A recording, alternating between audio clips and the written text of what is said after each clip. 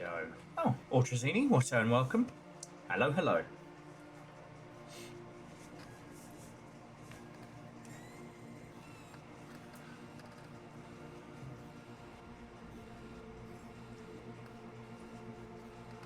Aeon, coming in, coming in. Just clicking buttons and getting stuff ready.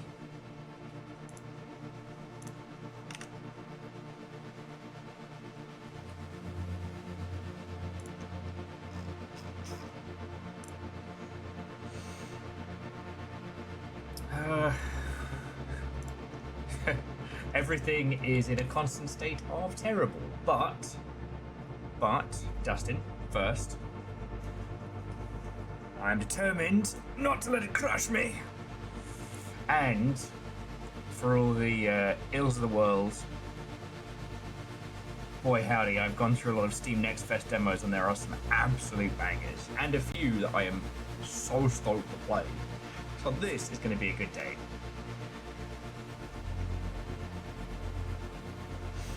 And let me update the boards. Who's this little fire? I don't know, I don't recognize the username.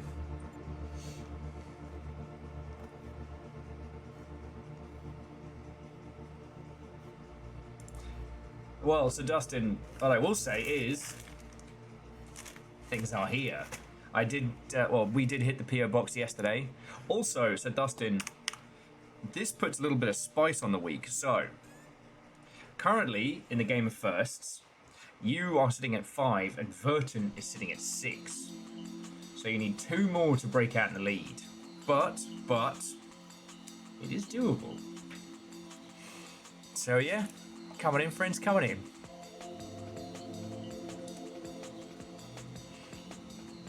I have gone through a lot of stuff on Steam Next Fest, and it's made me feel both hopeful and powerful. The amount of games I've been able to hit on ignore, knowing that my knowing the power that will have on the algorithmic nonsense of these games. Moving day tomorrow. Okay. Did you hear about the woman who loved making archery supplies? Every day she went to work, she quivered with joy.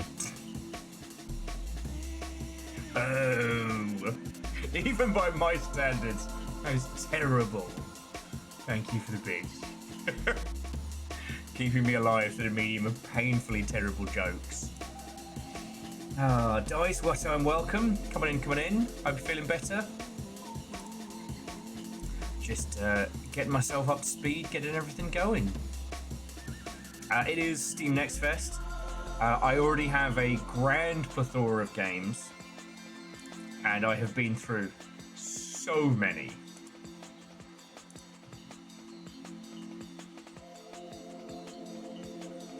So while I am sure there are some that I have, there are some that have slipped me by. You cannot know the extent to which I have gone through these titles. Streaking in the 90s.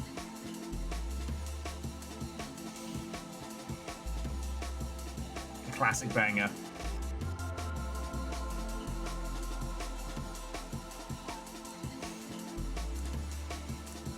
So anyway, friends, come on in. I have to tell Discord we're here, bring everything together.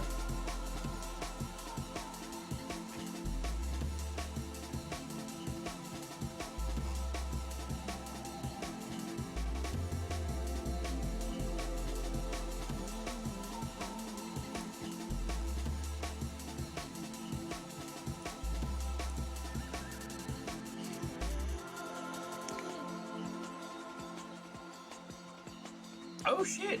Well, Mental Monk, good luck. Remember that peace and sanity are better than panic, and that no matter how well you pack everything, something will end up in the wrong box. For me, it's always nail clippers. I think I was cursed to it. A million years ago, when I first got chucked out, people were giving me advice on, like, when you move and things like that. And someone's like, it's nail clippers. Every time you move house, doesn't matter how carefully you pack them, they will always go missing and you will always have to buy more. And that has been true for me for every move. Occasionally they'll come out of hiding, like, I don't know, 6 months later, and then suddenly I have like 2-3 pairs, but every time.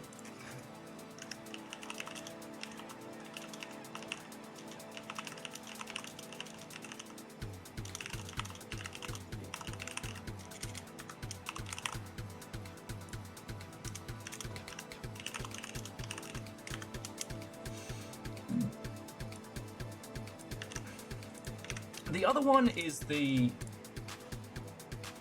quantum nature of cutlery that no one seems to talk about.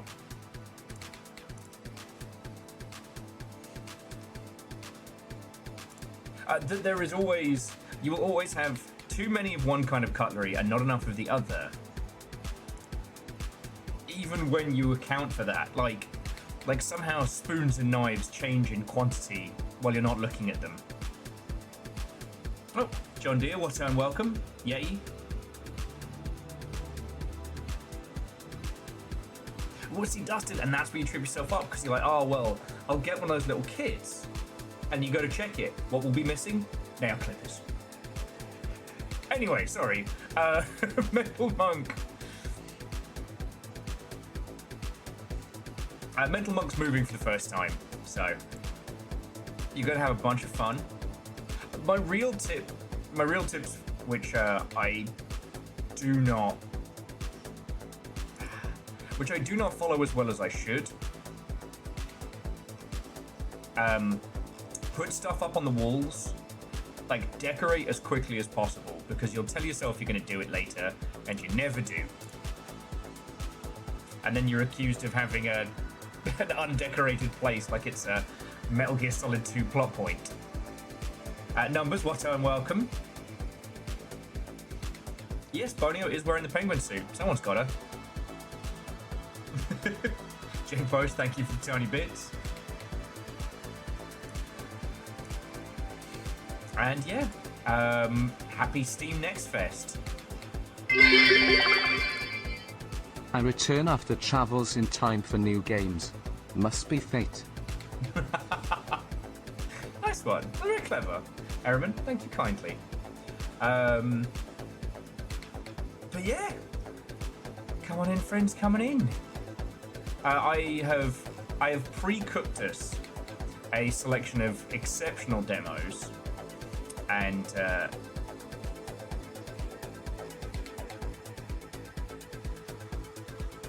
between myself and Little Fire, you will get a plethora of cool shit.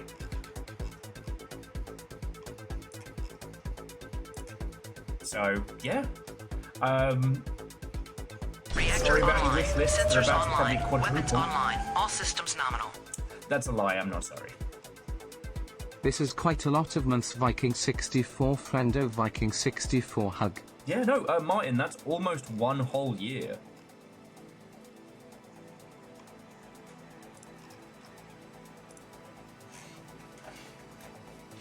No, seriously, Martin, thank you. Sorry, I seem a little scrambled. Just bad night's sleep.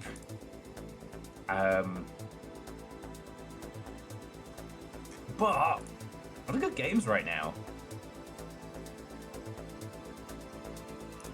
I mean, shit, it's not like we've been short for good games this month at all.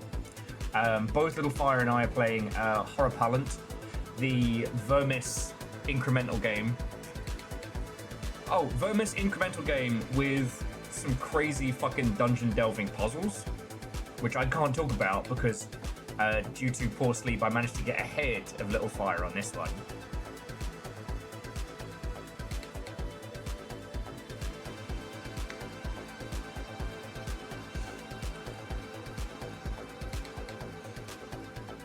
So, sorry, and again, Ehrman, thank you for the 500. That $5 to keeping us going.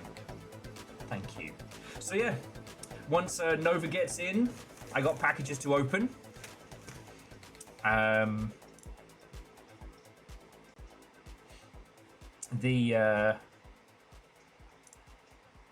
I don't think that the MechWarrior books have made it yet.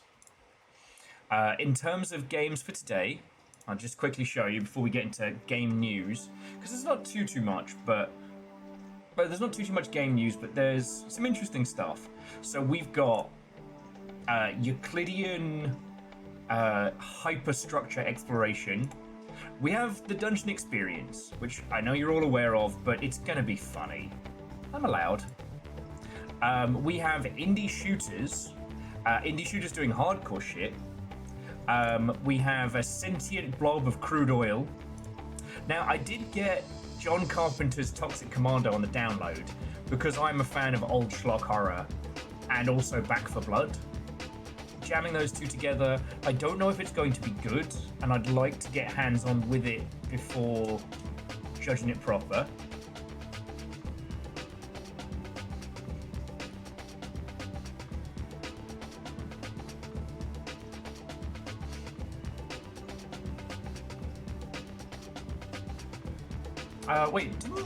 Didn't Wonderberg come out fully? Or am I getting my titles mixed up? Okay, Aeon, have a lovely rest of your afternoon, to be continued. And AR, I assure you, I have more than enough recommendations. Starship Troopers, Ultimate Bug War. I know that doesn't sound like something we should pay attention to, but this is the teeny tiny, low poly, very evocative of Terminator Future Shock. But it's Starship Troopers. This one's important because if it is good, you know, the precedent of large IPs working with small indies would be a great one to see set. Now, obviously, we've had it with Warhammer already, but Warhammer's Warhammer. They've been doing micro licensing for what, a fucking decade now? So yeah, that one's definitely on the cook.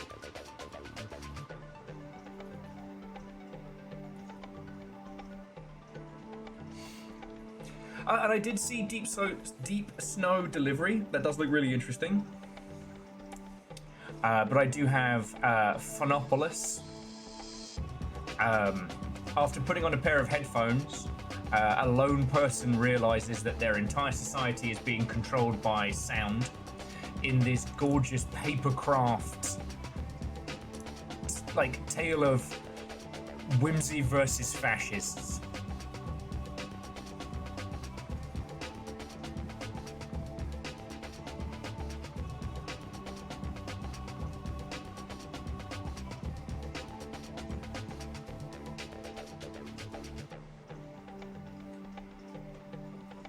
Oh, no. Wonderberg is the one that Little Fire streamed a whole bunch of. Ah, yes. I have a few others. I don't know how many we're going to get to today, but I just wanted to let you know what I've got on my my pre-made buffet. We have this one, Written and Rotwen, which is a comedy physics night fight.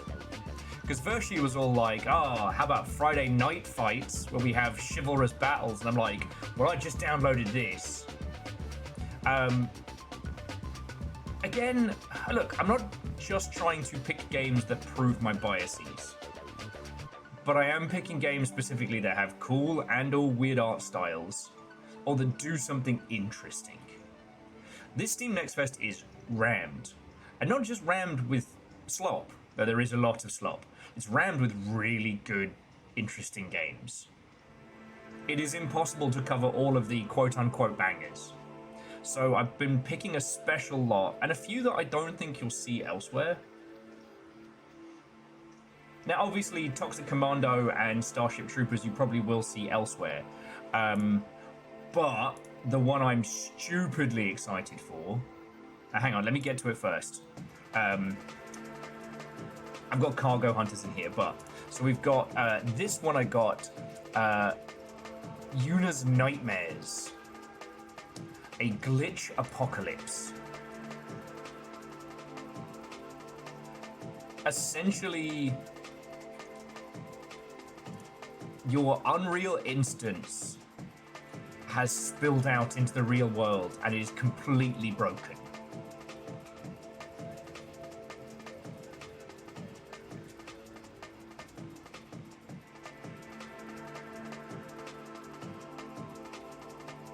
Like, I don't know another group of folks who are gonna get why this would be read.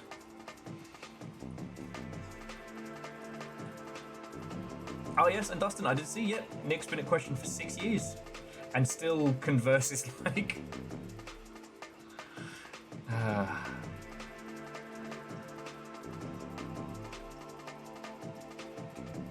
Reactor online. Sensors online. Weapons online. All systems nominal.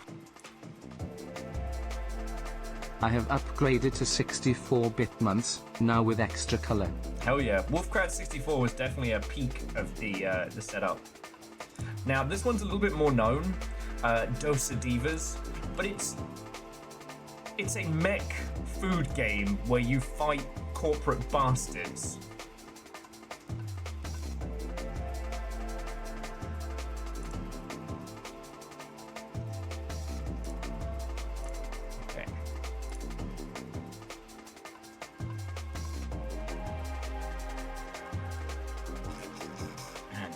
Work.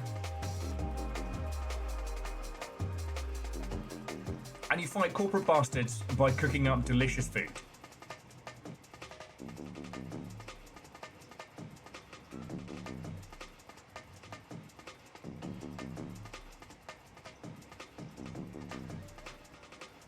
Right, I don't know if I have to...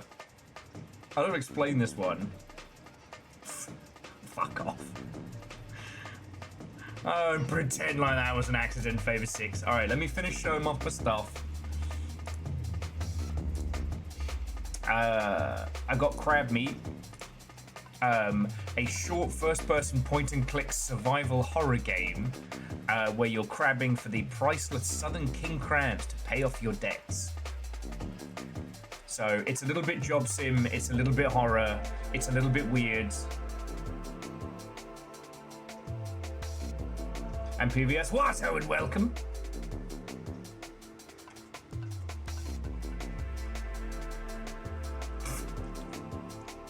Avenge you and point and click these quads. Fuck you guys. Yeah, what if deadliest catch was cold fear? Yeah.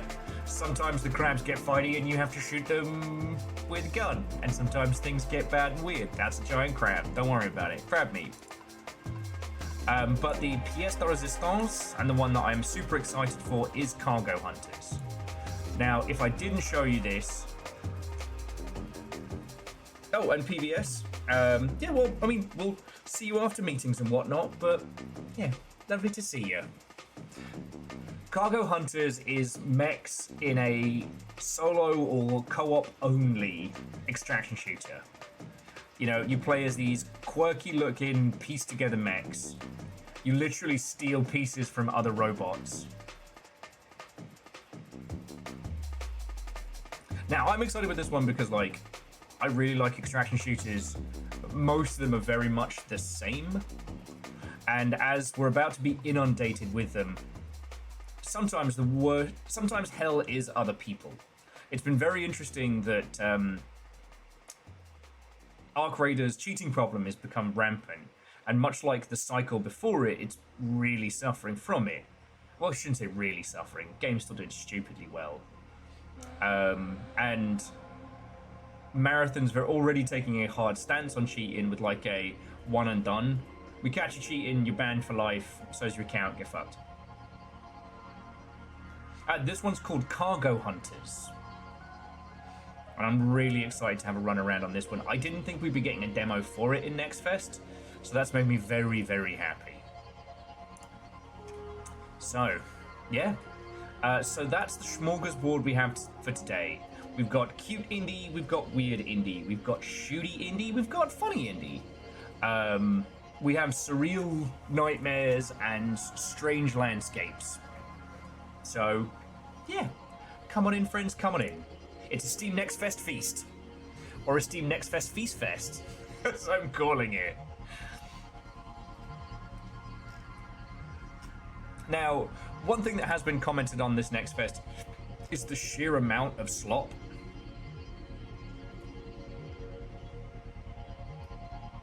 And I've kind of broken Next Fest a couple times because the more of them that you put on ignore, the more it kind of breaks everything a little bit. And honestly, some of the excuses that some of them come up with, oh, it's so funny. Some of them are like, oh, no, it's fine, it's fine. It's not live generated AI art. Oh shit, I haven't even told you all about Occupying White Walls yet. Oh, it's so funny. Sometimes we're like, less than 5% of the game is made with generative AI. And then, poor little fire, over on the horror scene, it's bad over there. With some of them, it's like, yeah, we generated the voices, the music, the assets, the textures, the code, promotion materials. AI controls my breathing. Yep, Dave over here is completely generated on the cloud. We don't even know where he came from.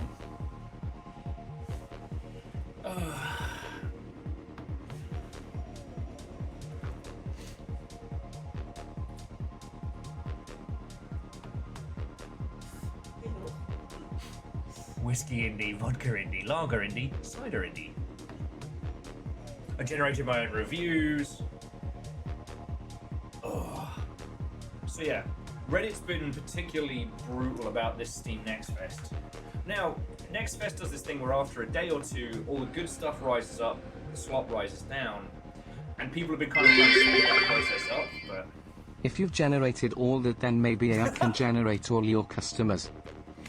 Bad Beast, fucking thank you. And you're right, yeah, maybe they can generate some customers while they're at it. And Nick, what a welcome. I don't know, Reddit's awful. You know, someone said that Steam is an accelerator, and that's very, very true. But Next Fest was one of the few places. Hang on, let me get my 10 out of the way. 1, 2, 3, 4, 5, 6, 7, 8, 9, and 10. Okay. Yeah, question birthday boy.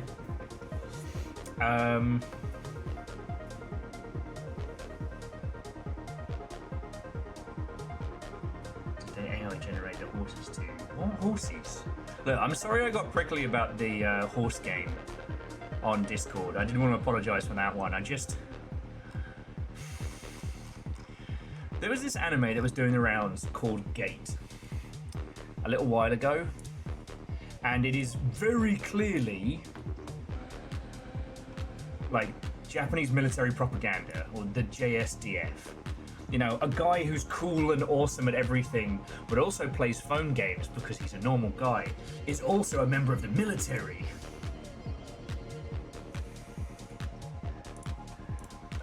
Who suddenly a gate to another world opens, so the Japanese Defense Force go in, and they're great and brilliant, and they never lose. It's a recruitment tool masquerading as an isekai. Yeah.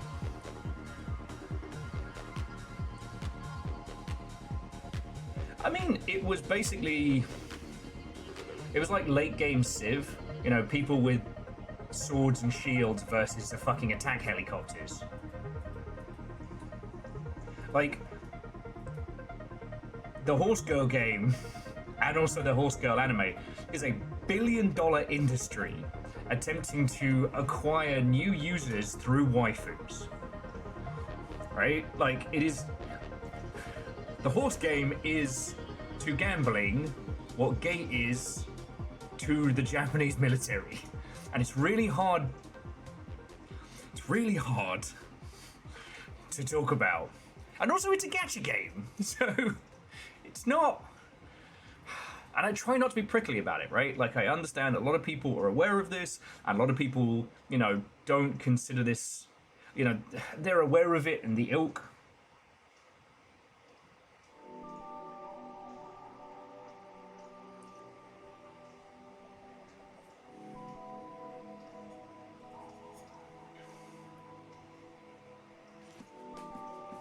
So yeah,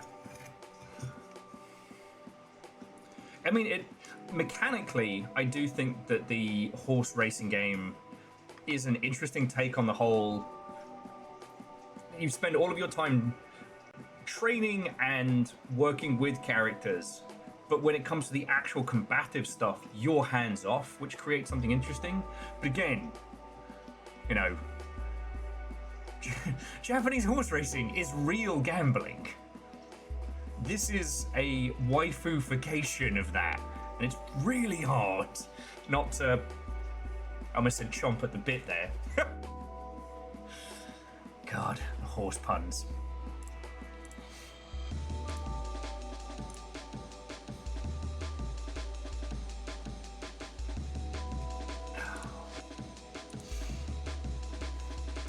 Oh yeah, I mean, Nick, you know this, I know this. The Transformers movies are American military propaganda. Why do you think Optimus Prime is best friends with the army guys? Wow, Optimus Prime, I love how you work with the US military. It's so cool. Be all that you can be, says Optimus Prime. Don't be like Megatron. Yeah. Anyway, look, I'm not here to be like, oh my god. I'm not here to clutch pearls and yell at people. I guess what I'm saying is, like, those are the reasons why I get prickly about the horse game and stuff like that, but it wasn't cool of me to be a knobend on Discord. I'm sorry about that. Alright? I'm usually more of the, like, leave it and come back the next day and, you know, see how I really feel about it. Little Fire says, I'm here to clutch pearls and yell at people, and I'm all out of pearls.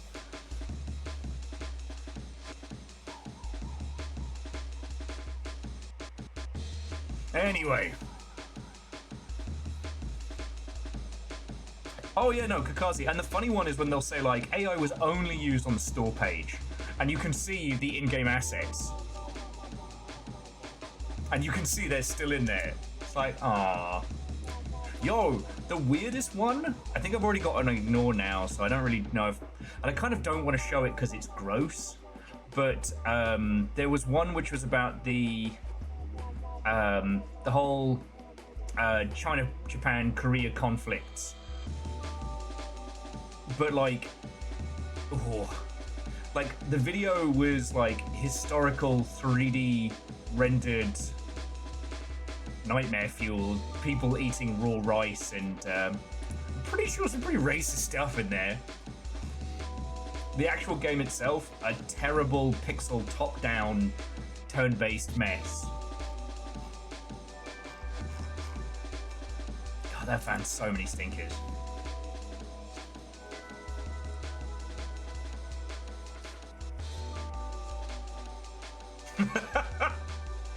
Thank you for that one, DJ Coil. Anyway, friends, I hope you got to play some good games and watch some excellent stuff over the weekend. As I said, yeah, today is Steam Next Fest. We have so many cool games to have a quick look at. We are fucking spoiled. I will not be taking game recommendations to stream today. As that mostly devolves into being the DJ with 50 people telling you to play Chumbawamba.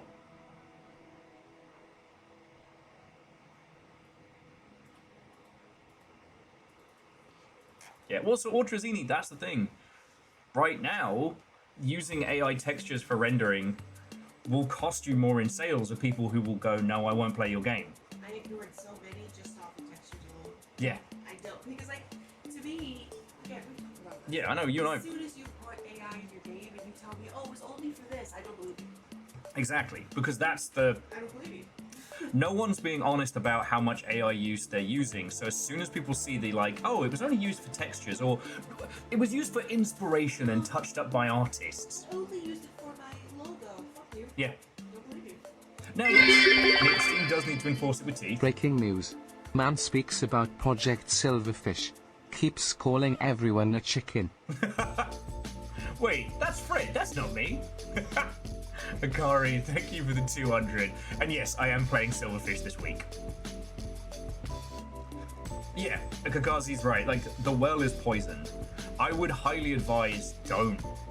Alright. Little Fire's playing it behind me, but we are both obsessed with this one game, and I want to share it with. I want to show it to you if I haven't already. Now, Little Fire did stream this last week, so some of you may have seen it, but this is Horrorplant.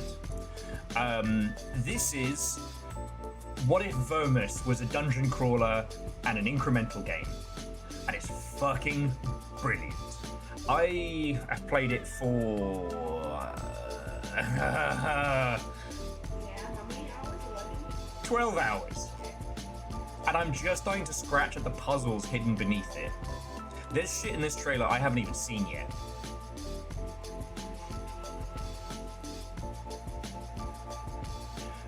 And what's really interesting is like, Little Fire picked up the supporter pack for it, which turns off the dithering and adds some like custom guys. So if you don't want to be Sir Knight, Little Fire is currently playing as the Strawberry from Berry Burry Berry. It's cute. But what's fascinating about it is it shows you the pure art style. These are all like ink and pencil sketches with a dithering effect over it, which gives it this real like lost in the void sketchbook style, which is fucking cool. And it stands out and it fucking pops. You know? I'll get to you in a fucking second. No, you know what? No, I'm not going to do... Because if I start scrolling on Nextfest and start crushing AI bastards... Because remember, friends, every AI game that you block on Nextfest will put it down in ranking. Every game that you wishlist puts it up. So if you sit and go through your discovery queue, crushing AI games and wishlisting good shit, you are helping. Because by tomorrow, once everything is kind of stabilized, all the good shit will rise up.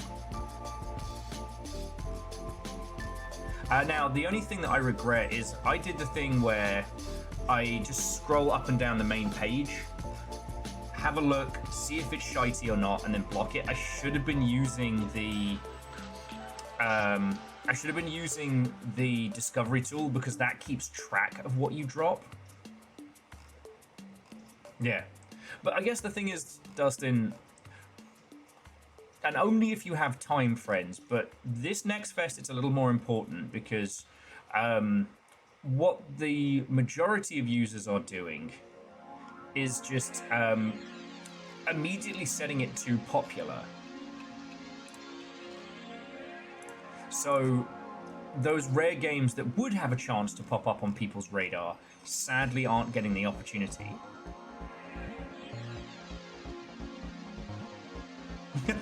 And Null Watto and welcome. Hello all. And to Aurora Boring Alice, that's a full year. I can thank you. But again, friends, I'm not asking for recommendations today. Alright? Oh yeah, you know what? And this is... Okay, but this is what we're dealing with here. So, I said I wasn't going to scroll absentmindedly. I lied. I was scrolling and I saw this X-Burger. Welcome to X-Burger. Today is May 28th, World Burger Day. Tomorrow is May 28th. The day after that, and after that, the celebration never ends here until the party is over and the bill comes due. So I'm like, alright, look, this looks kind of rad, low poly. We got this nice Windows styling. Looks like an interesting low poly job horror. Oh, Vanderbeest, thank you for the pint glass. And then, no. AI tools were used. Some of the environment textures, music and audio, content generation. Oh no, it was used solely as a tool to visibly and audibly support creative vision. Fuck off! Don't bullshit a bullshitter! Get in the fucking bin! So yeah, and the thing is, I don't know who Midnight Fork are, but this is their first title on Steam, and I have it on Ignore. So, get fucked. Yeah, in content creation, so everything. And some of them are so bad, it's like the script, the idea, the fucking code, the visuals.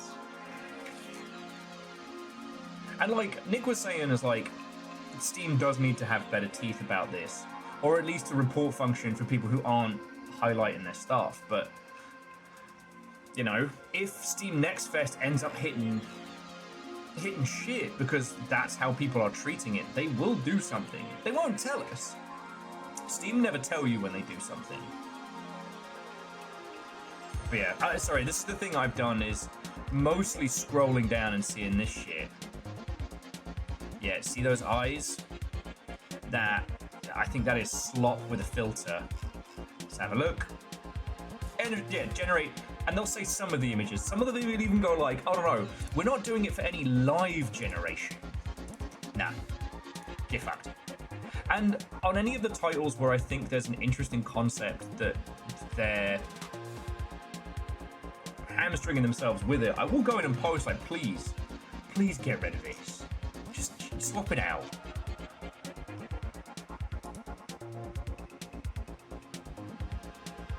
Yeah. Oh yeah, no, Kakazi was saying it's the worst part. You see something that looks interesting, and you find out they used AI to make it, and it's like, ugh. The amount of times both myself and Little Fire were like, oh my god, this looks really cool. Almost entirely made by AI. Fuck. But yeah, so if you want to actually kick some ass, go through on the discovery queue. Just middle click on those so you can see what, you know, it's actually using. Yeah, so this one's fine. So job's a good one. Next one. That one seems fine. Okay, working class monsters. So you start... No? Okay. The paranoia is real.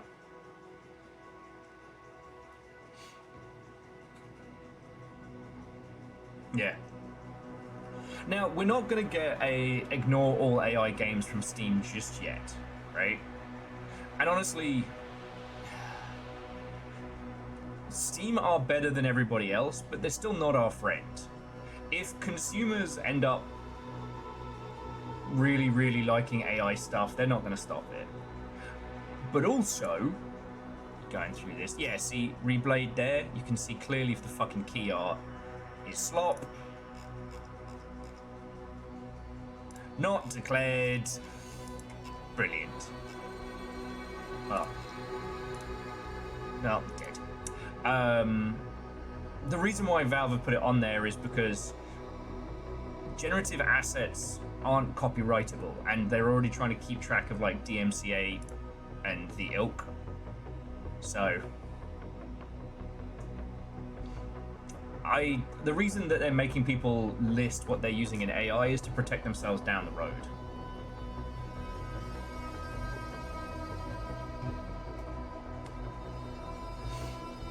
Now, and again, as someone once said, Steam's not a promotional platform. Steam's not a discovery platform. Steam is an accelerator.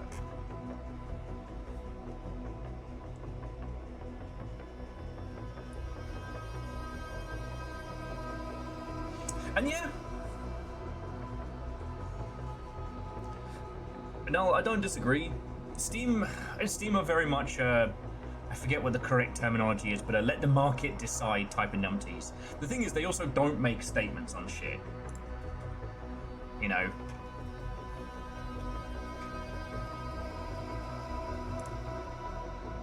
It's just, we won't know until this next fest is over whether this has had an effect, whether this is a big deal, or whether it's just more pronounced when people are going through all of it and seeing just a lot of slop. Because we haven't seen any slop stuff rise to the top.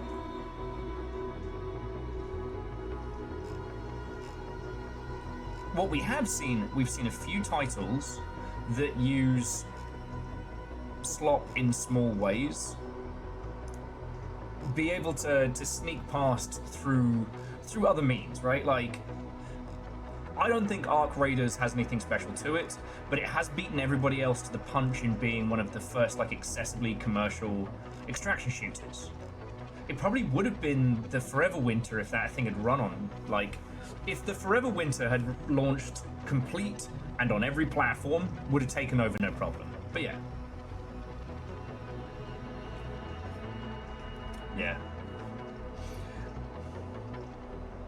But this is one of the things where I do have faith in consumers. Shocking, I know.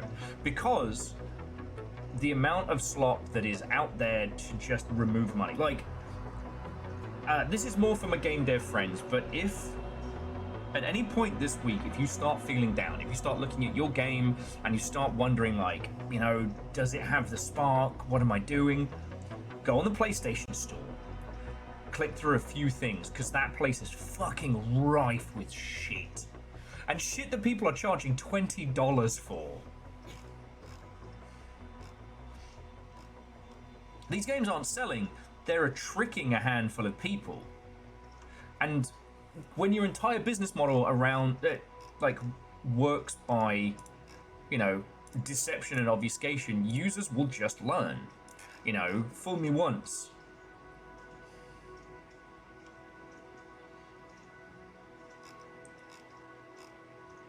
We are definitely, as a squad, against the use of generative AI in games, predominantly because, you know, it is the tool of the enemy. It's not being used to make games more fun and betterer. It's being used to cut people out of the creation of large-scale games. You know, one of the things that's really interesting about it is that the titles that implement the most tend to be at a level of either terrible and or mediocrity.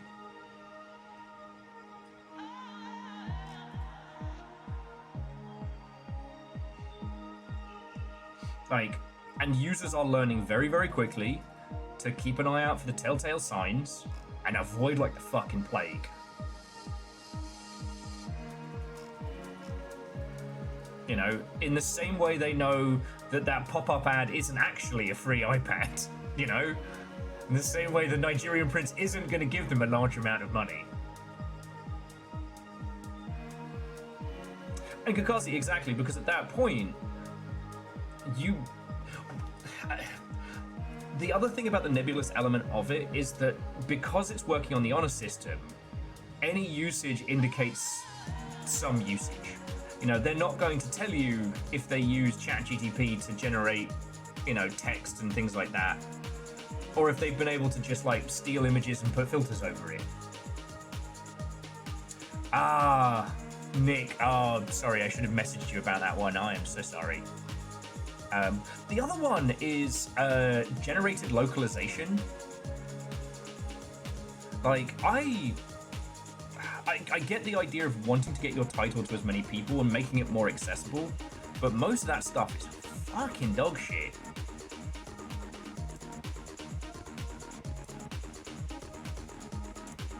Like, I know you all know this, but one thing I always have to point out is it's not translation, it's localization, right? You don't just run your text through, you know, Google Translate and spit it out, because that's not how it works. You know, that kind of technology is fine if you're trying to work out, I don't know, a sign or a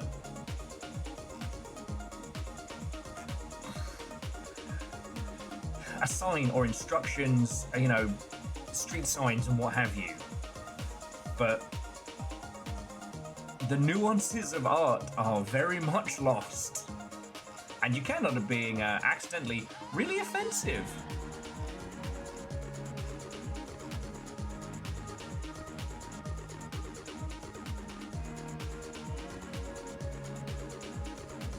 Exactly, Avenger. Good translation isn't a one-to-one swap. Even my dyslexic ass understands that one.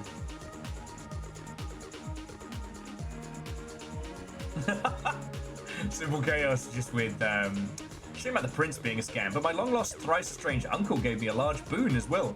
Just need to send some Apple gift cards to get the ball rolling. Yeah, oops, all slurs. And the thing is, if you're using AI translation, you don't speak that language, and you could just be dropping the equivalent of like 26 C-bombs back to back. You wouldn't know.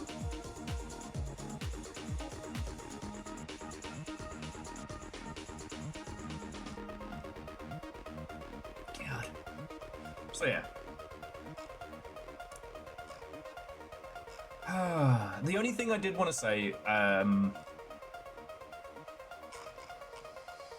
promote your cool shit this week. I know I'm guilty for this as well, but more so than any other time, promote your cool shit. Promote your weird shit. I was a smidgen... Oh, I wasn't even drunk, I was just exhausted. But I posted it last night of just like, things suck. They are unfortunately going to suck more. We're going to get through it. I believe that with my entire chest. But it's going to get worse before it gets better. We know this because every single platform and forum that we may be on is almost gleefully informing us of this. One could not practice ignorance if he tried. So in the face of that, like, post your stuff. Share your shit. And plus, like, next month is about to be one of the craziest fucking busiest times.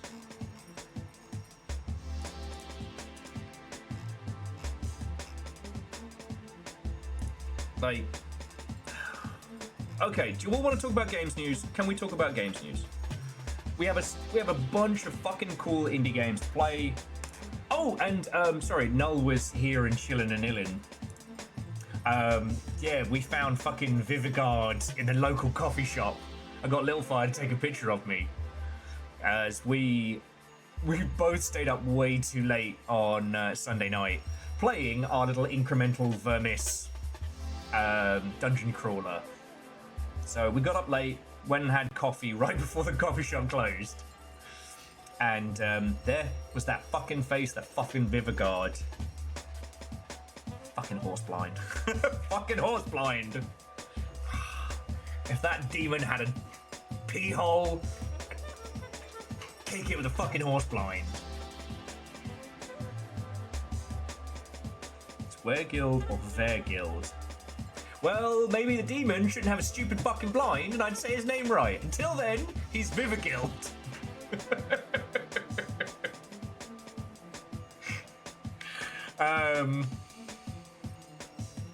Oh, Edwin, that's old bad news. Edwin's like the new CEO of Remedies and ex-EA Sports Bet guy. Mm-hmm. He was responsible for bringing a lot of microtransactions to a lot of games. He runs Remedy now. And you know what's annoying? I really do think that it was the Alan Wake 2 situation that caused them to have the big shift. Alan Wake 2 did not make as much money as fast as they wanted. I got nowhere to prove this, but the point at which they said they broke even on Alan Wake 2, like, Dave Oshry is a character, but I really appreciate that we have him in the industry, because at least he was like, yeah, it's great if Epic gives you more of a cut of your game. They give you 100% a cut. 100% of a cut of nothing is still nothing. You know? I know Epic paid mad bank to keep Alan Wake 2 as a platform exclusive, and I don't know if that's going to be changing anytime soon. And hey, if Epic want to pay you for a year's exclusivity, fucking take it.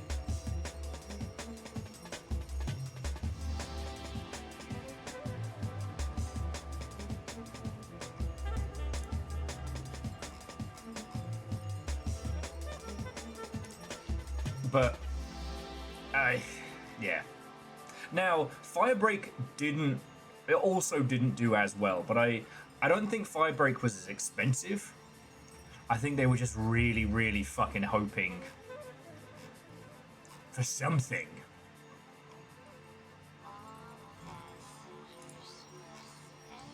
The problem being is, like, when you have a prestige product, you can't just do a silly little thing off the side, because you've already created a level of expectation.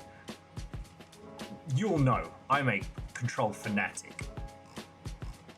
I deserve an additional shiny sticker for not talking about Control non-stop to Littlefire. But the way that it does its storytelling is so brilliant. You can't then have like a cheeky little side game, because that's not what people are after. Versh, you are so unwelcome. You didn't even see the knights. I got knights. Okay, let's get into game news. You're familiar with the practice that's unfortunately been a bit shite of companies that went remote during lockdown. Oh, Rod, sir, what and welcome. Oh, good evening.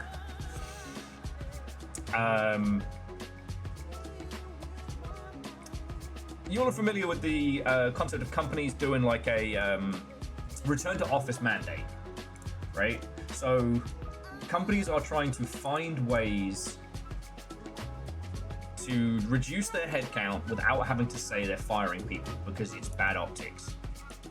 So what a lot of companies have been doing is like, oh, hey, I know we said your role was fully remote, but we need you to come into the office like 3 times a week, knowing full well that person cannot afford to relocate. It is a shitty practice, but it is one of those, like, in the world of card games, it's a legal move. It's not a good move, but it's a legal move. I think Sony is doing the same thing with their live service games. This weekend, Marathon will be going up against the first playable beta for the new Horizon Zero Homies. Horizon Hunter Friends, whatever it's called. Zero Dauntless.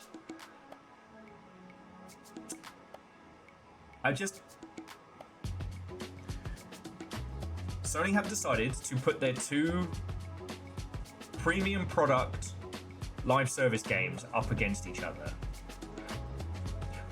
Basically, Sony doesn't want to spoil both of them. Whether they can or cannot is another matter, but they absolutely don't. They absolutely don't want to. Yes, Sony is making their children fight each other to the death. And then whichever one doesn't succeed, they're going to point at the game and go, well, that failed. The team, you failed. That way they'll be able to turn around and go, you know, we're just a publisher. We're just a publisher. Look, this game did badly. What we're supposed to do? Whamp whamp. Sure. There isn't much more to say. This is a bullshit way of cost cutting. Sony were the ones who overcommitted to games as service. Fuck them. Once again, I feel like I talk about this like every other day. Yes. Discord have turned around. Okay, no. Discord will not be working with the shitey, awful partner for age verification. They will be rolling out age verification later this year. I'm just... because it keeps coming up in our little Discord. Friends, there is a non-zero chance that most of the platforms we interact with will be rolling out this kind of bullshit. It's not good, it's bad, it's fucking terrible. But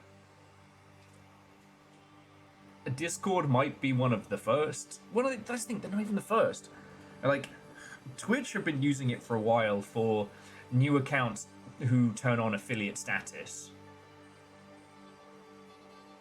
Xbox have been doing this for a couple years in the UK. This is going to be something that rolls out in a lot of regions. I am worried that Steam are going to do it at some point, or that Steam are going to have to do it.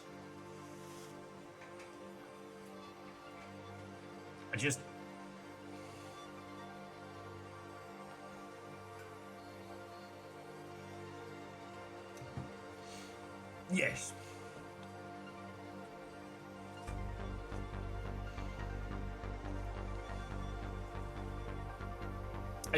It's one of those things that I don't feel anybody is talking about. There was lots of like, yay, we defeated Discord. And I'm like, no.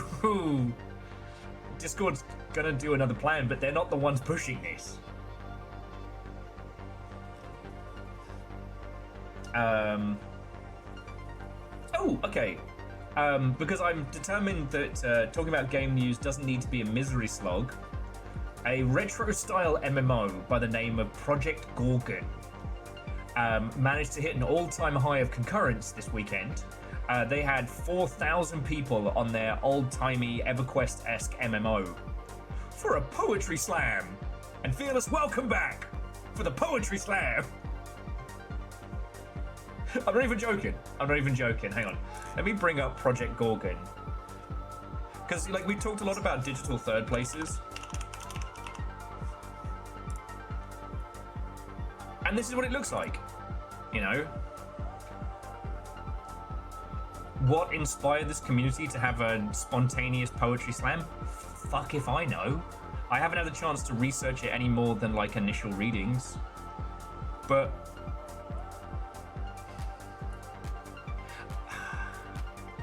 I don't know if there's a good turn of phrase. My brain wants to say it's like, you know, the customer is always right in matters of taste. If you make an MMO and it becomes the #1 poetry game in the world, congratulations, you make a poetry game now. But I don't know.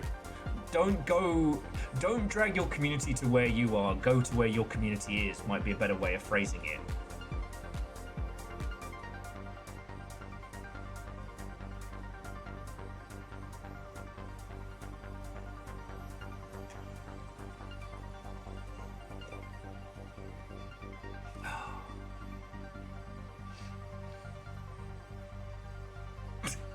My community lives in a pineapple under the sea.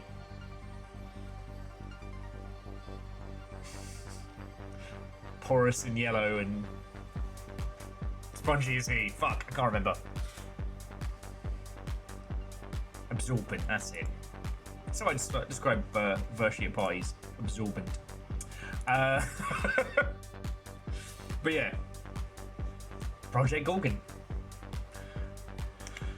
The fact that digital third places can succeed, and that this launched only like end of January, I think it's an important thing to highlight. Again,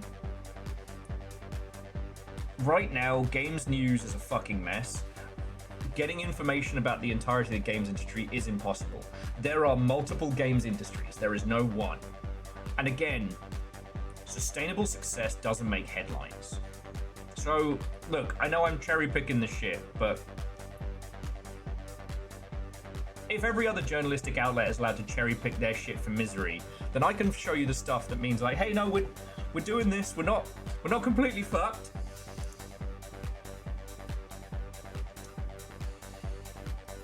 Oh yeah, okay. I seem to be the only person to remember that the head of the Kingdom Come Deliverance studio, was it Daniel Vara or whatever? I seem to be the only person who remembers he's a shit, except for maybe PC Games N.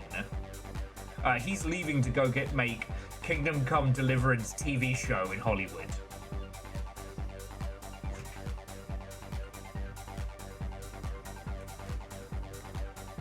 And like, look, less than 1% of Gearbox is Randy Pitchford. I know. It's just with this guy, like, he was an open Gamergate supporter. He loves generative AI stuff. And his history opinions, I can't point at them and say, that man's racist. But, man, all the dog whistles are there. And, like, no one ever talks about him being a shit.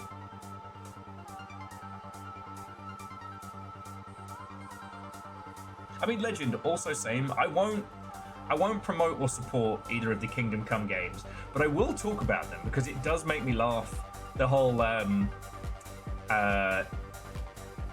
the first game, the reason why everyone is white as the driven snow is because of historical accuracy. And all the history nerds came out of the woodwork being like, well, actually...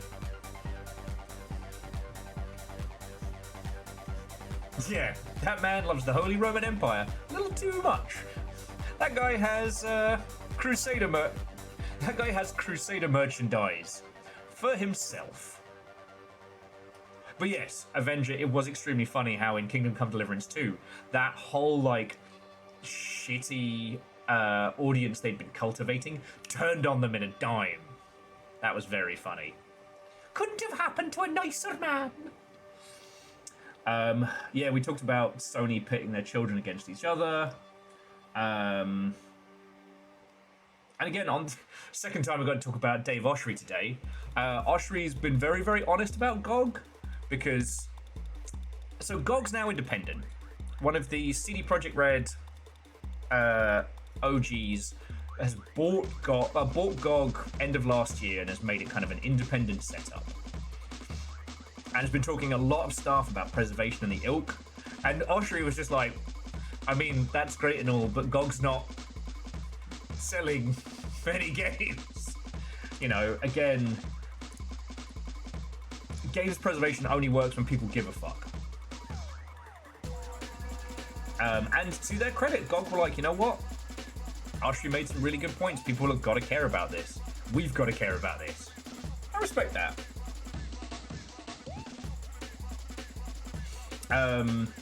Also, for those of you who are Ultra Kill fanatics, the next Circle of Hell fraud dropped today, which, if it was anyone else, no, don't drop your update the first day of Next Fest. But Ultra Kill has already got a fan base the likes of which I have seldom seen. Honestly, friends, if you haven't and you see Ultra Kill on sale, pick it up. Even if the high-speed shooting isn't your jam, you need to check out the way it's structured. The in-game museum is phenomenal. Like, it feels like a bit.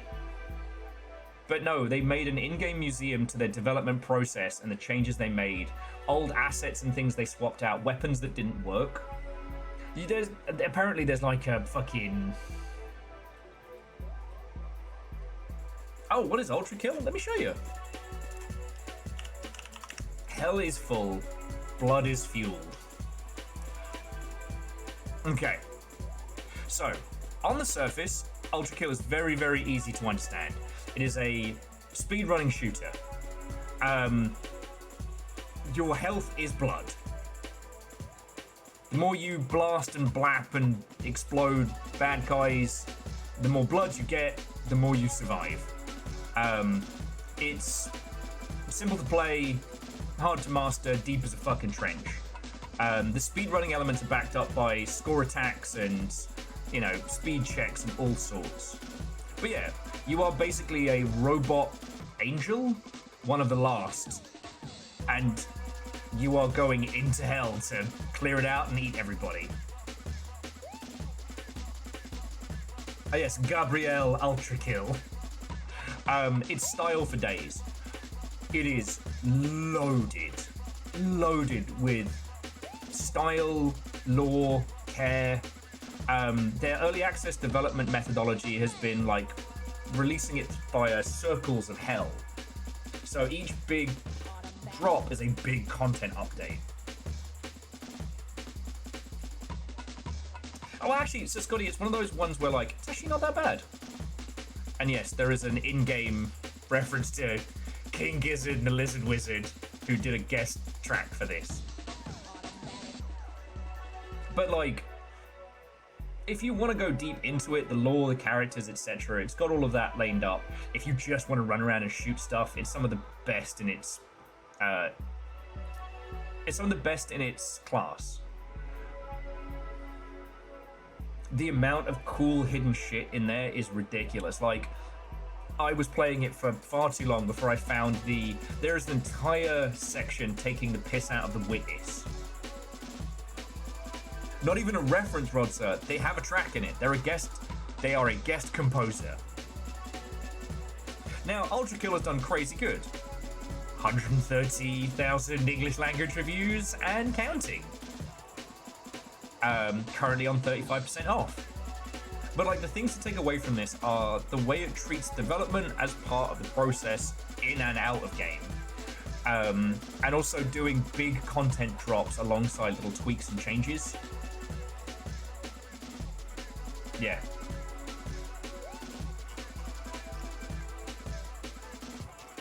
It's just and the opening tagline: mankind is dead, blood is fuel, hell is full. That is the pitch you get going into this. And like, the opening segment is very, you know, Quake with fancy lighting, very fast, very quick. You know, the death, respawn, return, and the reward when you start getting even like the basic combinations together, which it does a pretty good job of teaching you. You know, my personal favorite is using a shotgun ricochet of my own bullets. So like, if somebody shoots at you, you can punch their bullet back at them if you've got the reflexes. Or if you're a lunatic like me and you don't mind blowing a few fingers off, you fire your shotgun and then punch the back of your own shotgun shell as a fucked up grenade launcher. It's glorious. Yeah, and Band of Beast, I will admit, I won't be good at this. You know, I'm past the point where my reflexes can really keep up with it, but there's a lot of techniques and things that don't require, you know, 14-year-old Monster Energy reflexes like back in the day. But again, in terms of development structure from, you know, early access as content, this is the best in the biz. Sorry, no. Hades is the best in the biz, but this is a very close second. So yeah, and the new chapter of Hell dropped today. I'm still currently on the World War II with Clockwork Mech's Nightmare Circle of Hell, because I kind of fell off it because other games were fucking cool. Well, and the thing is, Scott, is like, Serious Sam is Serious Sam. It's fun. If you play Serious Sam, you will have a lot of fun. If you play this, you'll have a lot of fun. And if you go deep into it, there is a world here. Interestingly, and I can't... Alright, I don't have a way of proving this, but the Ultra Kill fandom has also bled over into other spaces. The guy who plays Gabrielle ended up spiking into the stratosphere. Even if you don't know him, you know the... Yes, Google, I'm aware that there are desperate sluts in my area. I have a mirror. And many other vocal stims that have gone everywhere on the internet. But the Ultra Kill fandom also seems to have jump-started a few others. I see the Ultra Kill and weirdly Signalis kind of like intermingling. Both of them, for some reason, had a hand in making like mouth-washing huge. There's a connective tissue that I haven't been able to track, but it seems to come from Ultra Kill. Don't ask me why. Now, I also know New Blood is a special case. Like, Oshri picks their games very carefully. And initially, like, New Blood is, I think, what all of us would do if we could, right? Back in the day, Oshri picked up Dusk, and I think there was one other game. It was a Riot game or what have you. And Dusk did crazy good. So both New Blood and David Zemansky, of Iron Lung fame now, I guess, kind of set the precedence. And then after that, lots of very clever buys. Medieval, Dusk. Oh wait, no, Dusk was independent. That was the Dusk Ultimate. But after that, like, Dusk, Ultra Kill, Gloomwood, Faith the Unholy Trinity. That's the one I was looking for. And then, like, smart buys like Blood West. It's just... Oshri had the funds to be able to start a publisher himself at the right time to start an indie publisher. He didn't bloat it out. He didn't hire 20 fucking thousand people. Just kept it close. And it worked. So, like, I know this methodology isn't available to everybody, but it's worth studying. Anyway. Slay the Spire 2 is coming in a week or two, and it's apparently, I shouldn't say apparently, everybody's getting out of its fucking way. Like, I feel I can speak candidly with you all.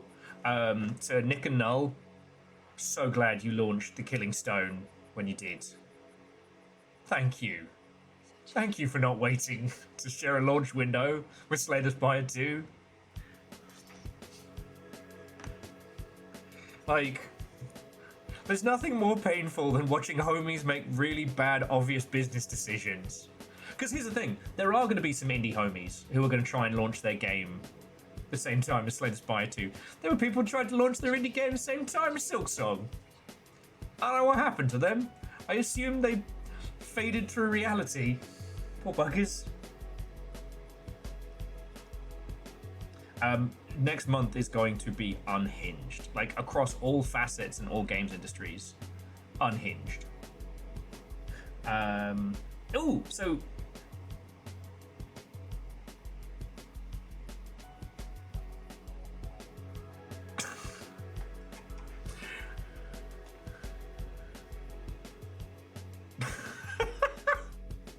course they did. Of course they did. And Fearless, it is open source. Okay. Sorry, we've still got some news to get through. If you'd like some Schadenfreude, King of Meat has already been killed by Amazon, and not even a combination of Jeffrey Kegels and Mr. Beast could make people care about that game. It was a weird, soulless-looking Stumble Chums, Fall Guys attempt that absolutely stacked it. And on the subject of Schadenfreude, Deadlock, the invite-only playtest building up towards Valve's... I mean, it is Valve's next big game, but it's not officially Valve's next big game. I guess we're all pretending like it isn't a thing everybody's playing. Has overtaken Overwatch. Not even a weird cat on a hoverboard could apparently bring it back. Although, Overwatch Mobile will be coming. No, it's not an FPS. It's a MOBA. You remember MOBAs? Remember MOBAs? Isn't that the thing you would love Overwatch to be? What's that? A single-player story mode? Or co-op story mode with your friends involving leveling and systems like they promised? That doesn't sound like a mobile game. Doesn't sound like a MOBA. You sure they said that? That sounds weird. Steve Jobs. What, Jamabi? And that's what's funny. They already had a MOBA that people loved and mourned.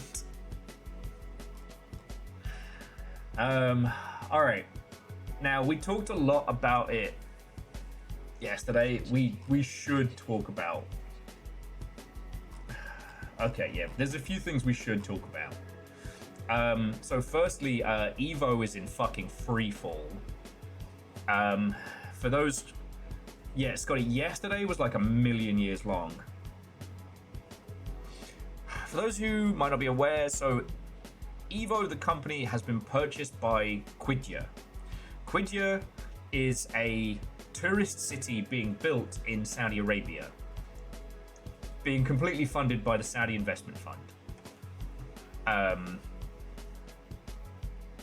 As it currently stands, a shitload of events are now going to be branded as Evo events.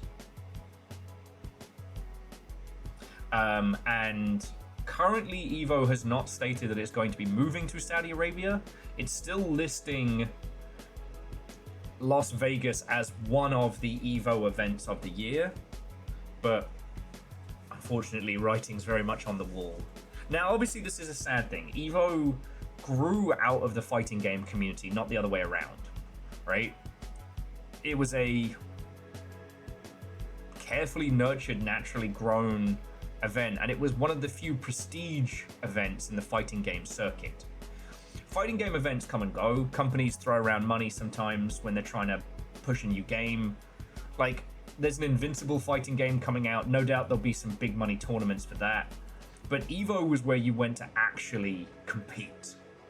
You know, everything else was just a flash in the pan for a few quid here and there. You know what I mean? Yeah. And like, Evo is responsible for the positive light in which the fighting game community has been seen. You know, the Daigo Ihara moment was what kind of shocked everybody into being like, wait a second, video game tournaments are real and they don't suck. It's honestly one of the best things you could show somebody to get them into, like, understanding why, you know, esports was a thing.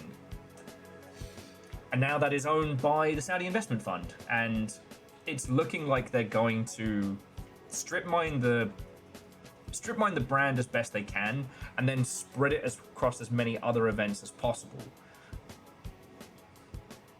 It's going to be a bad time, and I really feel for them. I really do. All right, we got to talk about Microsoft, and this is going to go into some fucking weird places. So before we mention that, Don't Hug Me, I'm Scared is going to be on Dropout. I don't know if they're going to make new episodes or just they're going to have the whole series on Dropout. There's a bunch of people on Dropout who are going to see 3 puppets and then suffer an existential nightmare the likes of which they've never been prepared for. Oh, I sure do love Brennan Lee Mulligan. Oh, what's this? A little Muppet and his Muppet friends? Oh, this one's about creativity.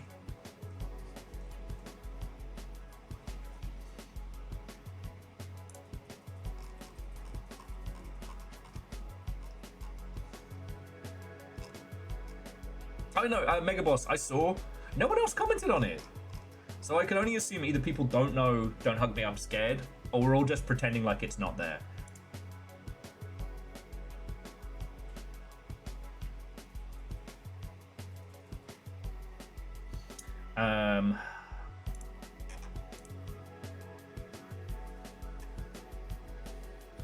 Green is not a creative color. What about my shredder?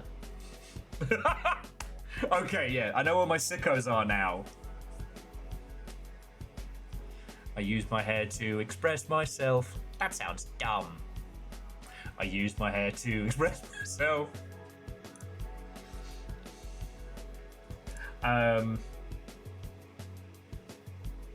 Someone once described Don't Hug Me, I'm Scared as YouTube's very own SARS, and I've never been able to forget that.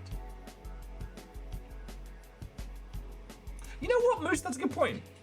Fans of Brendan Lee Mulligan are as prepared for an existential crisis with no warning, which is Don't Hug Me, I'm Scared. Never heard of, marked safe from. All right, Don't Hug Me, I'm Scared is a faux kids TV horror. It is horrifying. I made the mistake of watching, I think, the second episode while I was at work. And I just had to, like, fucking go sit in the toilets and just stare at the blank white of the back of the stool. It is not to be taken lightly. It's fucking wild. It got picked up by Channel 4 and then subsequently kind of neutered a little bit. So I'm not sure if... I think Sam Reich would turn around and go, as long as it doesn't cross these borders, weapons free.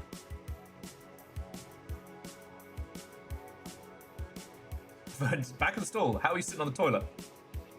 I legally do not have to answer that. God, Tash is getting long. Okay. We need to talk about Microsoft. So we got a shitload more info on what happened, what's going on, and reasons. Maybe we don't need to be quite as hyperbolic as some of my industry cohorts. I don't know if we need to declare Xbox as a brand is dead, but it's not good. So the TLDR, as far as we know,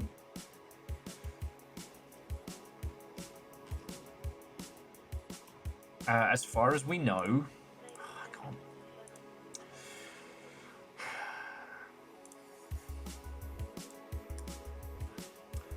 So, last Friday there was a huge shake-up. And just in case you missed it, Phil Spencer has left, Sarah Bond has been yoked, and a new person from over in the AI division is now head of Xbox. And plus, Matt Booty's doing something. I don't know. He kind of feels like the Swedish chef in all of this. Moomni Murin over in some other corner. Anyway, we now have more context and it's bad. So, apparently, Spencer was looking to leave. He had been planning his exit from Xbox for a while and it leaked. So that's why he was like, all right, I'm retiring. Deuces. This was then leapt upon as a way to do a lot of things at once. Sarah Bond was let go. She resigned before she was fired. And a lot of the problems at Xbox are basically being blamed on her. Apparently the Everything's an Xbox campaign went down very poorly internally. Which is frustrating because it's like, actually that was kind of smart business, but it was a bad marketing campaign. The thing was though, Spencer signed off on it. He was the named character, like, responsible for all of that. And you know, Sarah was supposed to take over his job when he left. But instead, she's just getting billed with every problem that was happening at Microsoft. So they can basically internally PR clean slate it and then bring in this new person. This new person's a lunatic. I'm just, like, there's no other way to say it. This new person is a lunatic. And I hate fucking dogpiling on a woman in our industry, because there aren't that many lasses at positions of power within the AAA games industry. And we literally just saw one take the fall for everything Xbox related. But that's okay. Aside from the whole, like, she's literally coming over from the AI division and, you know, believes that people don't. It's not that people don't like AI. People don't like bad AI, but good AI is fine. We talked about that one. Well, that's the thing, DJ Coyle. She's not our industry. She has no experience. And genuinely believes that through the use of generative AI, they will be able to save humanity from failing birth rates, because they are firmly on the I forget the proper term for it. Hang on. Weirdly, Kotaku summed it up very well. And J Post, thank you for slowly healing yourself, slowly building up. Yes, Moose, Edwin, Megaboss, thank you. Now, it's always a hard thing to talk about because it's very real world topics. The reason people aren't having babies is because they're incredibly expensive and we're all fucking broke. You know, there isn't... You do not need the opinions of an undereducated white man on the subject.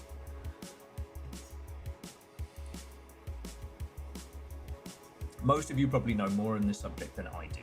It's not a complicated one.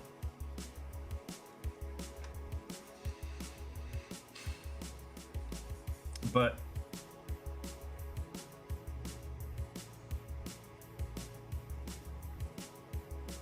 what this speaks to is that this person is being chosen as probably maybe the final full person of Xbox.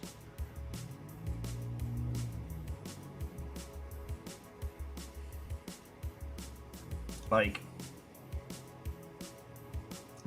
one of the original team, one of the original guys who set up, you know, the console and the brand of Xbox was talking about how, like, making video games is an incredibly unique industry, even at scale, right? You can't just take the knowledge you have from other industries, even if those industries' output is creative, like Hollywood, for example. You can't just take that thinking and supplant it into video games, because it's a different thing.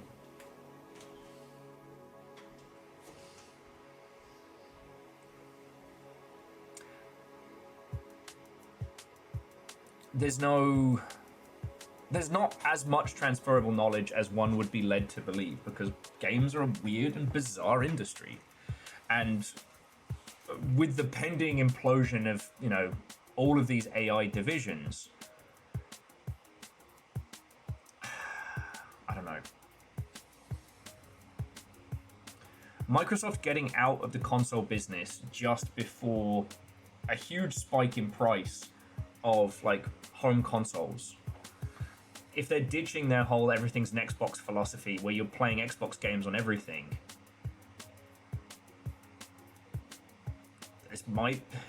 we might see the end of Xbox as a brand. You know, ever since I adopted the whole mentality of, well, the idea of there are multiple games industries, like the big business of games. I mean, NetEase, Krafton, Nexon, all these, like, Tencent, all these Chinese super companies who have put massive amounts of cash not behind a single console, but behind, you know, gacha on every platform. Yeah. Nintendo do not operate like anyone else in the games industry, and I think if I had to separate one thing out into its own industry, it is Nintendo. Nintendo's not in the games business. Nintendo is in the Mario and Pikachu business. You know, the Switch 2 has done good. It should not have done good.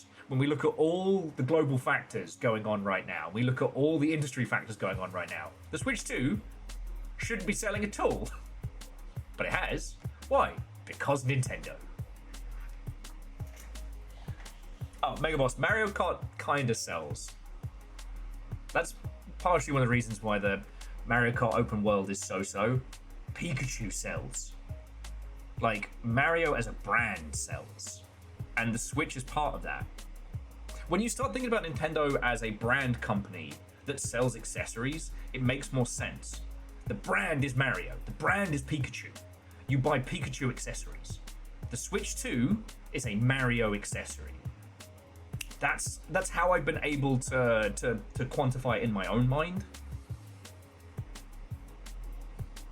Nintendo think of themselves as toy makers. Essentially, it's a similar business to making toys, modern toys certainly.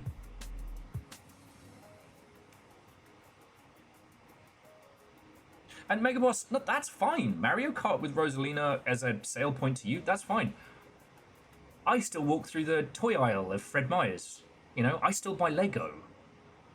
You know, if you look at Lego, they have brands for grown-ups and the ilk. Nintendo just has an brand. And you're buying into that with your specific choice, and that's fine, right? You know, it's not quite the same as, like, the cult of Apple when it was at its peak, but it's kind of similar.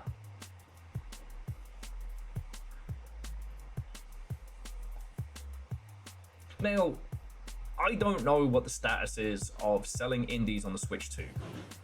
I know that the Nintendo store is fucking rife with dog shit.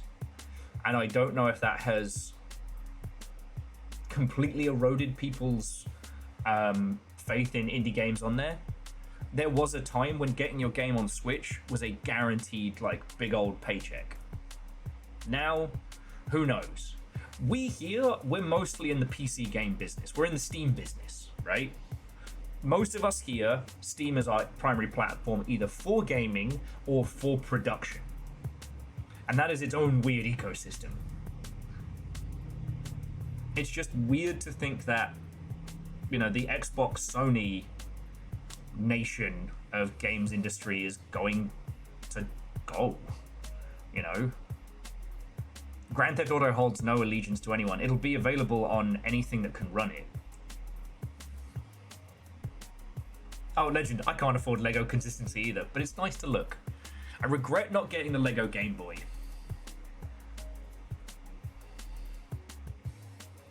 So yeah.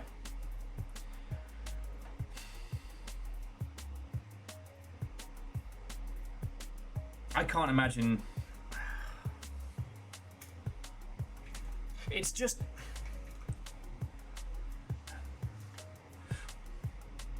We've lived with these very strong pillars in the Western language games industry, and it's hard, right? Nothing that's happened to Xbox couldn't have been fixed. And as someone for who, like, the 360 and the old, you know, the big Chunkazoid, those were seminal consoles. The 360 was a wonderful time. You know, the introduction of just being able to play games with your friends on headsets. It's wonderful. Done and done, Nova. Done and done. Also, Nova, I have a package from Dustin, and I believe this is the package from yourself. So yeah, we can open those in a sec. Indeed. What ho and welcome. Yeah, we've got the T-box. And look, this has all been...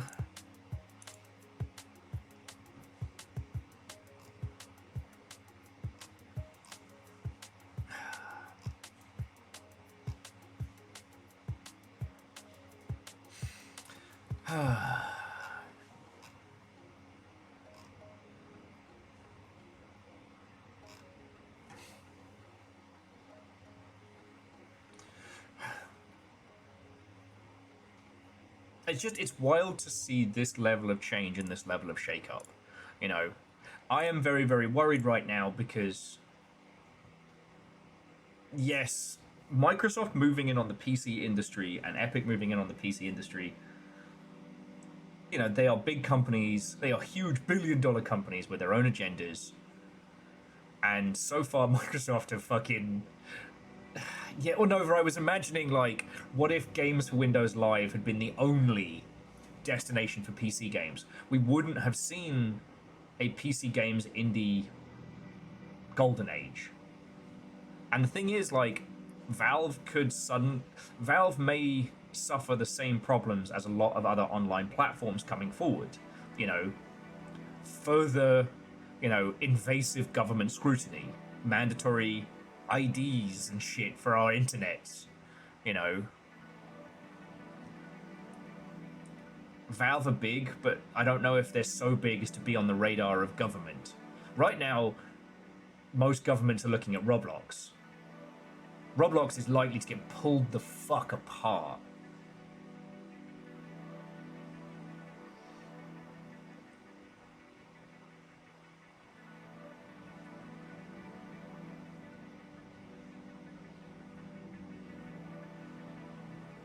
Yeah, Verdant, PC games could never hold Microsoft attention for more than a year, so they never really invested in it. You know, as we know, the Xbox was an experiment until the 360 took over, and then suddenly the whole of Microsoft turned its ire towards it and was like, oh, you belong to us now.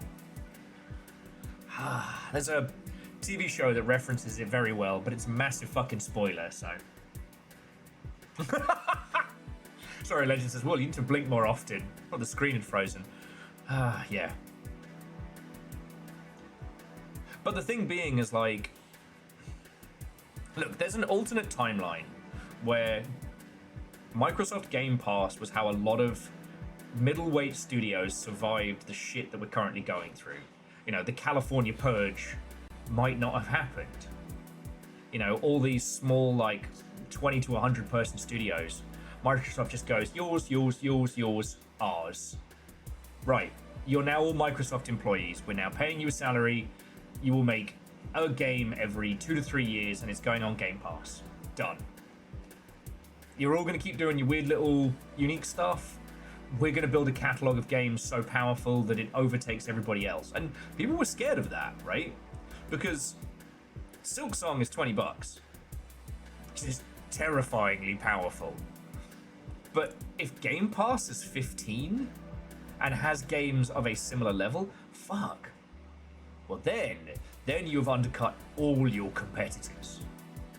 Like, that is the smart evil. That's not going to happen. Every studio that actually succeeded in the Game Pass ecosystem fucking destroyed.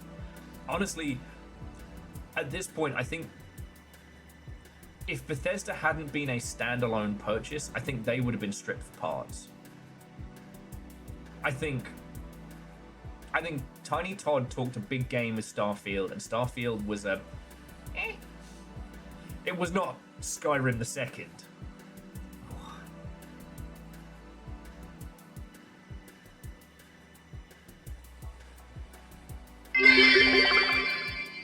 Breaking news, man's stream freezes. Fans claim man is actually 3 guinea pigs in an Iron Man suit. Everyone confused by no connection between the two events. Okay, firstly, it's 2 guinea pigs. And thank you for the bit, seriously. You know, it does feel a little fucking twisted to be talking about, you know, this huge entity imploding, and here I am surviving on tips and donations. But yeah, you know, what do you want from me? I'm the weird little gnome hermit at the Garden of Video Games.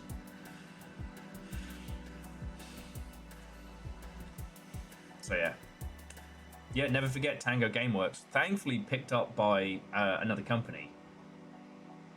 And the thing is, these bigger entities that are now moving in, you know, your Hoyoverse style maneuvers, your huge Chinese-backed games of service titles, they will be on everything. They don't care if it's Xbox or PC or what have you.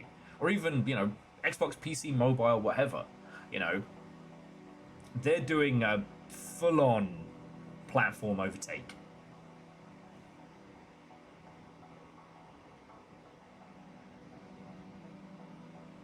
So yeah.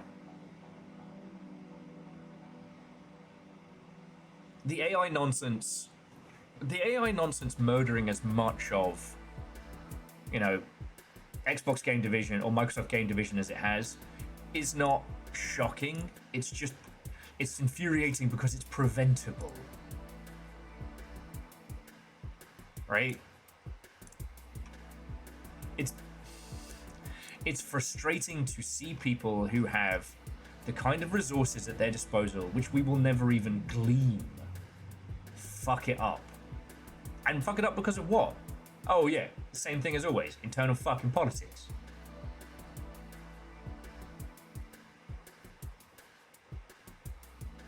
The waifu apocalypse. Yep. And that art style and that business model does not have a large amount of space, you know. But that's a story for another time. That's a big story for another time.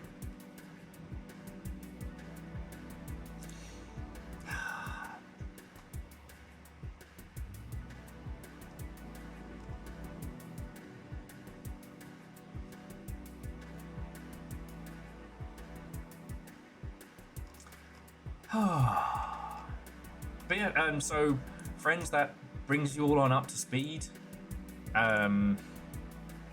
It's like I said, it's a fucking weird time. However, I don't think it's dickish of me to say, or like it's me like peddling copium. We have literal stat numbers that people are buying and playing more PC games than they ever have. That market is still growing, and not all of it is coming from the same 5 houses. Now, does mean that things are fucking weird right now. The old rules are dead. The old world is dead, and we must blaze our own path. Steam is not going to save us. Indie publishers are not going to save us. We are going to save ourselves. And that is the thing that we have to burn into the core of our souls.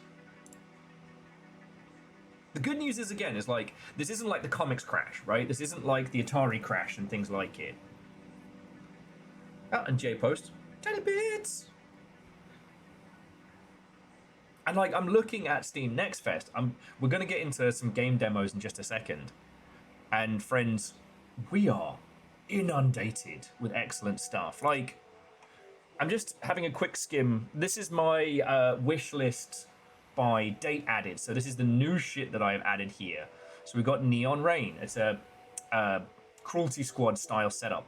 A game where you go through 10 different CD-ROMs trying to solve the puzzles hidden within. This Secrets of Suburbia, a Windows 95 horror puzzle mystery. What's Project Songbird? I forget what's Project Songbird was. Little Fire found this and it's fucking cool. Hovercraft X Nihilism. The anime crossover you never knew you needed. A tiny hovercraft versus impossible nightmare bullet hell angel creature things. Neon Genesis Treasure Planet. What the fuck? Hi, this is the exact price of the Game Boy Lego set. I don't have a US phone number so I can't send it to your PO box. Stay freaky. What the fuck?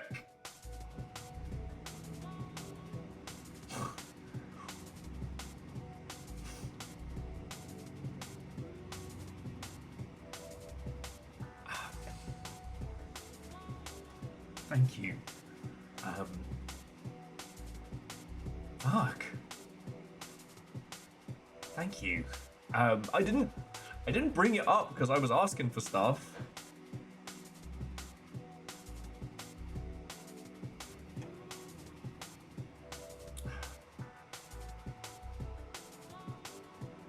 Fucking hell. I haven't even opened the boxes yet. Thank you. What the J-Post, you've been building that up for hours. Thank you. Fuck.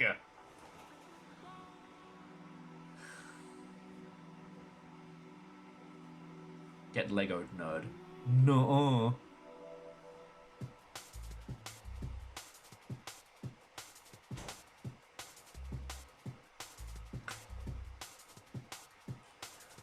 Again, didn't have to do that. Thank you kindly. Fucking yo.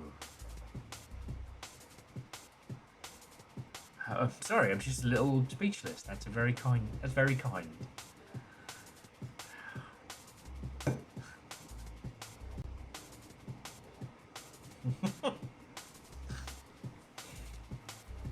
Sorry, Alness says, in order to wish for someone to step on Lego, you must first provide Lego. This is a long-seated revenge.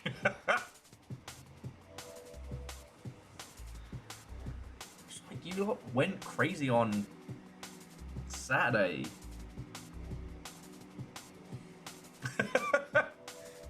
Little Fire saying, he's in a constant state of broken. Nah, I'm so monosyllabic.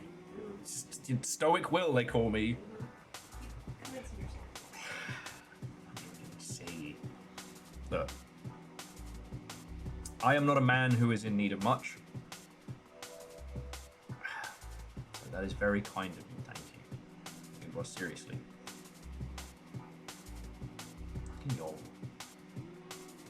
Focus on some indie games, Brenda. Well, I'm not giving you stuff. I'm clearly getting rid of stuff I have collected from my room. No relation between the stuff.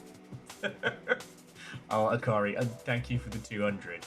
I have a wonderful collection of Viking magic cards from Verton, and I think Ehrman's sending me classic Battletech books that I can geek out over. But thank you. Megaboss, seriously. Thank you. Alright.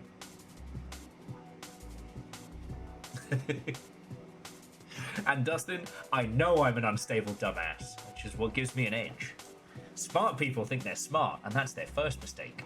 I'm smart enough to know I'm a fucking dumbass. I don't have to learn. I have to learn I'm stupid.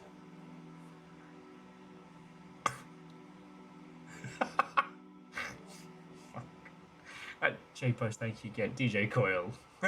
We can break him. Let me show you some indie games.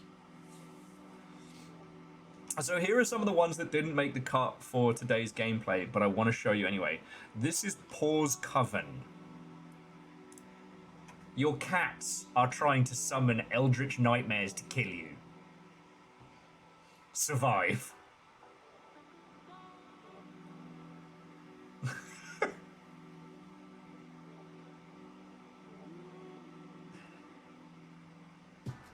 Now, is it 3 cats versus 1 person, or 1 person, or 3 people versus 1 cat? I don't remember.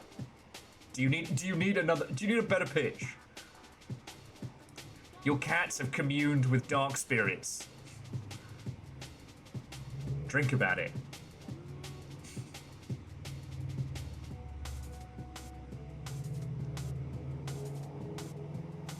Right, Kakazi? Right?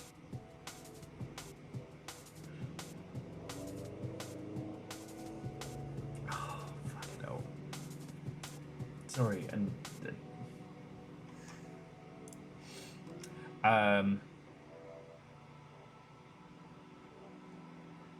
the cat in yellow. God, we still haven't even done the baby in yellow yet. Cicada Matter. Check out this. Marathon on a budget. This is a speedrunning shooter, not an extraction shooter, but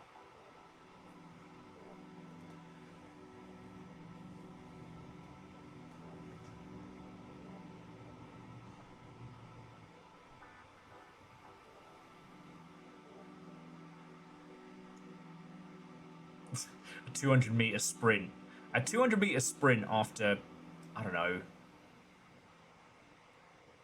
3 Red Bull and a pocket Linux notebook or something. I don't fucking know. Vernon, you do have to yell parkour while playing it, as it makes you go faster.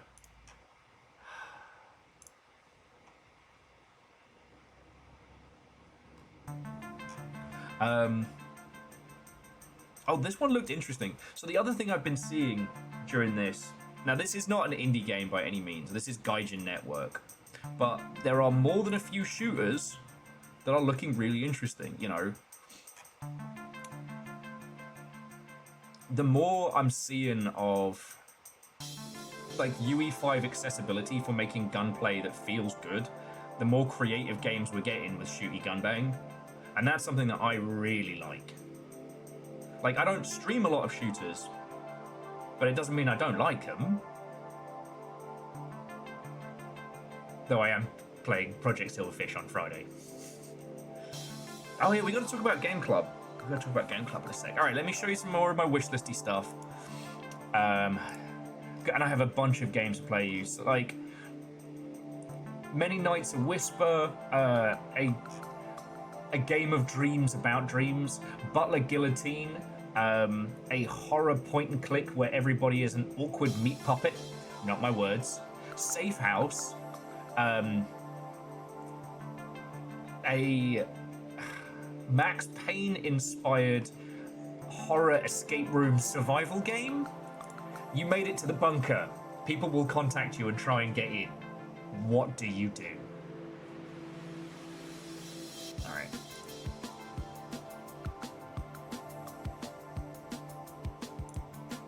It's not, that trailer's not doing a great job. Okay, you'll want to cry. This is called The Last Cat in the Universe. It is an incremental game where you play a robot and you are looking after the last cat in the universe. Yes, it does look a little bit... The gameplay section does look a little bit like The Cube, which makes me laugh.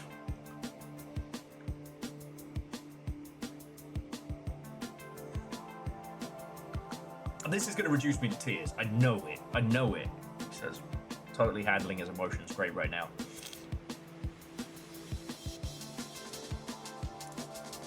And there's just a few of the bangers. You'll want to have a good time and feel good at the same time, as a complete flip from the cat making you feel sad. Have you seen the rat line yet?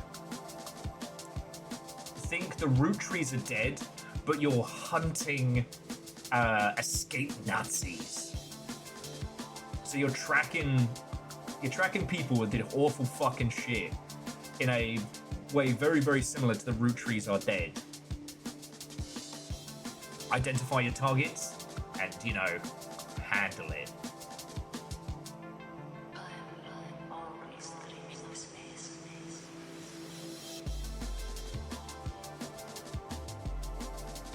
Like, how fucking cool!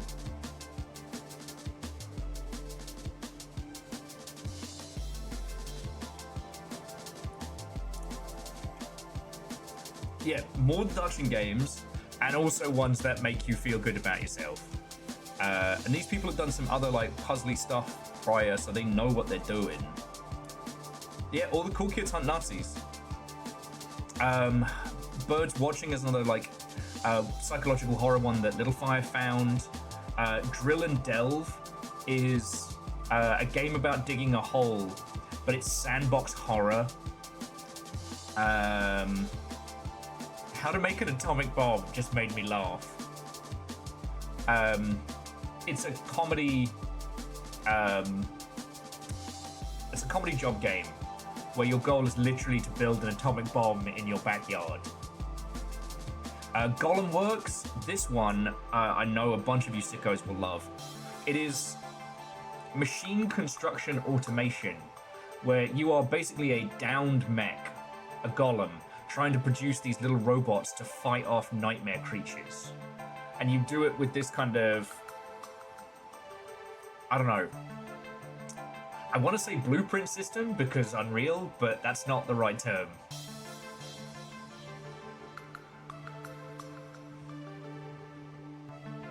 Right? And the reason, like, I'm showing you all of these because not all of these are ones that will stream very well, but ones that I will absolutely play the fuck out of. I didn't know about Manny's so I still had that to play.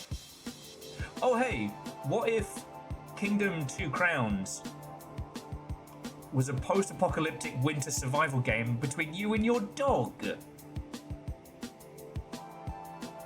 Behavior trees, thank you, Fearless. That's what it was based on in my little mind.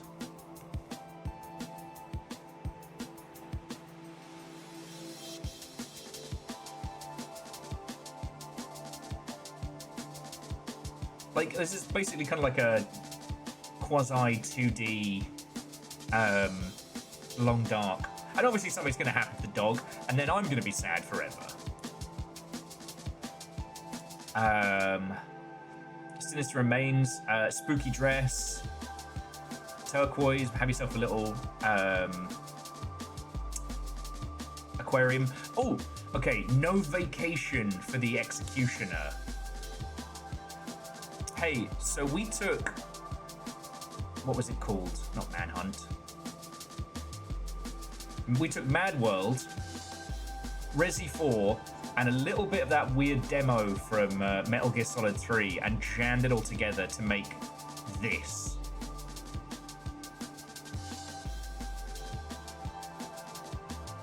I will not call this Bloodborne. They are very, very insistent on saying that this is based on like Resident Evil 4 era survival horror.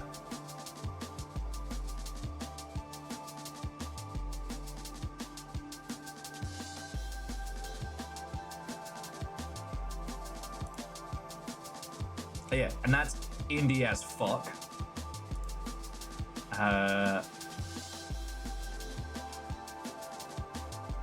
think Redust is one Little Fire found. Co-op Anomaly Hunting. Dark Switch is the one about everybody lives in the creepy tree. Sheeps looks fucking weird. Oh, okay, look at the fucking art style on Detachment Crew. Handmade assets, photogrammetry scanned, junk creatures in a junk land fighting junk monsters. And these are the games that didn't make the cut for today's stream. Like this isn't even my personal selection. And again, I will not be taking recommendations for demos today. We probably won't get to all the ones I want to play. This is the honorable mentions. I don't even want to call it honorable mentions, right? Because these aren't bad. These aren't the ones I'm choosing for my plate. Now this one is a little bit rough around the edges, but I love the idea. It's called How Did My Dad Go to School? And it's the story of all the things your dad did to get to school. You know, back in my day, it were uphill both ways. And every time you die, it adds a new bit of weirdness to it. So it's not quite a rage game, more a comedy nonsense thing.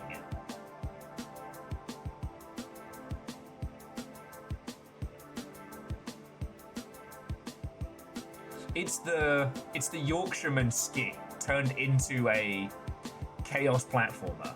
Now, I don't know if this will be good or bad. It's a very rough first project, but I'd be lying if I said it wasn't interesting. Oh, Giant's Heart. Now, again, this is one that Little Fire found. Roguelike horror dungeon crawler with gardening. You have 5 minutes to clear the dungeon. Find the Giant's Heart and destroy it. But in between, you have your strange, weird little garden that you tend to.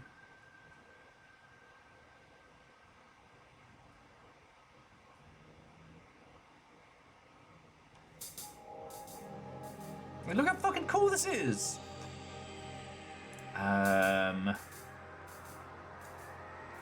Peregrino, a kind of like dark, twisted Oregon Trail. Window 8 Millennium and Signal Lost. Oh, Window 8 Millennium being kind of like a horror comedy, Windows themed pile of nonsense. Signal Lost being another Iron Lung 'em Up. And some of these are ones from today. And this one, if only for the name. A stupid game about pouring drinks for the PTA. That's all you do. You pour drinks for the PTA. That's it.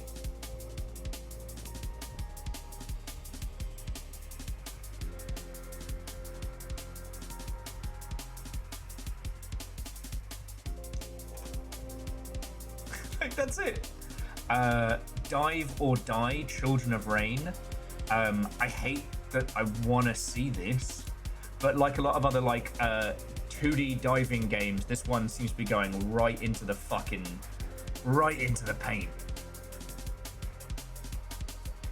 Okay, here we go. I need you to get to the watery bits. All right, here we go. Down you swim. Nightmares aplenty.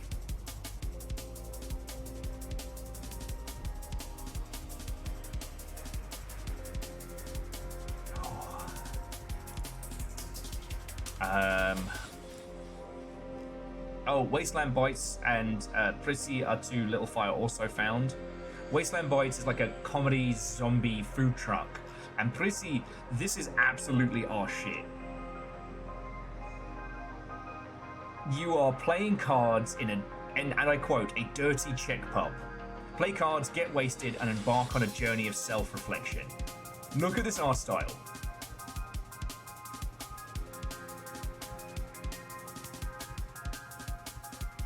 It's Sunshine Shuffle, but replace the boat with a pub. I don't know if you have to actually win the cards. I don't know if it even matters. Like, just look how fucking good video games are right now. There is so much reason to get fucking hype. You have every reason to be overexcited with how many fucking cool games we get. Deep Snow Delivery, Cloak. Yeah, Octodrive also looks fun. Calyx, another one with a gorgeous art style. And these are just the ones that I have found from Steam Next Fest that I'm not covering today.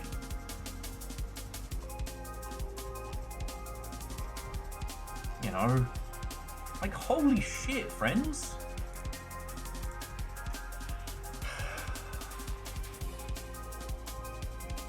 So, we're going to start hitting our Steam demos in a minute. Apparently, I've been talking for 2 hours. Why you lot put up with me, I'll never know. But thank you. A couple of things to talk about before we get started. Oh, actually, and Dustin and Nova are here, so while I have my feelings vaguely in check, let's see what joyous little things came through the P.O. box. So, whatever this is first, which I believe is from Dustin. Dustin said it was a shirt.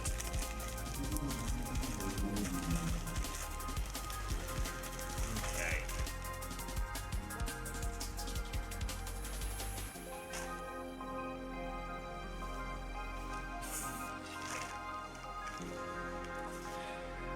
I have dyslexia.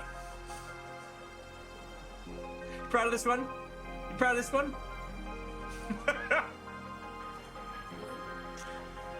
Says, I have dyslexia.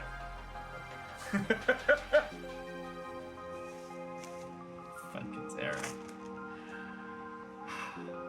Thank you. And now let's crack open the tea.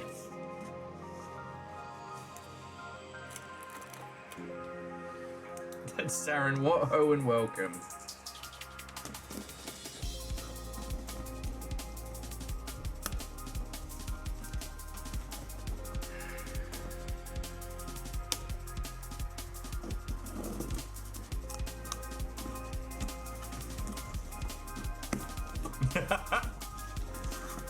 Little Fire be like, I'm never walking down the street with you again.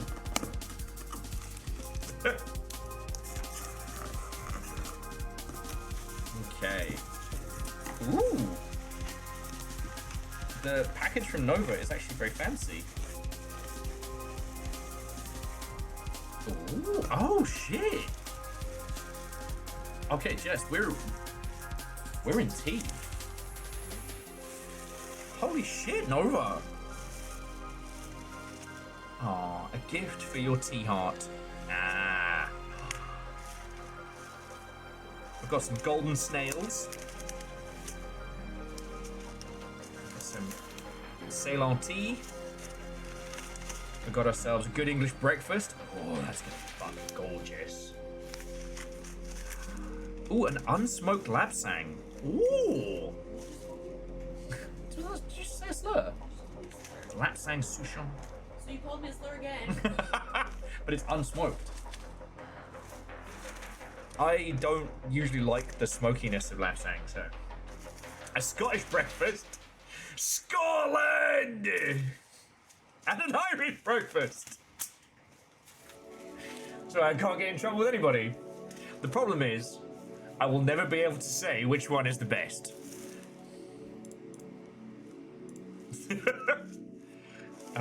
And Friday's afternoon. Well, I absolutely love the a good English breakfast blend. English breakfast blend. Got it. Oh, you fucking ledge. Little Nova sent us tea bags, so we can make these with our own like blends. Nova, fucking thank you. Like seriously, I've said this before that like coffee I need to function these days. Right? There is no stream without coffee. Nova sent a replacement for the dying coffee machine, so that didn't happen. So that there was no lack of caffeine, but tea is a passion. It's something I enjoy. It's something I love, and this is really kind. Fuck yeah. Nova just teabagged Will and Littlefire. Mark it down. God. And I'm really interested to try the little the Ceylon and the golden snails. I haven't gotten to try as much of the kind of like Chinese black tea as I would like. I always used to see those bricks of it in stores in London, and you know what? I never. Sorry, Shauna is just doing the, I don't know, English breakfast blend sounds perfectly fine for people who conquered the world for spices and then left them behind. God. Look, there are a lot of things that I think are unfairly placed at the feet of British food, but the lack of seasonings, that's fair. Look, I didn't even consider celery as a seasoning. Why would I? It's a plant. Plants? Weird. I used Littlefire's Cajun seasoning blend, which it contains like celery and spices and a whole bunch of stuff for our burgers on the weekend. And I might have slightly oversalted it because the Cajun seasoning does have a little bit more salt in. I made god tier burgers. I should have recorded the creation. I may have to do a cooking stream for you all just to show what we made. It was phenomenal.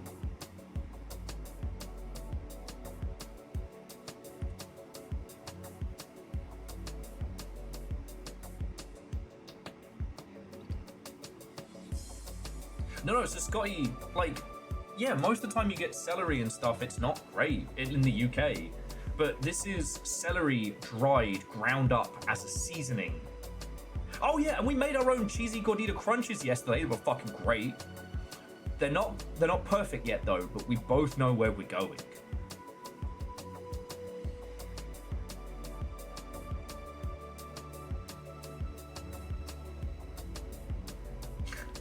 Oh yeah, no, Chaunerus, a ham sandwich is just ham and spread on white bread.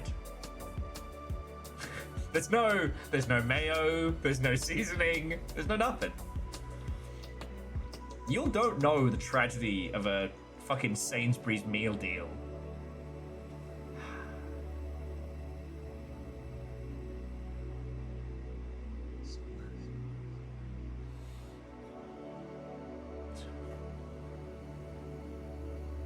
It's holding my shit together really well. I saw the Sainsbury's meal deal.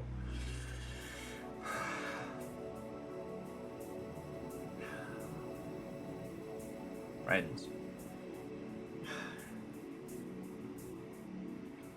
Thank you.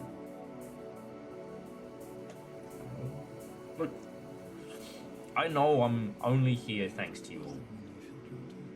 I know it probably sounds like I'm a fucking broken record.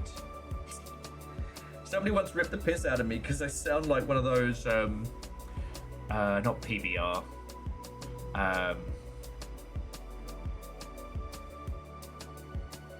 PBR's the beer. I sound like one of those, you know, made possible by listeners like you, nerds. But then it's like,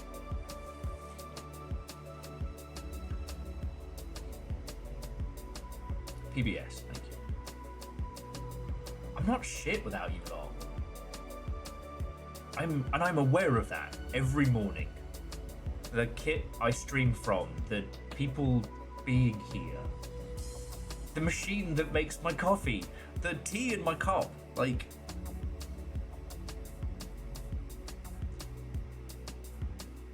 Friends,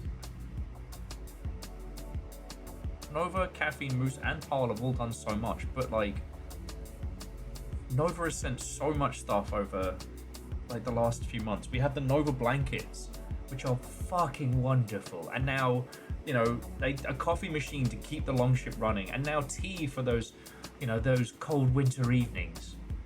Caffeine literally sent the money for Diva's surgery, which has been booked, and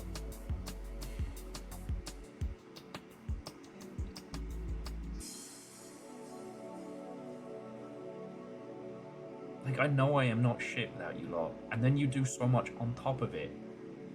I wasn't fishing for a fucking Lego Game Boy. I only mentioned it because both Little Fire and I kept seeing it in Freddy's. We actually joked because we were gonna, at some point, without telling each other, both of us had planned to get it for the other, which I thought was very funny.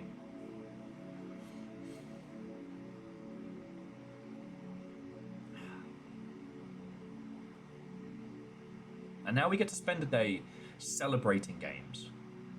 Because look, I know the game news is fucking heavy right now, and I know everything happens so much. World's fucking shit across the board.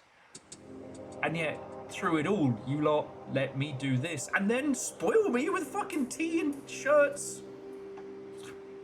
T-shirts. Dustin, I literally used the coffee mug that you gave us to make Little Fire's coffee this morning. My entire everything right now is thanks to you. All of you. And if anyone knows how to process all of those feelings, I'll take a guide. I'll take a little instruction sheet. What Stop the that fuck? incessant clicking.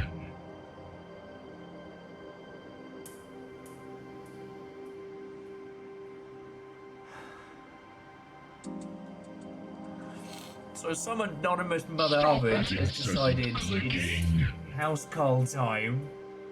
Got Dad's Gonna Game, KJ, a very doubtful guest, Rugero, Alpha Rabbit, Ale Kirk, KR Black, Stop that incessant Loran, clicking. the Lorraineth, Devoidar, and a Storm Templar.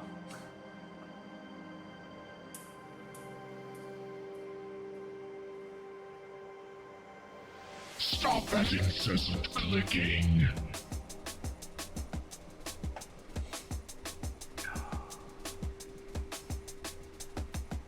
How am I ever supposed to say thank you for all of this? Like all of it. Stop that incessant clicking.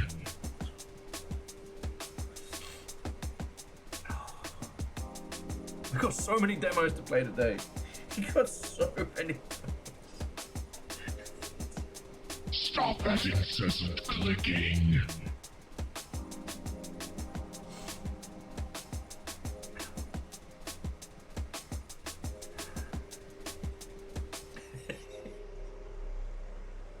Stop that incessant clicking. Dustin, it's the over the hill? What hill? I don't see any hills.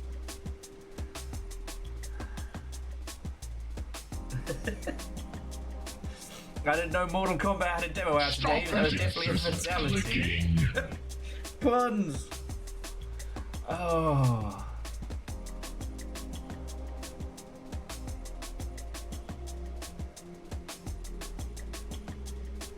Stop that incessant clicking.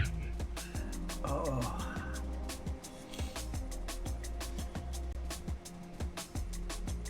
No, Ponzi. I don't know if you've missed it. We're still in the thick of it.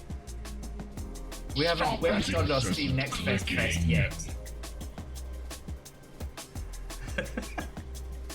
You know what? Yes, you lot play a very different game than I play.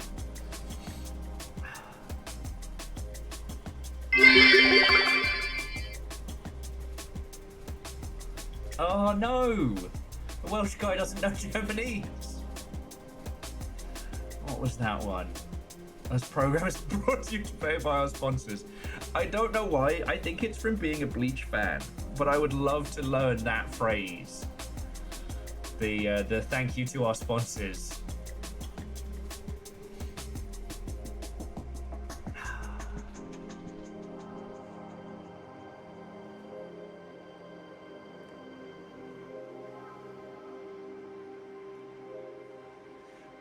Konu Bangumi wa Goran no sponsor no shote o kurishitemasu. I'm helping! Angel Kalina, what home welcome. 38 months. Stop that incessant clicking. I guess we're true.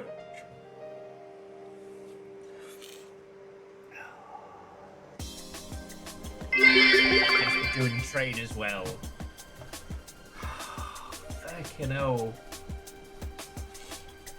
Trying to keep it so I can steal my stuff.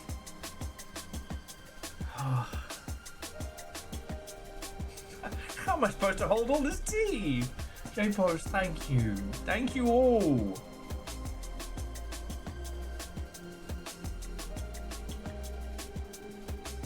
Stop that incessant clicking.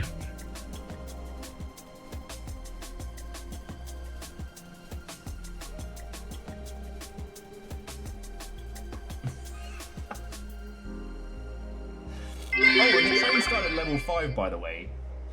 Oh, and Kybal, fucking thank you. 74 months at a tier 2. Fucking hell. No big deal, no big deal.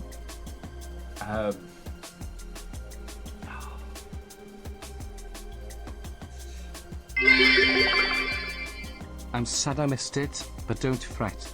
If we've Shannon once, we'll shenanigan.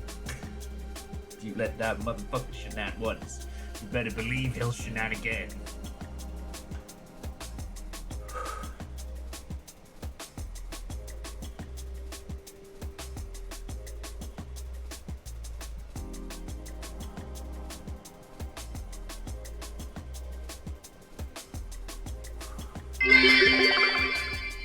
Feels, have them. No, I'm super nonchalant. Yeah, what is it I said? I'm stoic. I'm the stoic guy. That's how everybody knows me. Stoic will. Unreadable.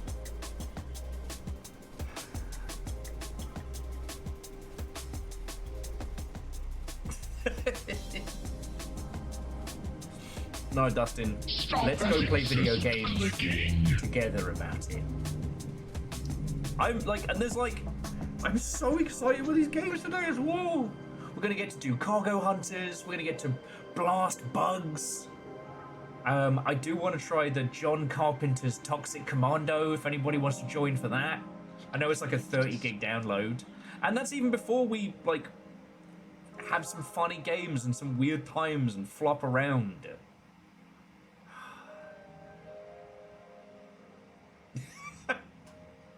Rodser says, well, if you're stoic, Will, I'm afraid what most of the world looks like. A lot of snot. A lot more snot. Oh, Will, man of stone, as in a pile of sand, can be considered a stone over God, they call him. Oh, my word. I'm going to wash my face in a second. Oh. Thank you all.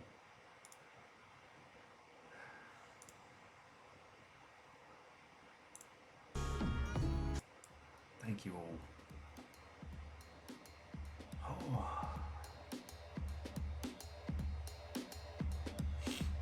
Oh. Alright. Once this train is concluded, I'll wash the crap out of my face. I made myself a little coffee. Reactor online. Sensors online. Weapons online. All systems nominal. You know, 18's a special one. In the Jewish tradition it corresponds with the word lucky, immortal life, a cheer for drinking and for what's to come. It's even considered lucky to give gifts in multiples of 18. So here's to 18 months. Cheers. So that's where L'chaim comes from. No, I can't because I don't have anything in my cup. And that would be very bad luck, but I will do. I saw my Gorgon friend working on her arts and crafts the other day. I heard her ask her girlfriend for help finishing it, but I never heard the response. I guess her girlfriend was too stoned. And here's the other longship specialty, total whiplash. That's fucking terrible. Thank you, Buns. Thank you, Aeon, Chaos, all of you. Thank you.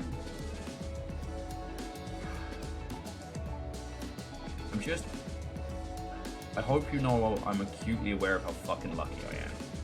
And this is what we're gonna do today. Not the sobbing, obviously. Well, hopefully not the sobbing.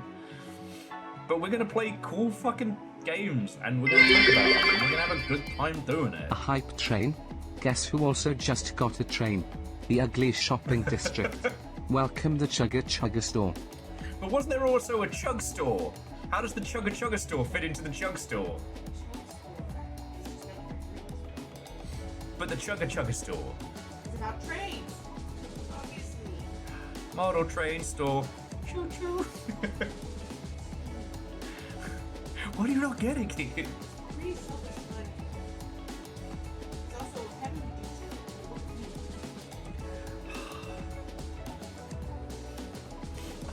I feel like you could do a game where it's like a guy on the street trying to explain this to you, and whether you have to work out whether or not he's telling the truth, and then you actually get to go and see what's real and what's not. Dustin, there is no mug store. You're right, between the jug store and the mug store, across the road from the plug store, but not to be confused with the pug store. Oh, no, the other mug store! exactly. Close up in the back of the list. You guys not paying attention? Apparently not. We need a map. Maybe that should be the first thing, a map of the district. Well, that's impossible because it's always shifting. Oh. All right, friends. Look, hang on. Let me just pause the music a second. I know I do this. It's just so that it. Look. I will say this every time this happens, and if you are sick of me saying thank you, then, well, fuck off, because you're going to have to hear it. Friends, miscreants, longshipians, lurkers, detractors, megaphones, and flag wavers ahoy. All of you, thank you. It is an honor and a privilege to get to do this every day. Like, thank you all for your time. Thank you all for putting your faith and, let's be fucking honest, actual cash behind keeping this all going. You know, I do not feel I do enough for you all. I feel I have been doing consistently less, and I'm sorry. But despite that, despite my failings, you lot continue to be incredible. And I hope you never doubt how much I value this and how much I fucking love doing this. So, seriously, all of you, just thank you. Okay. All right. Now I'm gonna go wash the snot off my face, and I'm gonna pour a coffee. DJ Coyle says, "Little Fire, please smack this man, but kindly." All right. Well, the little guy didn't land, but we can pretend there was a. Well, I don't want to accidentally hit this. Yeah, that thing's valuable. I'm replaceable. All right, friends. go get yourself a cup of tea or a coffee or what have you. I'll be back in just a second.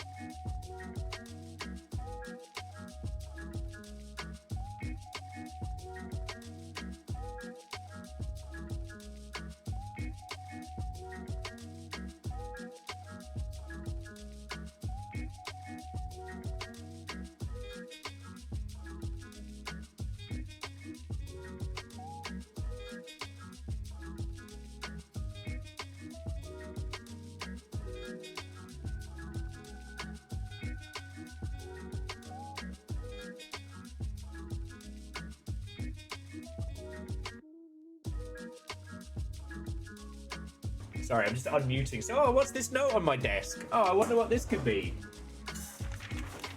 Get cared for, nerd. And it's a little gremlin flipping me off. I was just saying, Nova, like, the fucking mini tea bags is such a power move. Because, like, I love loose leaf tea. One of the reasons why I don't use it a lot is because you always have to clean out the fucking diffuser or the... yeah.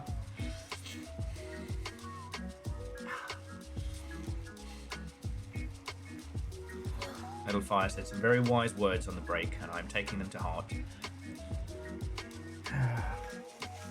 Hey, I've never said you're stupid. Better not. I mean, I've said we're both stupid, but that's because we're smart enough to know how dumb we are. Which makes us infinitely smarter than most CEOs. Honestly, I'm a phone now. I am never dumb. Thank you all. Thank you all. So, we have so many fucking cool games to play today. Yeah, hurry up. Get through yours. Ah, You're not on for another like 6 hours. half the time already. Hurry up. I have games to talk about. Jesus. Just take 2 edibles, like time travel 9 hours. Jobs are good. 6 hours. Matt.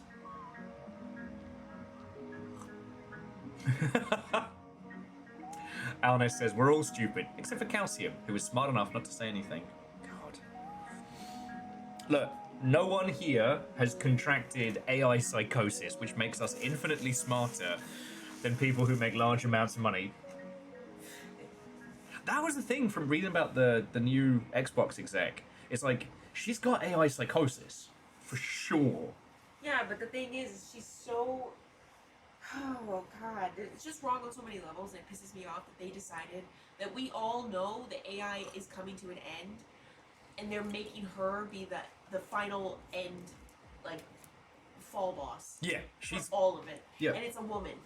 And, like, she's problematic in her own, but you picked a woman on purpose. Fuck you. You burnt the first one. You did it on purpose. Like Phil Spencer got to basically quit and get the Phil Spencer did nothing wrong card. Sarah Bond took the fall for everything that happened under Spencer's watch, and then this last will take the fall for the death of AI and for the implosion, and obviously the implosion of Xbox. Yep, it'll all be her fault. She orchestrated all of it.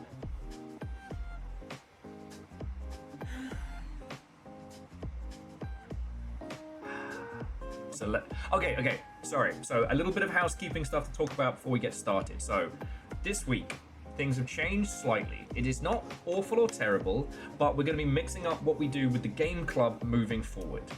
As you all may or may not know, we've been sponsored by the Game Club a couple of times, and I have like a partnership link with them. And we've been trying to find the best way to do that. And we're still working on it. So the current plan is we're going to mix things up for this week. On Wednesday, we're going to play this month's Game Club game, which is Yellow Taxi Goes Vroom, which is a... Yellow Taxi Goes Vroom is to N64 platformers what Shovel Knight is to like 8 and 16-bit platformers. It is a carefully blended selection of all the things that made old 3D platformers good at a breakneck pace. Now, I don't think there's going to be a lot to deep dive into, so we'll probably only be playing it for a couple hours, and then we'll have like a little discussion about it, you know? As for Game Club stuff moving forward, we'll see what next month's game is, and then go from there. But the way the streams have been set up is that it was kind of almost like our stream was like a Game Club meet. And that's not working because we do things differently here, you know? It's not a small, isolated gathering, and I don't want to create any situation where the Longship is ever being siloed inside itself, or is being... What's the way we put it during the Londoners fiasco? Like, we don't gatekeep inside the Longship. If you're with us, you're with us, right? It's not going to be like, oh, you're Longship, but then you're Longship Game Club. Oh, we only talk about it over here. Fuck you. Just give me $10, you know? That's not how I be. And the Game Club's goal is to, you know, build friendships, build communities. Well, we're already friends and we're already a community, so we're a weird mix, you know what I mean? Oh yeah, Simple Chaos, I think that's a good way of putting it. It's how you remember old school platformers, not what they were. Very reminiscent of, yeah, how Pizza Tower is for Wario games and so on and so forth. But that means that while we were going to do Game Club on Friday, we're not. And I really, really want to play more Project Silverfish. So what we're gonna do is I'm playing it on Friday. Little Fire's playing it on Saturday. So you Had to one up me. I just had to get to the update before Little Fire. It's fine. Even though my schedule went out first, I'd just like to say, mine went out first. I'd like to say thank you. Why do we keep resetting the clock? Games like Game Keep Game Boss. Fuck, I might need that as a t-shirt. I kind of want the what was it? BDG's Don't Wake Me Up Until Don't Talk to Me Until I've Had My Gaming, for like the 2000s webcomic. Pun says it's a nice little update. We decided to try for Silverfish. Yeah. Well, what I'm thinking is that I'm probably still just going to be fucking about with chicken roast dinner, but you're further ahead than me, so you might be able to hit the new dungeon. Sure.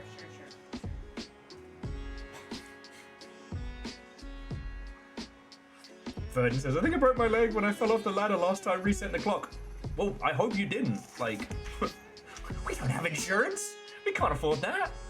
I'll just get my mate Dave to reset the leg. Don't worry about it.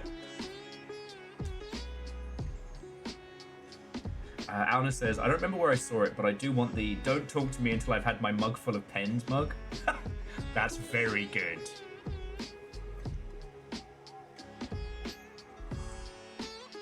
Oh, Puns is starting a new character. Way cool. It is weird how there are so many games where the idea of starting a new character is completely impossible to me. And yet, Project Silverfish? Oh, done. Bet. Let's go. Oh, seriously, Nova. Thank you. Like I said, the thing I hate about doing loose leaf is always having to clear out this bloody, diffusers and T setups and whatnot. And now I'm not going to have to do that.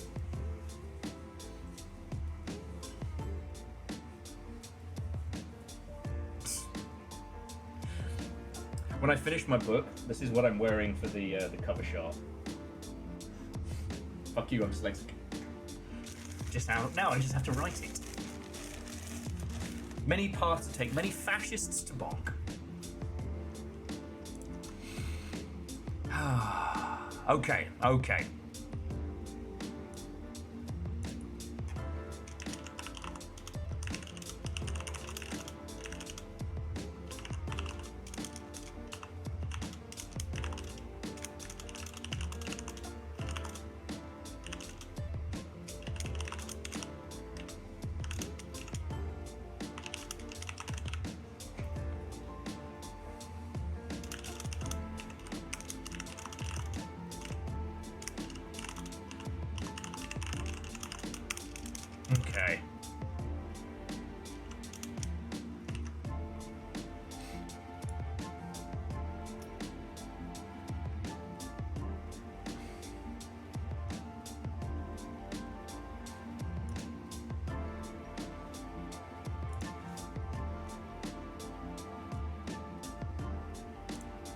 Let me just put this out.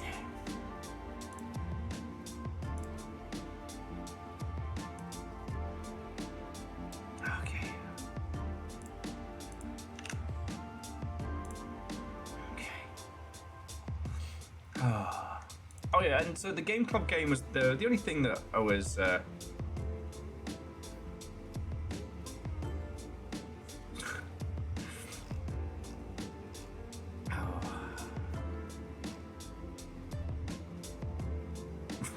Totally Tuesday. Jesus. Yeah. I mean, right now over in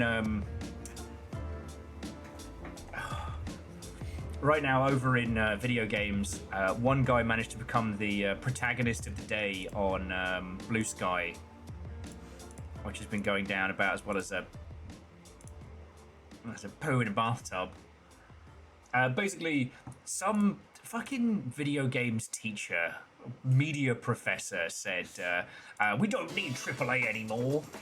And all the AAA devs are like, hey, fuck you, stop trying to pit us against each other. It's not indie versus AAA. But then within that argument, some other allegedly important individual that means nothing to me was like, well, yeah, but indie can never make games as beautiful as the AAA studios. And I'm like, okay, except indie doesn't necessarily mean Joe Schmo from Milwaukee, but also Joe Schmo from Milwaukee could very much actually, with the tools at their disposal, could make a game Yeah. that is absolutely gorgeous, runs beautifully, and is entertaining. Yeah. So I don't know where this is coming from. And you still think indie, one, you still think indie is a small studio, and two, you think indie doesn't measure up to your AAA studio that probably doesn't fucking exist, and some of them won't exist in 6 months. So Yeah. There's a lot of people, they'll have these conversations and you go like, what is an indie game? And they'll say something like Shovel Knight. Oh, you just think like retro platformers is indie. Oh. It is actually fascinating because like with hanging out with you, like I see now a lot more of the like breakaway horror stuff. And not always optimized, no. but they are the fuckers who are actually diving into like UE5 Yeah. and And it's- Godot and being like, how can I make this as pretty as shit? And it's, you know, giving, it's the level of creativity that someone has in their own brains. Really, Yeah. whatever. And I've said this before, like, because while we were looking at Steam Next Best stuff, you're like, oh, I don't know, this is cool. Like, you just have to play it. You don't know. Like, the simulators and the board games that I like, you have to play all of them because sometimes covers and what it looks like is deceiving. Yeah. And I've been glad to shake out those biases. It's kind of like the whole. I like to think of it in the same way as like, none of us are immune to propaganda. None of us are immune to our own biases, and it's good to have them shaken up every end. The only indie versus AAA competition I'm here for is the Sumo Suit Wrestling League. Damn right. My money's on Greg. He's a stone cold killer. Yeah. Sorry, with GDC coming up, I was just looking at my shirts of the day and I saw the Houndstooth one, and I still remember this biz dev guy trying to like ask me about my game by looking at my shirt. It's like, what is it? It's a bar. Okay, so it's a bar simulator? No, it's a bar in Seattle where I drink alcohol with humans. Fucking lunatic. I don't want your AI shit. Like I said, not going to GDC this year is the smart choice, but I'd be lying if I said I wasn't feeling the FOMO. It's okay. He only says the phrase GDC, I miss you, like 17 times this thing. And it was just so funny. Like, I was at the W, and one person slides over and tries to sell me on some AI shit. And I was like, oh, hey, to some other people I'd never met at the bar. And I slid over and I was like, look, I don't mean to interrupt. Can you all just pretend like you know me? Because this guy is trying to pitch me this generative AI horse shit. And if I have to hear one more bullshit generative like slop fest, I'm going to scream, puke, and piss myself. So do you mind if I just pretend to talk to you? And as I'm talking, there was two of them, bloke and a lass, and the bloke is just visibly deflating. Now, I never found out what they did, but they were the W and they were wearing suits, which means they were biz dev and pitching. 50p and a bag of skips, they were making some AI slop. And I just shat all over it without knowing them. Okay, so, friends, miscreants, legends, I think we should start with something funny. I'm thinking we're gonna do like we'll do a funny one, we'll do a fighty one, we'll do a funny one, we'll do a weird one, you know, we'll mix it up. So, would you like to start with Comedy Night Fight or Big Crab? I'm gonna piss myself. Okay, Bar Simulator. You play a compiler who is to finish loading the game assets to fill up the bar below at the screen. Akari, that would work. Roguelike deck builder was funny enough to do really well on its own. Okay, Crab Sicko Gang. Alright, then it is my esteemed pleasure, friends. We will be starting with the Dungeon Experience. Now, yes, this is being published by Devolver, but I don't know. I want to laugh. I think this is going to be a special one, and I want a little taste of it. This team has done some really interesting shit beforehand. And Ozine, Watto, and welcome. So, let us begin. To those of you who are watching this on the Vodosphere, please timestamp this so people can get to the good shit. Also, to people on the Vodosphere, I am so sorry. YouTube is fucked in some way, shape, or form right now. Both the Killing Stone and the Sword in the Sea are refusing to upload. Well, okay, no, they upload and then they sit in processing for days on end. Some person was saying it's got something to do with the AI detection stuff. I wouldn't doubt it. Anytime YouTube tries to do some back end stuff. Yeah. And they never tell you that there's an issue. No. The fucking janky Dave just tried to vibe code some fucking new feature. Yeah. Broke it for everybody. A lot of Daves in this house. Excuse you. I beg your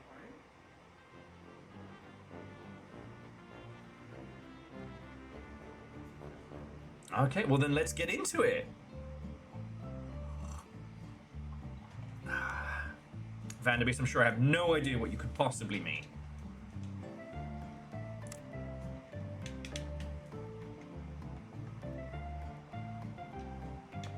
There we go. Okay, subtitles, yes.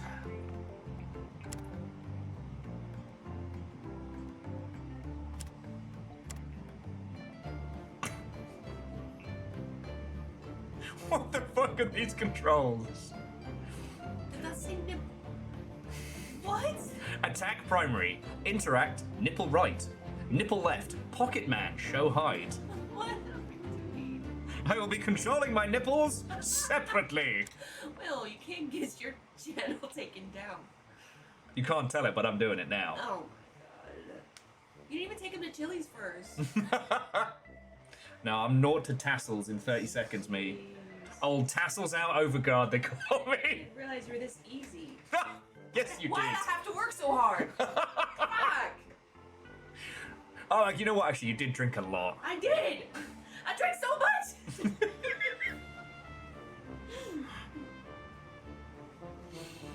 Okay, let's just go. Alana says, you know what? This is why I don't like gamepad on PC. Where's the third nipple? Where's the third nipple controls? Yeah, you need the real mouse and keyboard feel for that third nipple. Oh, justice for third nipple. Stop being funnier than me. All right, let's get this going. Basil out, tassels out. Oh, 1 second. Thank you, Simple Chaos. Basil out, tassels out. Adventurer, thank you for donating your time to play our demo. In return, I'd like to donate you a good time. Or my blood. You could have my blood as well. Or both. I don't know. It's just. Do you want to get in on this? Okay. I just feel like I owe you for taking the time to play this. Bet. Camera 2. Now, it's my promise to you that you'll love the demo. If I'm wrong, I will provide you one private saxophone performance. See this artist rendering of what you'll get to experience. I'm quite good. Camera 1. Now look up and prepare your non-crab body for exposition! The demo Hooray! journey begins after the prologue where you've just lost your job. Seeing you down on your luck, your coworker has invited you to a high fantasy theme park. The Dungeon Experience. A guided fantasy tour which promises you the greatest loot of them all. Financial freedom. Fuck off. Press any button to continue. The greatest loot of them all. Financial freedom. Also, the crab says that if we don't like the demo, we get one free saxophone performance. This is gonna be amazing. Oh. Look around with RS. Interact with RB.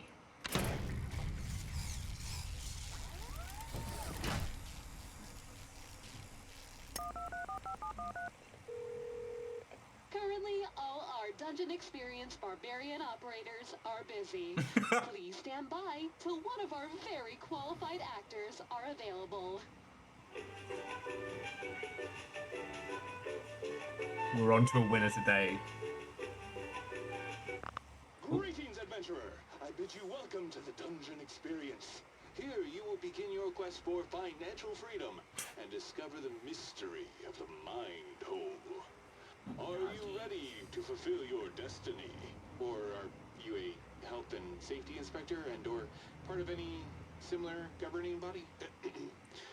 Choose your words carefully, for it shall seal your fate, adventurer. I'm a destiny fulfiller. What would you say if I said health and safety? I don't know, actually. The script they gave us for that question looks like the writer had an existential crisis. It starts off complaining about rules and regulations ruining the industry, and that it continues on rambling for 6 pages with no grammar. More of a manifesto than an answer. Look, ignore all that, and just go ahead and press my buttons when you're ready to enter, adventurer. Your voice sounds familiar. Have you done anything else? Oh, yeah? It must have been when I played a talking gun in a crime-fighting show. I didn't actually help solve crime. I was just in a filler episode as the protagonist's throwaway love interest. My catchphrase was bang bang. Those were the only 2 words I could say as a gun, just with different intonations, like angry, bang bang, sad, bang bang, flirty, bang bang, revenge, bang bang, happy, bang bang, attending a wedding, bang bang, eating a burrito, brung brung, adopting a dog, bang bang, adopting a child, bang bang, adopting a new outlook on life, bang bang. Anyway, you get the idea. No, this is so good. I was like, oh, have you done anything before? It's like, actually, I played a talking gun in a cop show once. But all I could say was bang bang. And it's all the different bang bangs he was allowed to say. Oh, this was a great first shout. Games are good. You know what?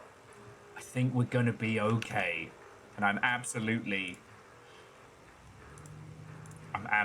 going to post that.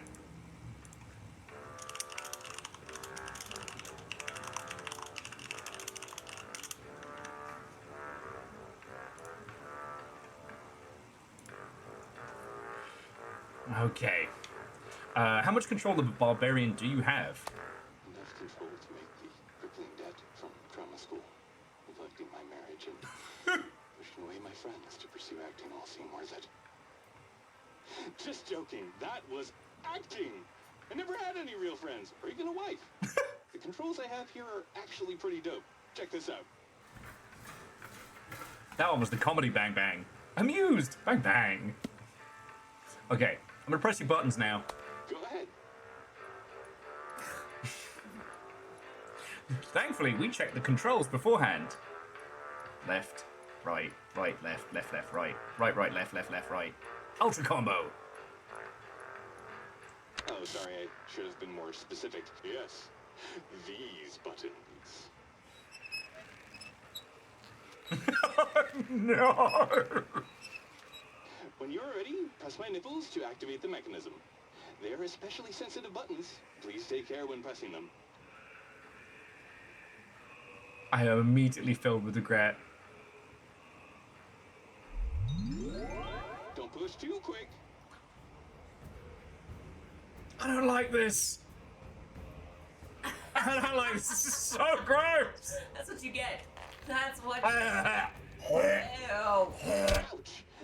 Be gentle.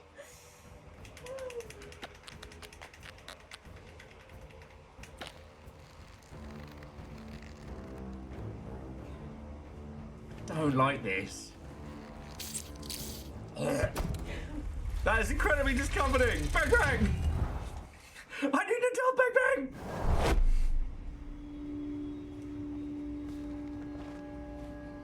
Hey there, buddy! Oh, another enthusiast I see. Do you mind coming over here, old pal? Help a fellow LARPer? Oh God. Or not? That's fine. I'll just wait till the infection sets in. Don't worry about little old me.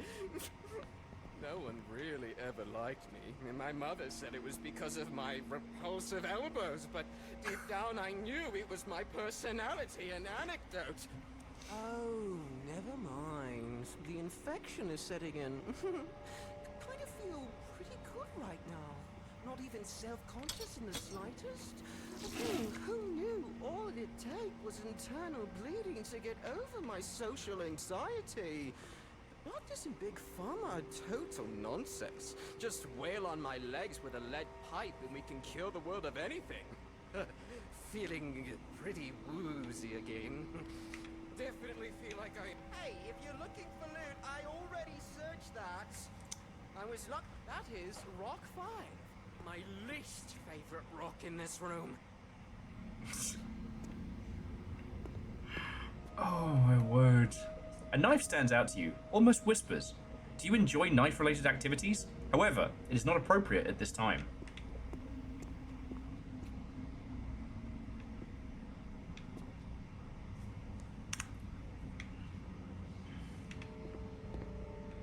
You want to eat those dungeon mushrooms? You won't get a trippy hallucination scene, unfortunately. Your kidney will just shut down. You'll need a transplant within 3 days or you'll die. It sounds fun, but I'd say generally not my favorite experience of the dungeon. Oh, there's Rock 4. That is Rock 4. Probably one of my favorite rocks in this room. God, he's gonna be like one of those fucking Sleep No More lunatics. Also, when we walk... Look at this!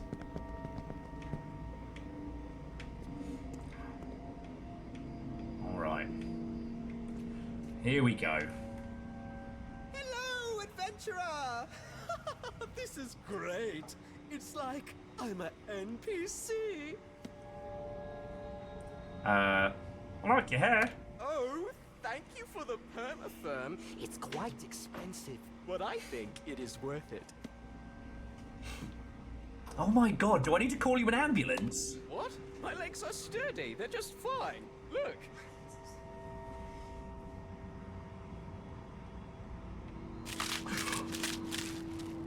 Oh! As ever. I just wanted to get your attention. Why did I look? Why did I look? He made the bone-breaking noise and I looked. Do you want me to maybe set up a GoFundMe campaign to help with your legs? Oh, that is very nice of you. Don't worry, I don't need a doctor. Bang, bang! I signed up to an herbal oil company last week.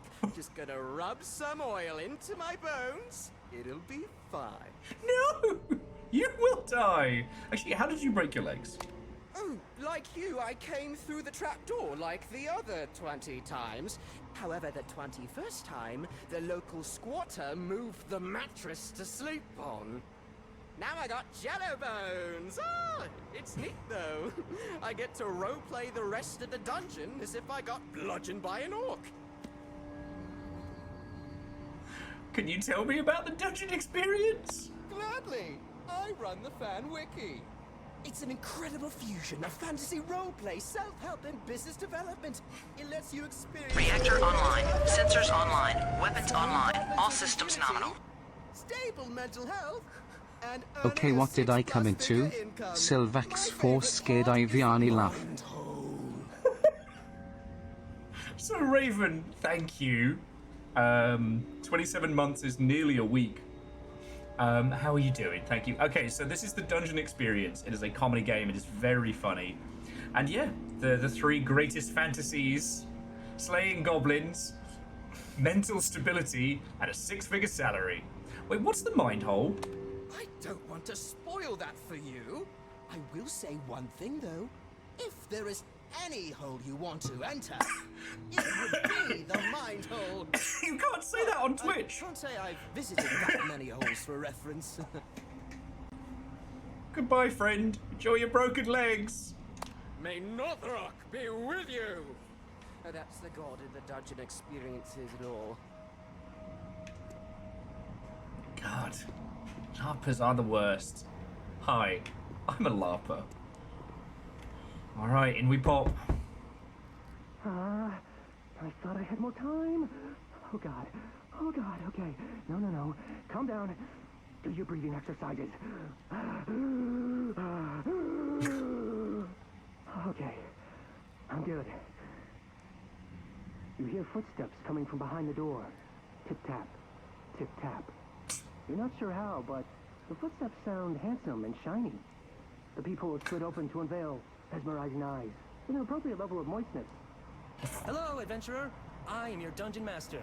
I will guide you through the trials and tribulations on your journey to discover financial freedom and the mystery of the mind hole. Now, I know reaching out a crab claw is not as intuitive as reaching out a human hand, but I'd like for you to shake it. Think of it as a regular handshake, but crab-themed. Think of it as a regular handshake, but crab-themed. God. Hey, are you gonna shake my claw? If Defunct Land and Jenny Nicholson are going on this, they both need a gun.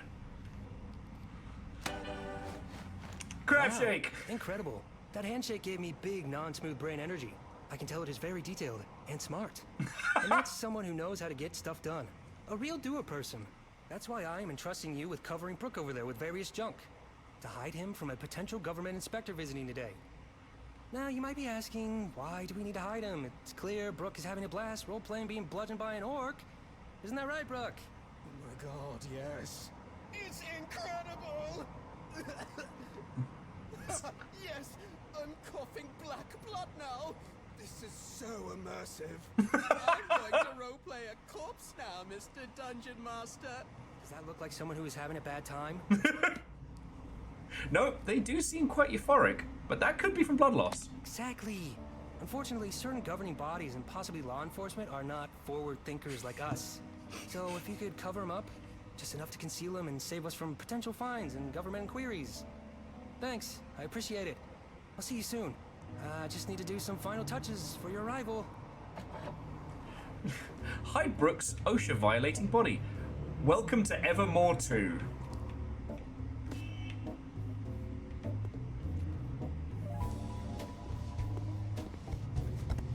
Oh, hide the corpse.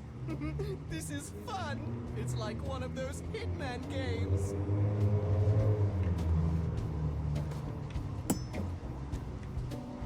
Is stabbing your love language?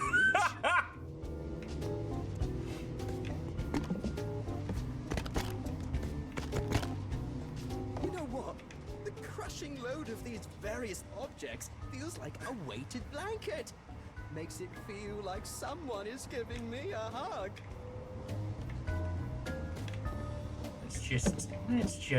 Let's just put that over there.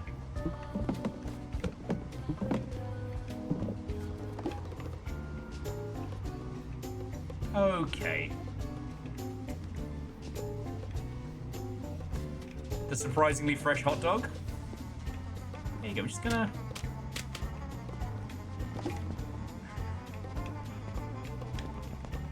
There we go. Just gotta cover him with a few more bits of trash. You touching those items, then those items touching me. Do you think you'd categorize that as human touch? Ah, fucking larpers. Unsoiled underwear. Is that cotton? If it is, I'm quite allergic. Apologies if I stop being as talkative. That's just my airways closing up. Not me giving you the silent treatment. He'll be fine. Okay. Got a rock we can pop over him? Oh, here we go. Cheeky little fish. Wow, I can barely see him. It's like he never existed. Good job. Come to the door when you're ready and I'll let you in.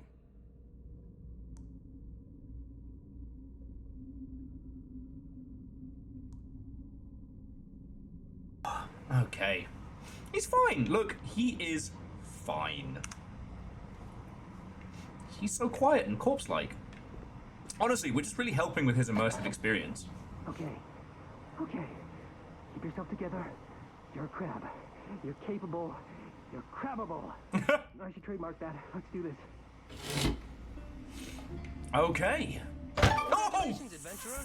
You have reached the demo's halfway point. Now, I give you two options. One, Scared the shit quit the out of demo me. now, saving your body in anticipation of the full game. I call it full game edging. Two, continue playing the demo another 20 minutes or so.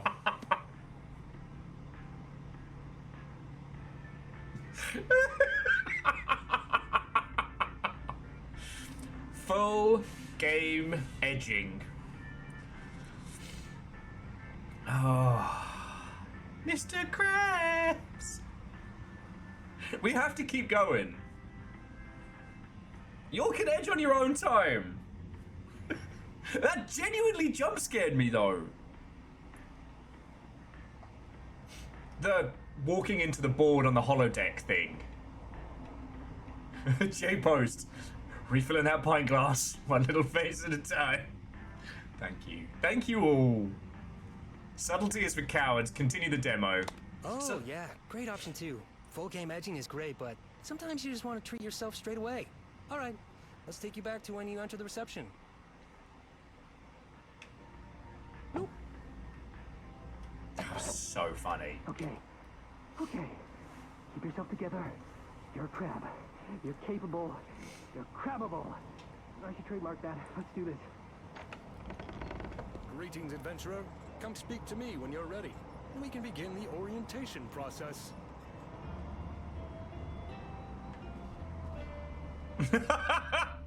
Yes, there's a crab behind there. Smells good, doesn't it? Do you feel the crab oil essence coating your lungs? That's good. That means it's working. It's cleansing you. We'll talk more about the candles at a Crab later, oil. more appropriate time. Crab oil. Why don't you come over here and talk to me before opening that? After seeing the crab lamp, you're upset that you don't own a crab lamp. I didn't know that was an option. Just why don't we have a crab lamp?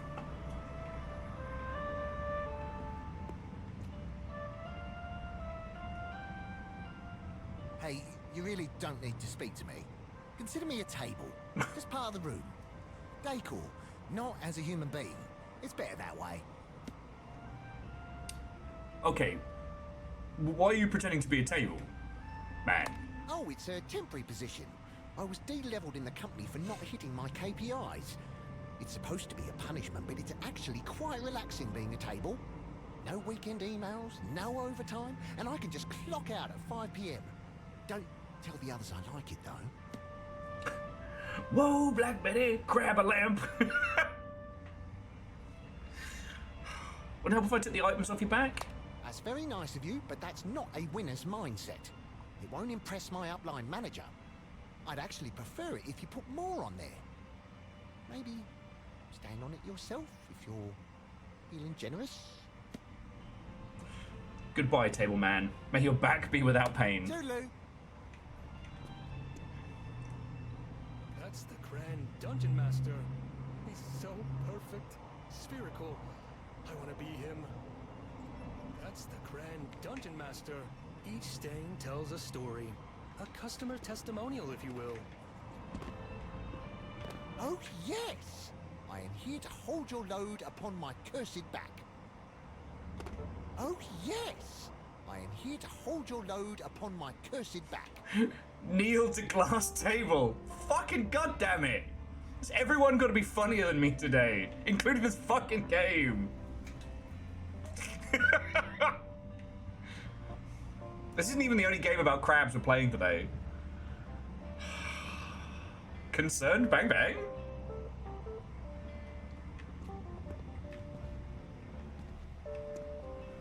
We like to support local businesses here at the Dungeon Experience. This area is surprisingly diverse on what it has to offer. A Bone to Pick stand-up comedy special. His observations of skeleton versus meat vessel comedy will leave your funny bone tickled. Is there anything? No, take your... Is there anything you're not in? Is there anything you're not a part of? Ah! Here I am, busting my human hump, day in, day out. And this fucking skeleton's like, oh, I just got another cameo on another fucking video game. Answer for yourself, Bonio! No keys. Yeah, Verdant. My regular human hump. Check it out. No, and he doesn't even pay rent. One big hand will enlarge your hand. Assert dominance over your co-workers with a newly acquired large hand. High fives, handshakes, you'll be the alpha in all hand-related gestures. Human riding tours. Cruelty-free, vegan, no fossil fuels. Life-changing. Humantours.com. Whisper when you call. You understand we have to check that, right? Humantours.com. No one has taken Human Tours yet. Unless I can't spell, which is also possible. No. Friends, humantours.com could be yours today. Cash for corpses. We're a dedicated group of necromancers that buy, sell, and trade in corpses. The corpse must be dead on arrival, or we'll not accept it. We pay top dollar for unwanted corpses, fresh corpses, ancient corpses, barely legal corpses, and moist corpses. Okay, let us continue our grand adventure. Oh wait, create your life the way you dreamed it could be. Attend the dungeon experience. Fulfill a fantasy guided tour offering all the greatest loot in them all. Financial freedom. You will achieve happiness. Align your dynamics. Cry less. Learn the 24 MMYE 30.0 system. Shake at least 3 real hands. See me play the saxophone. Meet the Grand Dungeon Master. And then the quote, finally, the dungeon experience, I have achieved financial freedom and no longer live illegally in a stranger's wall. Level 5 man. Video games are gonna be okay. Ding, ding, ding, ding, ding, ding, ding, ding, ding, ding, ding, ding. Hello, Mr. Crab. This is Duper Bank calling about your inquiry. We'd like to let you know that we're not accepting your offer to pay this month's loan installments by doing a little crab dance for us. So please pay as soon as possible or we will begin liquidation of all of your assets. First off, thank you for coming. High adventure, financial freedom, and the secrets of the mind hole await. Amused, bang bang. Is that peanut butter all over your lips? Can you explain what the dungeon experience is? It's a groundbreaking fusion of fantasy roleplay, self-help, and business seminar. Founded by the perfectly spherical, supple red lip having Grand Dungeon Master. Refer to the flyer on the desk to learn more. I will say, Scotty, Simple Chaos, whoever views the clip most wins. I will buy you a video game at the end of the month. Currently, I think Dustin is once again leading Clip of the Month Club. So long as it doesn't break T's and C's, use any means at your disposal. Family members, pets, small army of gerbils. And is that peanut butter? It's actually an extremely painful medical condition. It's quite embarrassing, so please don't ask me about it again. Alright, let's proceed. To begin your quest for financial freedom, you will need the immersion headset. This lets you hear and communicate with your dungeon master. Unfortunately, our last headset was destroyed by non-violent and very safe reasons. Said the receptionist in a non-foreboding way. The upside is now we have a bonus crafting quest to build a new one. Refer to the headset recipe on the desk for the ingredients you need to collect. You'll need 2 speakers, a webcam, and the evasive duct tape. Good luck, adventurer. Can we just look at the headset recipe again? Oh, we crafting.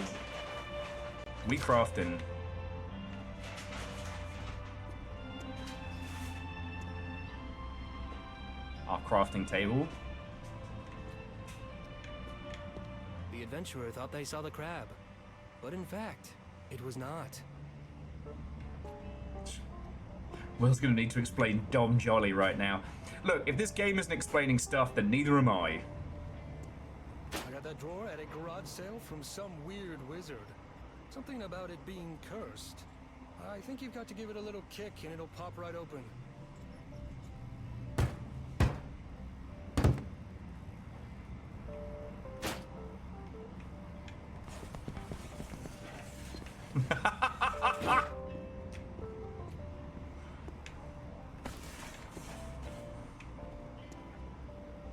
God, this game just fucking gets it.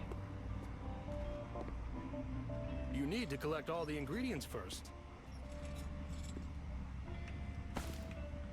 Got a little wizard desktop dancer. Ignore the crab behind the receptionist. What crab behind the receptionist?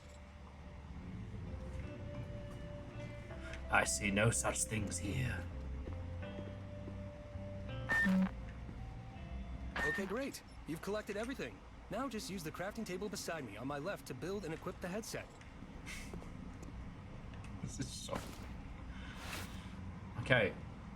This seems like the right way of going about it.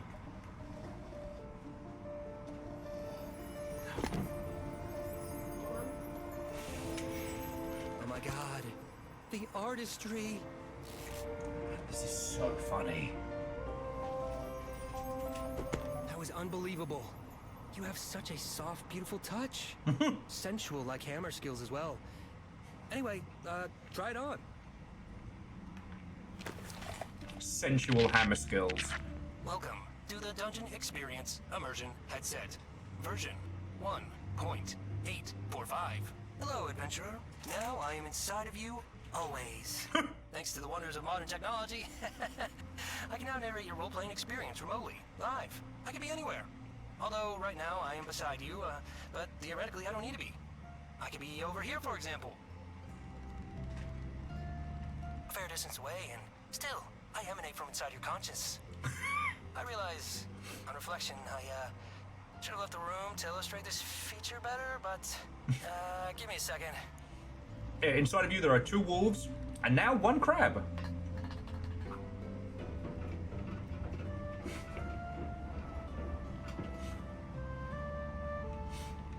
Anyway, to test the immersive headset system, go and look at Table Man. What's up, Table Man? Table Man is one of the cursed races of the Dungeon Experience realm. He stoically maintains the weight on his back, not just from the various mundane objects, but the weight of his sins. I'm a sinful boy. This is just one example of the immersive role-playing narration that will be on offer to you. Well, now that we're warmed up, head to the Dungeon Experience door. Hey, Dungeon Master, before you go, sorry to be a pain, but I haven't been fed today yet. Oh, jeez. Sorry, Table Man. I'm a horrible Table Man carer. Adventurer, a quick side quest before we begin. Feed the cursed Table Man. Just grab the food on the table and give it to him. Oh yeah, Bonio's in this game as well. Didn't fucking say anything, again. Wet food? I wasn't expecting this. What a treat! Table Man is thankful for his sustenance. All right now, get ready to experience the greatest experience you can imagine. Please, now enter the Dungeon Experience door. What the fuck is this?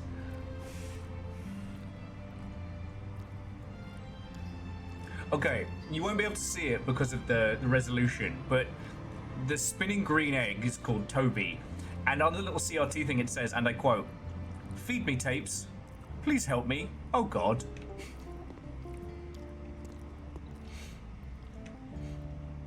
That's a lot of candles.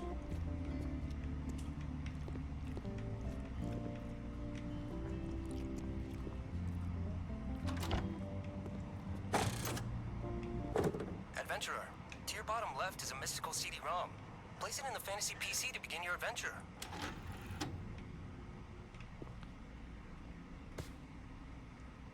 Intro cinematic. Alright, here we go. Uncomfortable Bang Bang?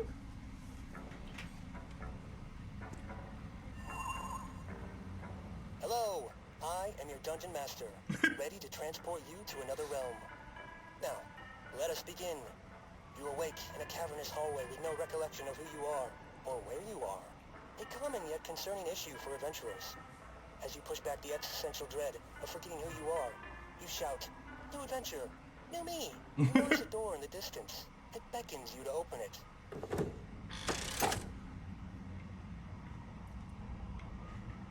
I feel like I should be paying attention to all the little details just in case. Oh yeah, we've got another crab essence. The Lake of Sorrow. The Lake of Sorrow creates a sense of unease in your bones. It is vast and deep. You can almost hear it moan in pain. That is the sound of a sorrowful quack. I'm just gonna say it.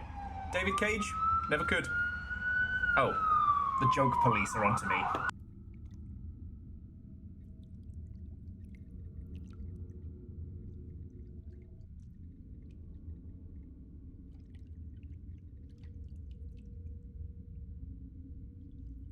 Sorry, we had sirens going past. I muted the mic and went, well, I guess comedy's illegal. To which Little Fire said, nope, someone just died from that joke. The Lake of Sorrow creates a sense of unease in your bones. It is vast and deep. You can almost hear it moan in pain. That is a mournful wah.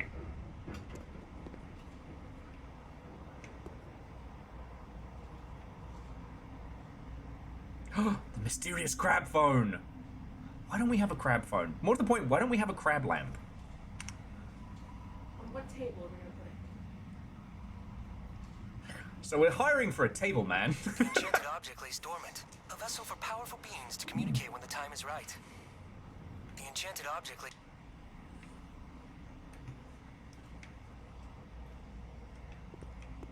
It's just a fucking flashlight, dude. Okay. The door refuses to open, denying you entry to Self-Helphoria, or financial freedom in the mystery of the mind hole awaits. It's held shut by a standard magical seal. The legal liability waiver form, easily removed with the mark of the adventurer. Don't even need to read it, I say. It's totally standard. Okay. Contract. By signing this disclaimer, you, the participant, are aware of the potential dangers and inherent risks that you take entering the dungeon experience, and thus the provider will not be held responsible for any injuries that may occur during your participation.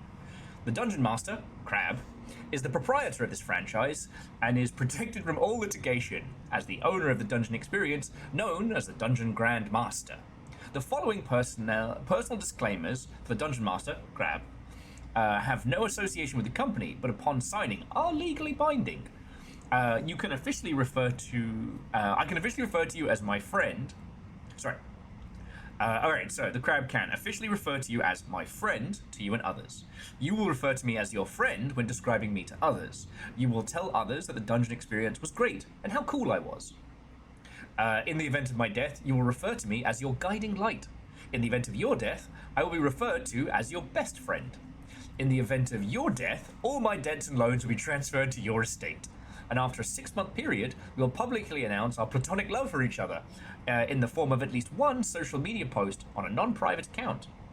Every year, we will have at least one deep and meaningful. Full stop. You will not marry anyone without my express written consent. You will not report us for any copyright infringement which may be present in this theme park. Upon police investigation, your statement will always be, I had so much fun, but I did not see anything out of the ordinary, other than Dungeon Master Crab looking incredibly handsome for a crab. No running really fast in the dungeon, it's unsafe. The water elemental spell, not for drinking. If Jenny asks about me, do not tell her where I am. If you find any bones, you must give them to me. Don't tell anyone you gave them to me, please. And in the event of any medical emergency which renders me incapacitated, desperately lonely, or tired, you must feed and nurture me until recovery. Signed... Okay. Alright. Sorry, Scotty has found us a... Ah, that's not a crab lamp. That's a holographic crab. That's not the same.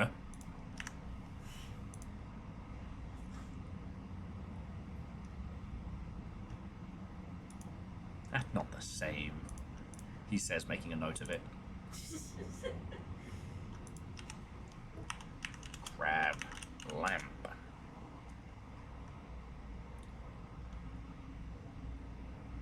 Okay, so there's no crab lamp, but I now have incredibly cursed knowledge. Jess, I'd like you to see this before I show them. Oh, that's cute though. Right? I like that. And it also comes in rainbow. Well, if you would let me optimize the layout of the living room, we have a room for a table to put a lamp on. I just need like a little folding coffee table. Doesn't it? I'll think of something. Put a lamp on the coffee table? It'll come with. Where's the cord gonna go? I found a snail lamp. Snamp. I wonder if Snail Dev knows about this. Of course I'm going to accept this. Oh, you actually signed it the first time? I mean, yeah, cool. Thanks for that. You know, thanks for signing. You enter a chasm. You look around and see a forest trail leading up to a magnificent fortified castle. This is fine. Look at these fucking trees. You approach the entrance. The two guards look upon you suspiciously. One guard's face appears much more sour. Everyone needs the snail lamp. Bless the gods. Not another lone adventurer entering our realm. Get out of here. Stupid prophecy. There's no quest doing here. Please, go away. Said the guard with slight irritation before the other guard cut in. Hey, Bill, come on, partner, relax. Sorry, adventurer. We get a lot of, heroes such as yourself coming by these parts. You see, we have this great evil corrupting our realm. A bunch of heroes come and try to cleanse it, but, they just end up cleansing their guts from the aftermath of the prophecy fulfilling. It's not super fun. Not super yee-haw either. Anyway, we created this Trial of Blood. Trial of Blood! Its purpose is to see if you are the protagonist. Don't worry, there is no blood. We just thought it sounded cool. You just need to, you know, run up and down the chasm. Video games are gonna be okay. More of a trial of fitness, I guess. Go ahead. Trial of fitness and health. Run to the bottom of the cave and back. Wow, those are the kind of calves of a hero that makes you want to go. Yee-haw! You're halfway! Oh. Hang on a sec. Nope. Nope. There we go. I need that as a screenshot.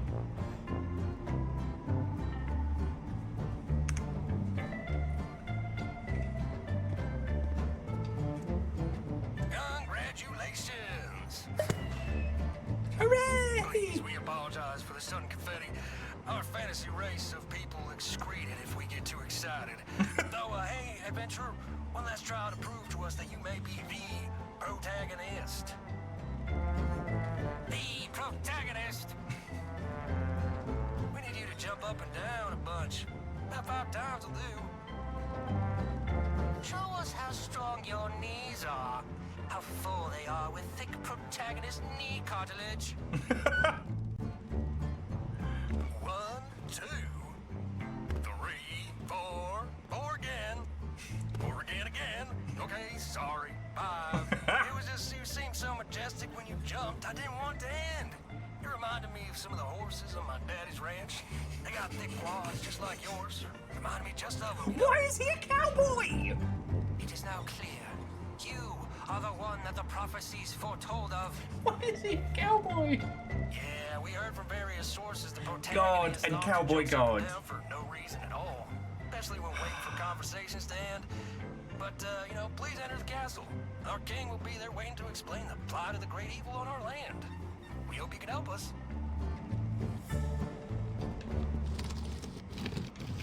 Oh, yeah, I've got adventurer's legs. It's fine.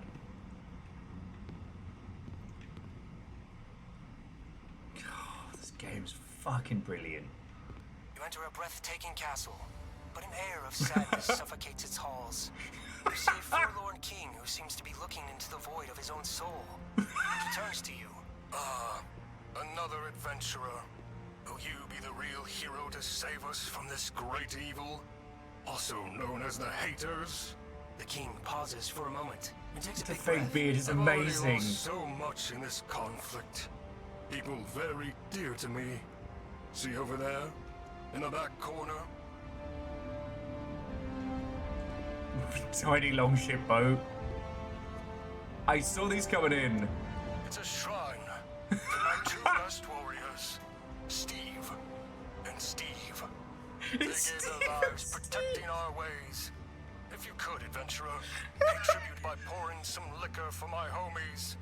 An ancient tradition started by our great philosopher, Sir Tupacius.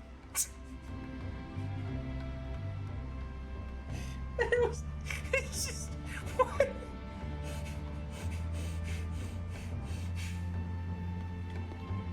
I wasn't ready. I wasn't ready.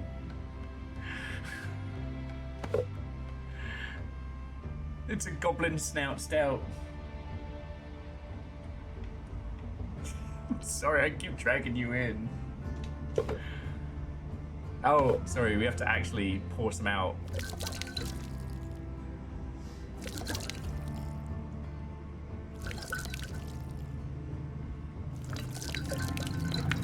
Rest easy, valiant homies. Sir Tupacius the These artworks Shaker. are drawn by the Dungeon Master himself and are available for purchase in the gift shop and eBay. For real. Thank you for following our customs, adventurer. Please, You know I have to go and check, you right? can turn on the Royal Fantasy Projector. I have prepared a presentation on the great evil who seeks to destroy my kingdom.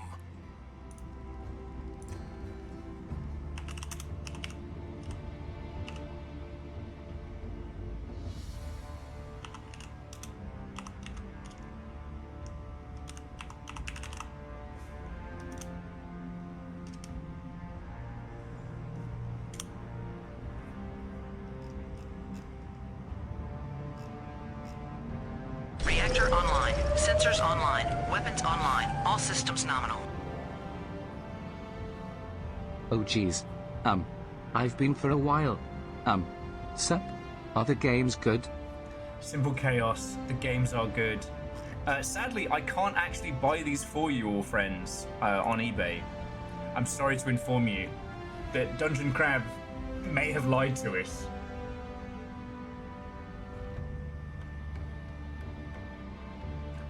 Ah, Null, in front of you there are two Steves.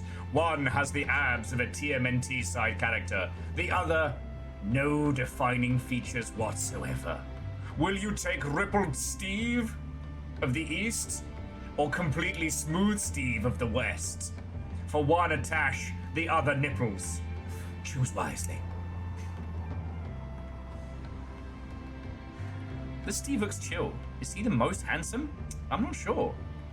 Another Steve. This Steve looks strong. Also very handsome. But maybe the other Steve is slightly more handsome?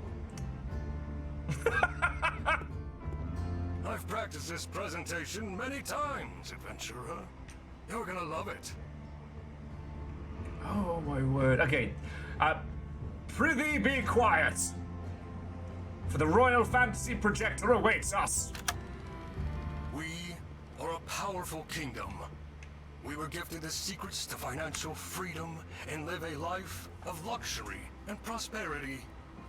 We live in a tiered royal hierarchy. I have two subjects, and those subjects are kings and queens to their own subjects. A downline of royalty, a truly fair system. However, the great evil believes our ways to be wrong and false. The great evil is a great corrupter. I'm in love with the clip art. Against us, friends, colleagues, and even our own family. They believe our lifestyle is merely an illusion, but they simply do not witness our hard work. Now, this is where I ask for your help, potential chosen one. You must rid the source of the great evil. Deep in Self-Helphoria is its evil lair. Really? Head there and slay them to save our way of life. In return, we will grant you all of our secrets to financial freedom, and you too can live a life of luxury. Thank you for listening to my speech. Boy, that sure does look like a pyramid Before you go on scheme. your journey, you will need a weapon to defend yourself. Here at the front of the throne are two choices. Are you a warrior, a student of the sword? Have I studied the blade? Or maybe you are a wizard, a manipulator of water magic. Make your choice. Obviously, I'm going for water magic. A fine choice. I must say, adventurer, your presence is somehow different to the others who came before you. I can sense your potential and strong mindset. Suddenly, a blood-curdling scream is heard from beyond the walls. Ah! King Crab, the haters! They're here! Protect yourself! Suddenly, a flying hench goblin from the Great Evil appears from behind the walls. It seems only a few members at the top actually make a profit. Is this a sustainable business model? Enough with your lies! Adventurer, please, equip your weapon and protect me from these creatures of deception. You must help me protect the ways of financial freedom. This is incredible. Oh. I haven't seen Goblin murdering this skillful since Steven Steve. I mean, if we stay hydrated, we get free refills on the squirty bottle every hour or so. I am not ready to become your next Steve, my lord.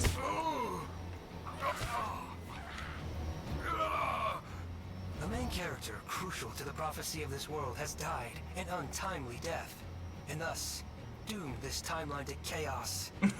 The story will now return to its last checkpoint. I've been tweaking the difficulty on this sequence. Just bear with me a moment. I'll adjust it to make it a little more fair. Oh, is that an Okay, just Oblivion close your reference? eyes for a Damn moment. right it is. I'll reset everything.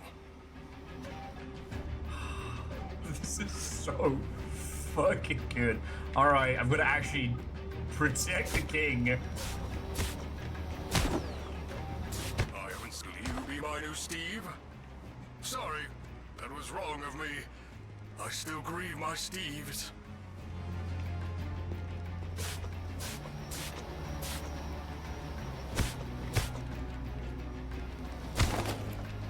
Kill the haters! They're unmotivated scum! Not once have they binged motivational YouTube compilation videos for 10 hours straight! Sorry, it was Morrowind. Truly.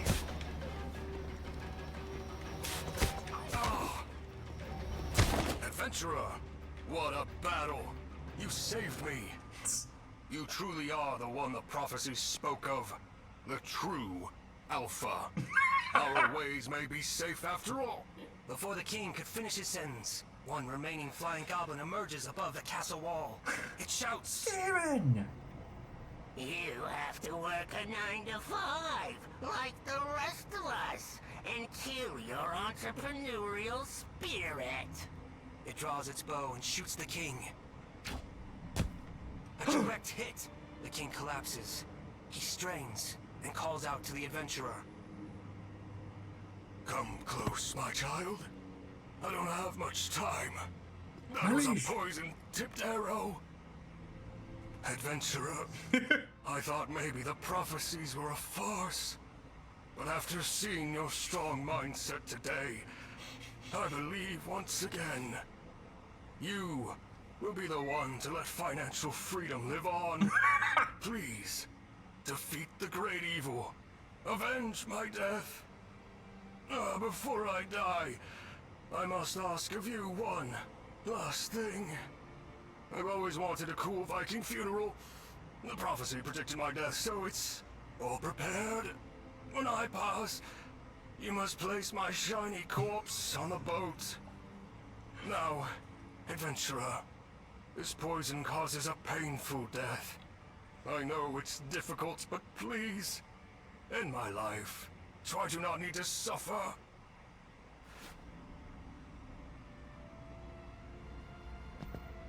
Please kill me now, adventurer. The poison, it's spreading. I see my Steves, adventurer.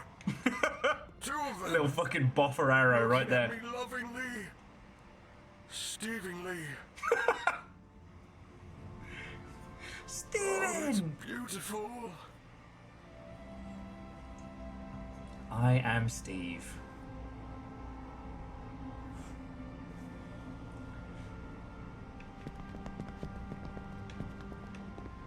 Okay. The adventurer must now fulfill the king's wish by placing his moist corpse in the cool Viking boat for the cool Viking funeral. Stevingly. Bang bang.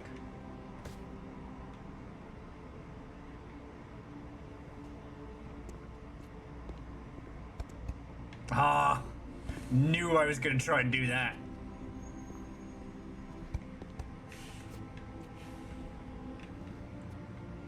You've already chosen to be a water wizard.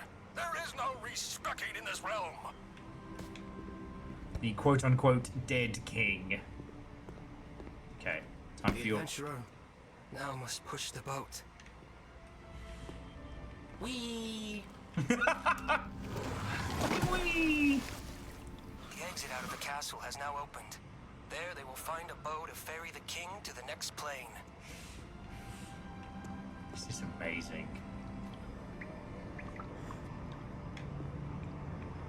Now, with bow in hand, the adventurer solemnly lit the arrow in the container of fire. Now do what must be done.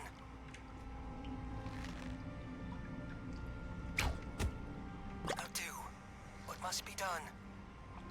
Now do what must be done.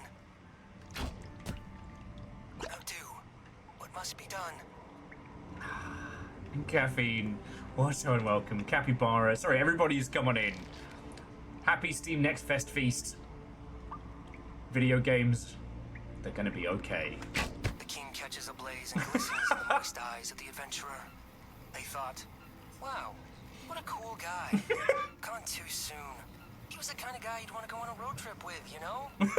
However, lamenting won't help. Their thirst for revenge grew. They know they must fulfill the prophecy, defeat the great evil, and receive financial freedom. They now take haste and venture forth, further deeper into self-helphoria, and vow to defeat the great evil. The great evil is haters, keeping you from financial freedom.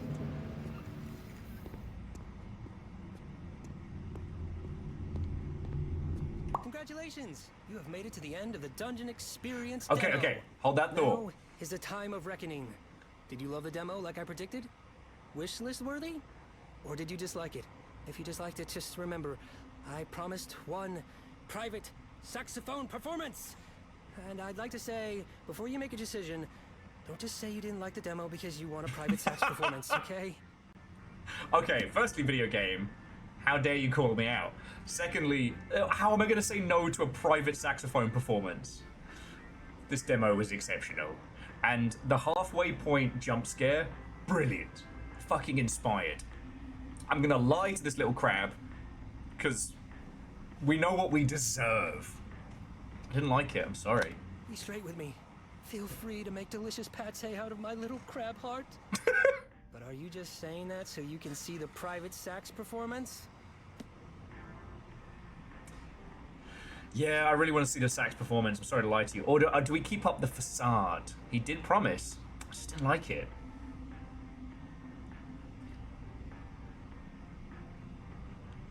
Be honest? Alright.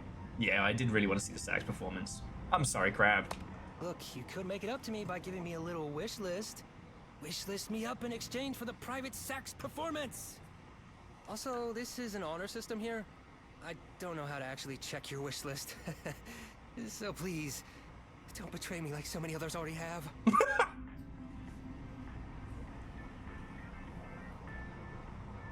Do you have any more additional demo content other sax? Work for my wish list, Crab! Oh, okay. You're kind of putting me on the spot here. 1 second.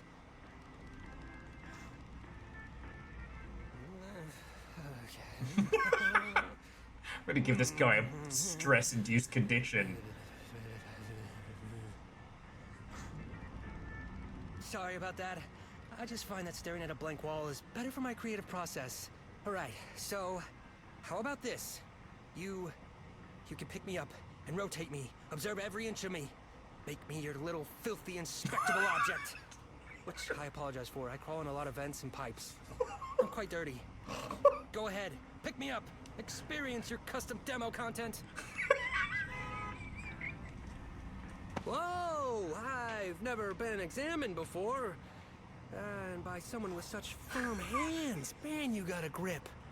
And they're well moisturized, too. You have done this before, haven't you? You're a professional. Professional picker-upper, that's who you are. Put me down, please. There's nothing I could say. It's perfect.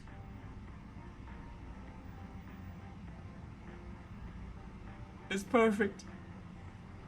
Now, do we get our saxophone performance? And yeah, no, it's always hard when you're doing things that kind of like come out of the experience to keep it good. Giving a police statement, bang bang. Bang bang. But the fact that he was like, okay, and just, I'll give you a little saxophone performance if you wish list. I have no way of checking, so we're gonna do this on the honor system. Alright, that wasn't so bad. I hope it was good for you too. Like, good enough to add to your wish list? Yeah? Maybe? I'll take a maybe. I'll take anything at this point. Talk to me after you've wish listed and we can begin the private sax performance. I have already drastically wish listed this, so... Oh, look at me! I'm over in my wish list corner. Beep boop beep boop beep boop beep. This is Steam. Thank you for wish listing this game. Oh, that's alright, Steam. That's also cool, Will. Gaben says hi, by the way. Oh, shit, you should tell him yeah, I hope he's doing good. I haven't seen him at the yacht meet. Now, it's time for the much anticipated private dungeon performance. I noticed you didn't click the link. I imagine you used your phone or something. Remember the honor system, I need this! Oh, so sorry. I just got a little bit worked up there. Anyways, follow me to the sax room. Fuck's sake.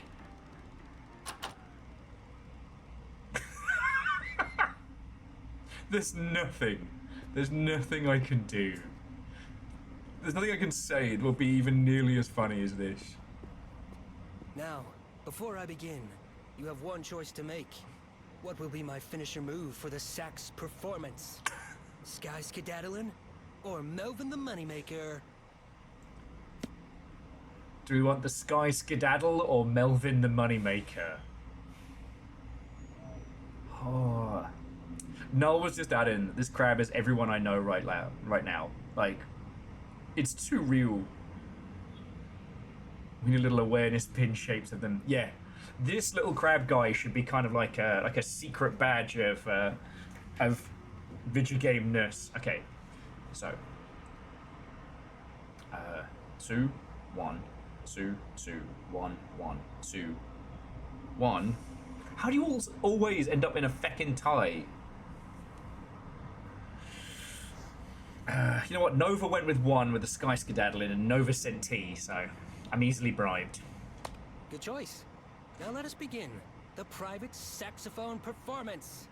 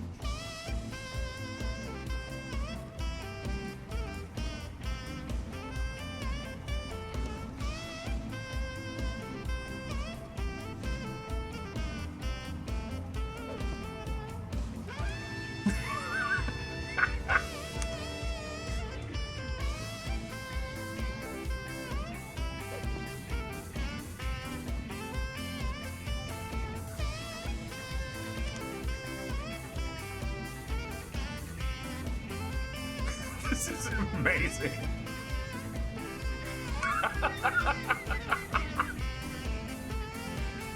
And yes, that is Epic Sax Guy, cram form. Oh, this would be like my ninja summon.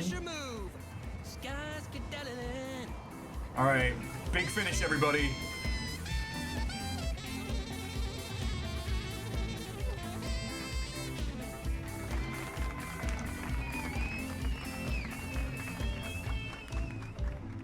Now it's your turn, adventurer. I know it may be a little intimidating to follow up my performance, but you just have to believe in yourself. Can you do that for me? Don't know if I believe in myself, but fuck it, let's try. Now, let's hear your sax magic.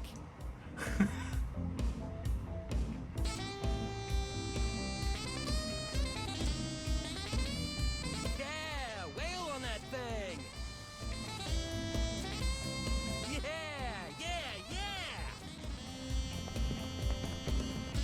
Blown my mind. That was incredible. Keep wailing on that sax as long as you like. When you feel like you've extracted all that sax out of your system, just walk through this door to end your demo experience. Why would I ever leave?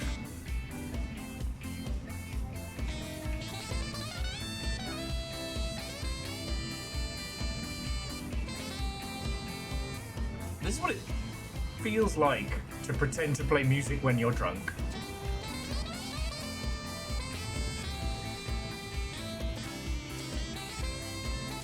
Sax for the crab. Happy Tuesday. Oh.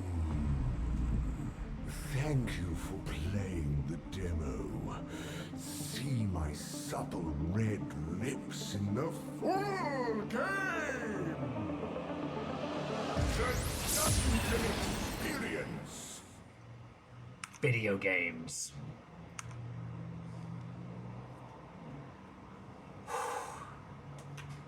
Okay. Okay.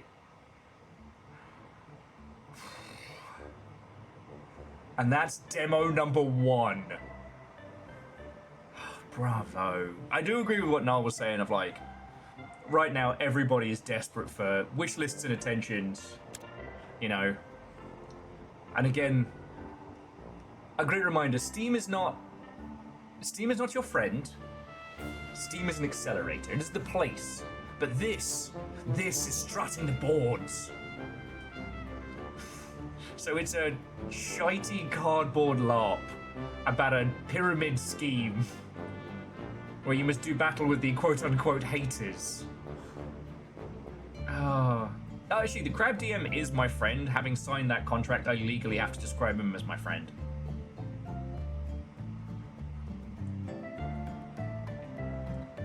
Okay, but we have many, many games to get to, and this was but the start.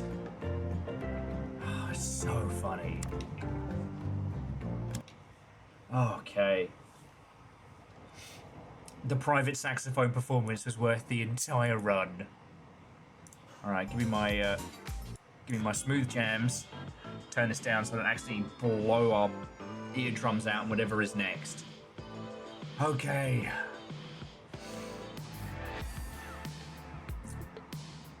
So, my plan today, we'll do something funny, we'll do something explodey, then we'll go back to funny.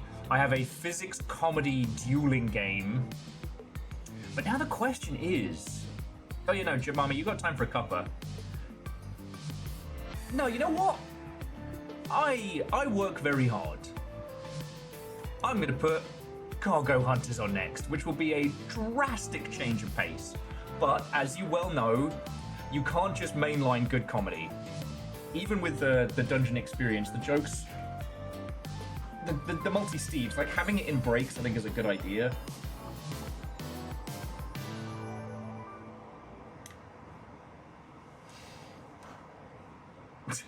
Aeon says, this is what a game discussion club needs. Play a solo sax discussion.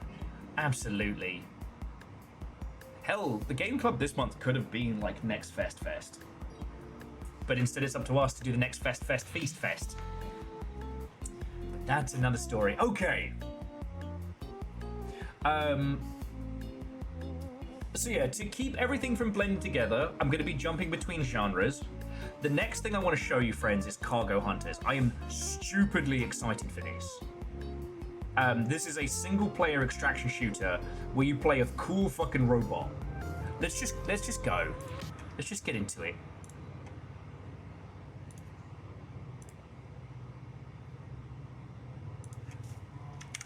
There we go. So unplug this though. I'm not playing this with a mouse. Okay. Oh, this one's called Version Spaghetti. But who is doing the Steam Next Fest Feast Fest the best? I don't know. Like a list of the best Steam Next Fest feasts. Maybe I could win an award. I could win a festy. Oh, sorry. I thought it'd be done by AI chatbot. We don't want AI. We want crabs with saxophones. It's not hard.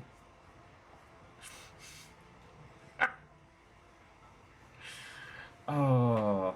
Yeah, Alnus, this is the robot game that I was... Ooh. Vershi says their next Feast Fest is a Tuscan kale and chicken soup. Ooh. I severely underestimated the size of the burgers we have left over. So we basically have 2 sliders between us. We do actually, we do also have the pizza. Maybe that's a better... I got some sweet tacos. You're not done with tacos? I don't want pasta. So I just... Hey, no, like, it was a... I was so brain dead earlier. I mean, it's good to have on hand because we can make that whenever, but... Yeah. So yeah. So friends, this is Cargo Hunters. Ooh, caffeine's got some stew meat thawing. Oh. Yeah, if you didn't see on Discord, Little Fire made homemade cheesy gordita crunches yesterday, and they were fucking good. We just needed the nacho cheese. Yeah, getting real close. All right.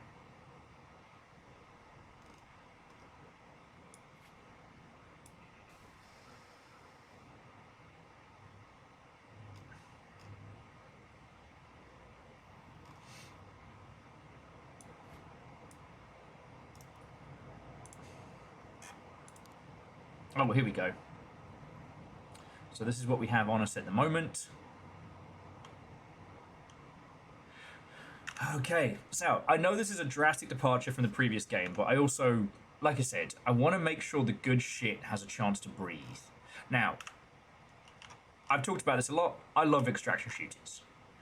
Not all of them are good. Secure case, clerk safe, etc. Okay. Equipment, inbox, no unread messages. Okay. And I will say that for a lot of folks, extraction shooters suck because, you know, we've essentially killed our reaction speeds by being old and drinking. And it is not fun to get, you know, ruined by sometimes hackers, but let's be honest, more often than not, it's a jumped up 12-year-old who's had 3 5-hour energy drinks plumbed straight up their nose hole. You know, that doesn't feel good. The reason I like extraction shooters is because they kind of like, they are to gunbang what boxes and vents are to immersive sims. This idea that you get in and you get out. It's not set pieces, but, you know, full-on chaotic freedom. And I love that. Yeah. Life is a demo is written on the back of our little soldier's helm. Now, and this is very, very indie. And the thing is like... Oh.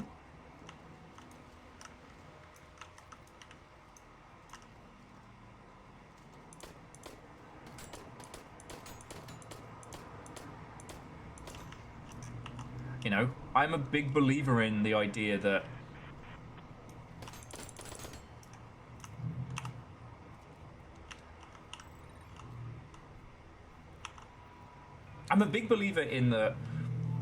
the only thing that has been stopping us from making more cooler shooters.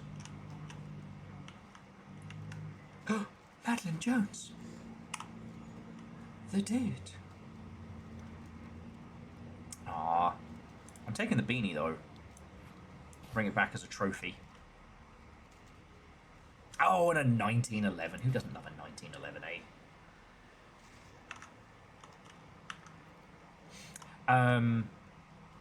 Sorry, it's that last one was so funny. I'm trying to like reconfigure my thinking. I wish I had a moment to decompress. I should have had a moment to decompress, but there's too many fucking demos.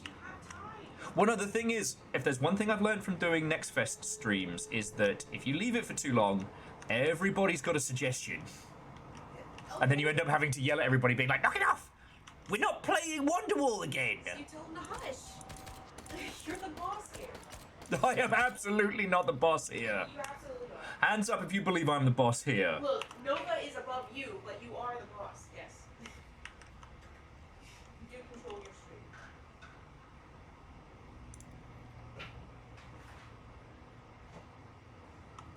stream. Frying pan. It looks like I'm making dinner.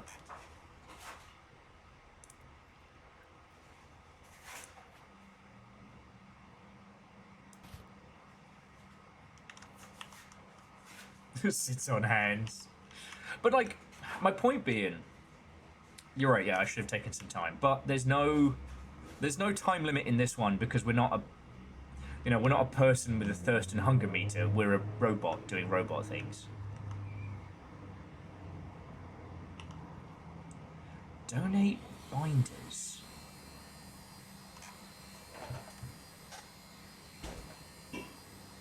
Can we play that game where a bunch of nugs pilot a noodly Viking-shaped mech for our amusement? Isn't that just my bloody day?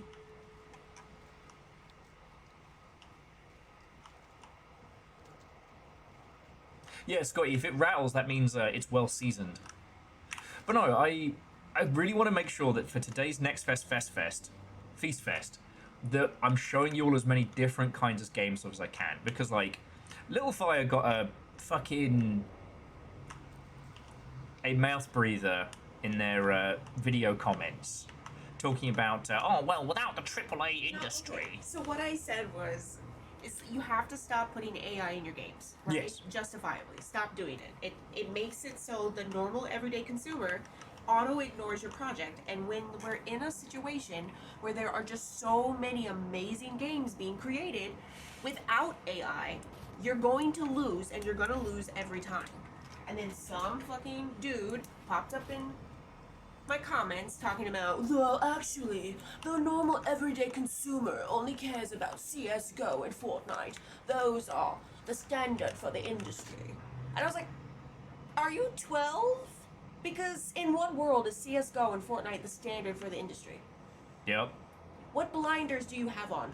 Peakied or otherwise. And so I argued back and forth for a little bit, but then he answered me with, you're being louder and wronger. And then I stopped answering him because at that point I said, well, I'm not going to argue with a brick wall. You're just an idiot. Yeah. So, this is empty. Yes, thank you. It's the whole thing of like, well, we talked about this a lot since it dropped, of like, there are multiple games industries. CSGO is not a game. It is an industry unto itself. When you think of it like that, it changes your thinking. You know, no one here is going to make the next CSGO. But... why would you want to? But exactly, why would you want to? Why would you make another CSGO when you can make, like what Fearless said, make an extraction scooter? Yeah. On scooters, Why zooming can't around. you pay something that's already been done when you can make something fucking innovative and fun and creative out of your own mind? Yeah. And make money. Yeah. You don't have to be AAA to make money. It's obviously just harder. But so is the rest of life. Yes. Well, and when they talk about not making money, on those scales, they're talking about not making squillions of dollars in 30 seconds. Right, Not... But then you have something like, you know, when you make something that, when you listen to the consumer base, when you actually pay attention to what players want, you have something like Lethal Company. And boom, you have tons of money. Like, yes. No, you're not making Call of Duty money, obviously, but you are making really good money to then make another project. Like, and change your life. Yeah. Just be creative. That's it. And learn a skill. Can I make a game? No. I don't know how to do that. I could learn. I believe in you. Eventually I can learn. I found the Bic lighter. Alright, we're alright. But the thing with like, the thing with Lethal Company that's so fascinating is that... Oh, he shot my arms out. Fuck. What about this guy? Can I take his arms off? Cut. Like in that movie, take his arms off. The thing with Lethal Company was it was a breakaway success, but has now been proven to be...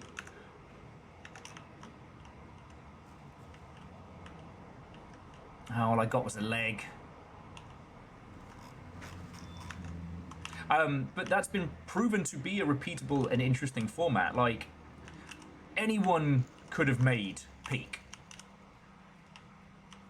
And I think there's a lot of biz dev folks who should be kicking themselves because they could have done it. It didn't cost a lot of money to make. The return on investment is ridiculous for Peak. And yeah, COD and CSGO are the industry standards. No. In no world is COD an industry standard. It's an anomaly. I broke my fucking arms! I'm in trouble. I've got shaky robot hands. It's alright, pull this guy's arms off in a sec. I just don't know who's shooting at me.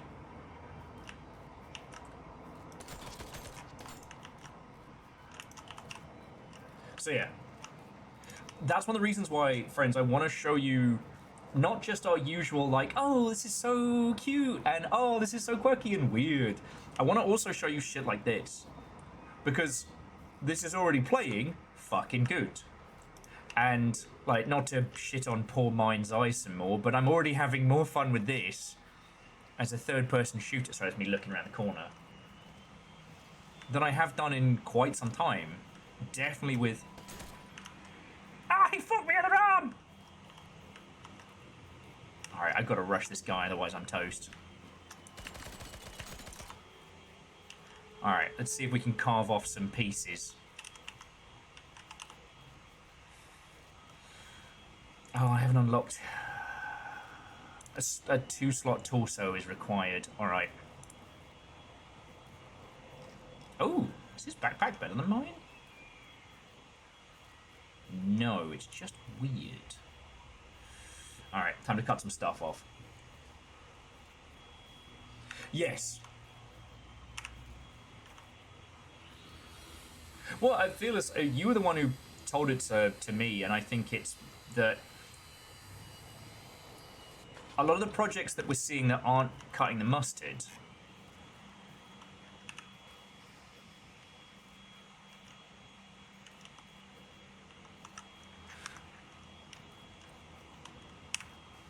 these projects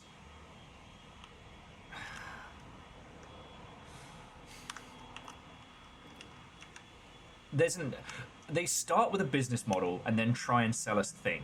So, like, one thing that made me chortle is Mr. Beast's new game has gone to shit. Cargo space? No, car no do that. Car no flight. Cargo road.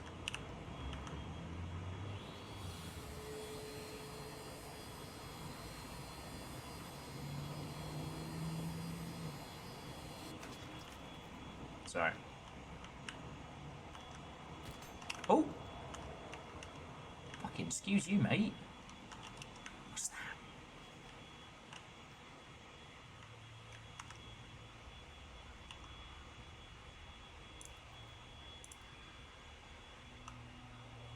Me trying to make some interesting points while I'm under fire. Heavy duty black bin bags. They're on offer till December.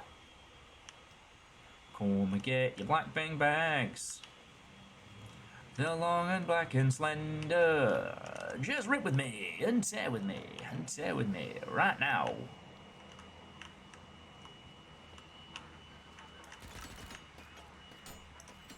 Oh, I'm in shit. Run away! Bravely turned and bravely fled. Brave, brave, brave Sir Robotin.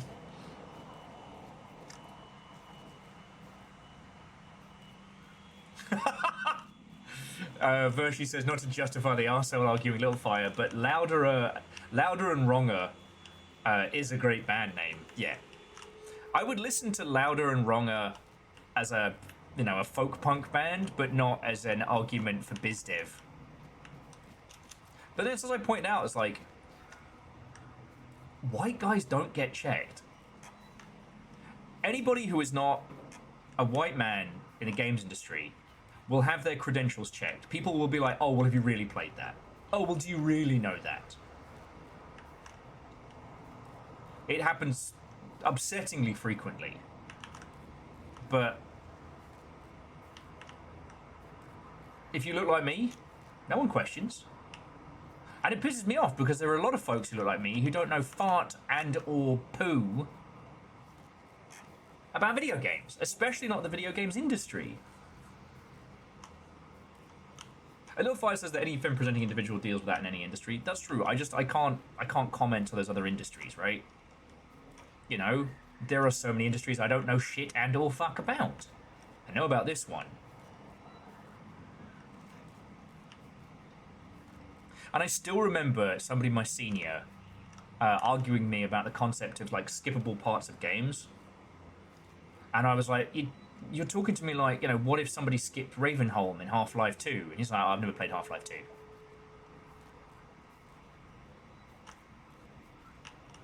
Okay.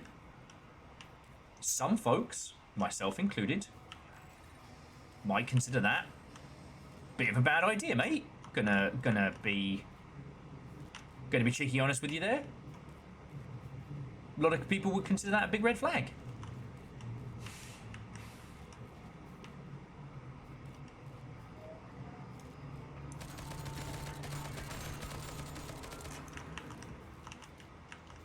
Alright, my arms don't work.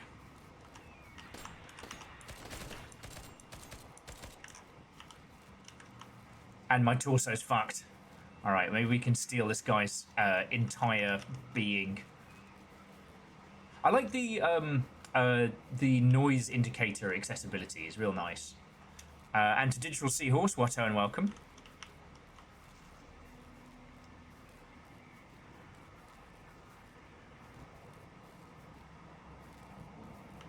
Jesus.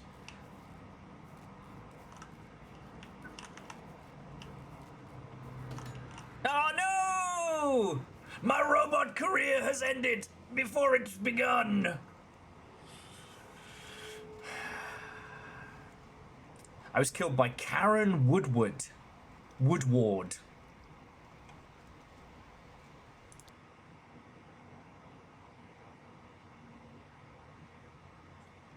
Now you're probably wondering, what are you going to do, Will?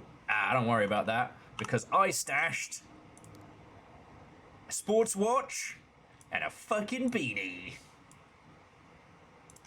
Oh yeah, I have to equip hang on, where are my body parts? Here we go. So I need to equip a head that allows me to have to wear a hat. I'll go for a better body.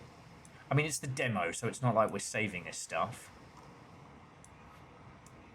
And some funky mismatched parts here. Obviously, they're giving us mismatched parts to start with to just highlight that, like, yo, this game weird. So we'll put on the armor. Oh, I got a fancy... Okay, helmet or beanie? That's the question.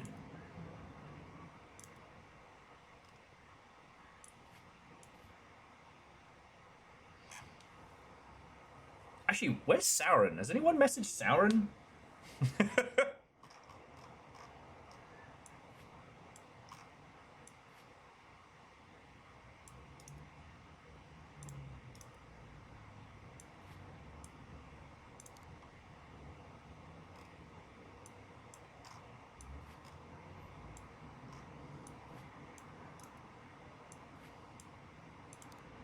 Does it give me a suppressor that doesn't fit on any of me bloody guns?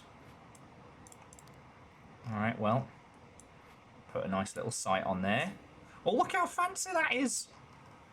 Now, obviously, this is a little simpler than a lot of shooty gun bang, i.e., we don't have to worry about multiple magazines, we don't have to worry about a lot of things.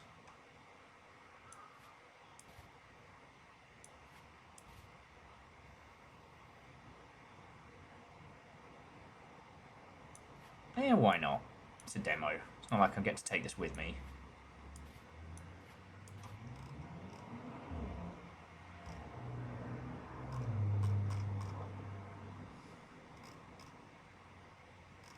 Siren messaging failed. Yeah. Alright, we're putting on the beanie then.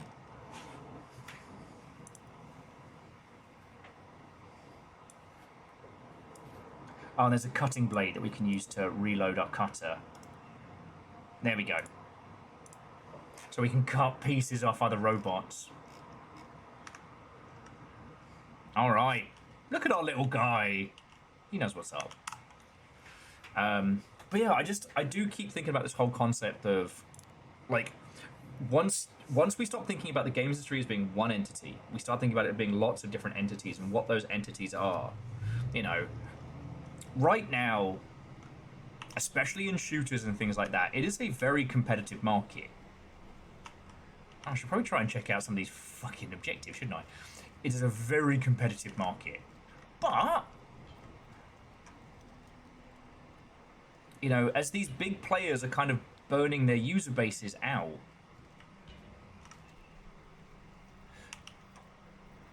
like, it's like it was... I can't talk about why, but Little Fire and I got a copy of the latest COD, and we got to mess with it over Christmas.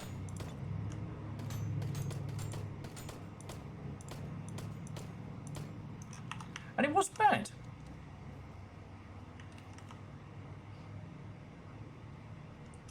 Okay, what I should say is, Little Fire and I, we had a lot of fun playing zombies.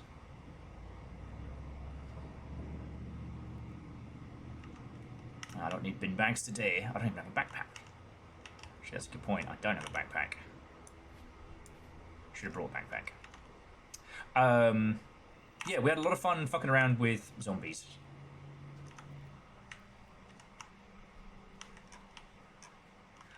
We tried Warzone. I got fucking obliterated every time. And considering the load times to get in, even with a decent rig and decent internet, like, I didn't get to play very much.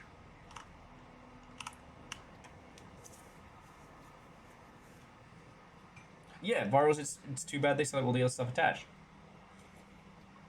There was a rumbling about it possibly having...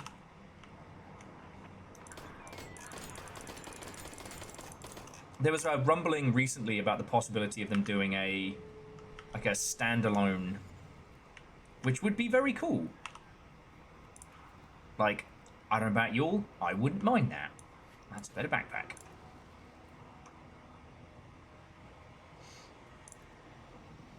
I'm taking the lighter.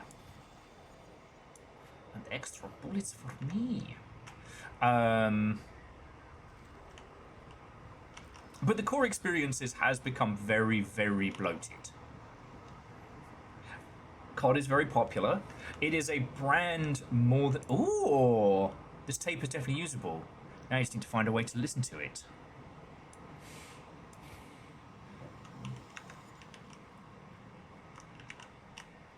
Okay. Oh no, audio cassette. You're going in the special place. Oh, some extra bullets. Lovely.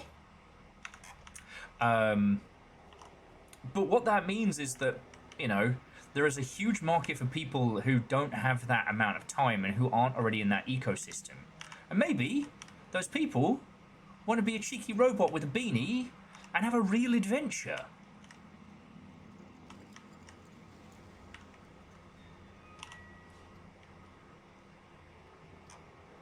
And yeah, Voshi, it isn't a creative endeavor anymore. It's an industry being worked on by several... Oh, my legs! Oh, I broke my robot legs! Digital Seahorse. This is,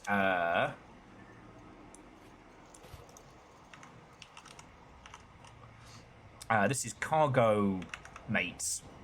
Fuck. Cargo Hunters. This is a single-player / co-op extraction shooter where you play a robot scavenging the wasteland against other robots. But yeah, as I'm sure you're all aware, there are fuckloads of different studios that all work on COD year round. Many, many projects have been sacrificed on the altar. But ultimately, it does not exist because of a cohesive creative vision. It exists to make a honking buttload of money. And that's okay, right? You know, I have definitely critiqued it in the past, but I have to remember that, like, I'm not mad at it for existing. I'm mad because I think that money could be used better for other things. I think that the amount of money it costs to make a Call of Duty, that same money could be put into, 100 indie games.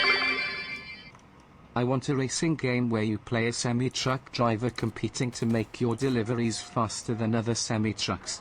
Call it Cargo Fast. I should hope so. And Virtue, thank you for the bits. Of course, I'm getting robot shot.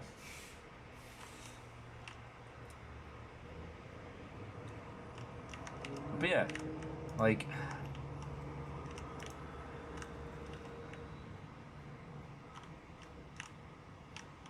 people want what the people want. And, ultimately there is still a huge market for, shooty gun bang. There's a huge market for really good experiences. That hasn't gone anywhere.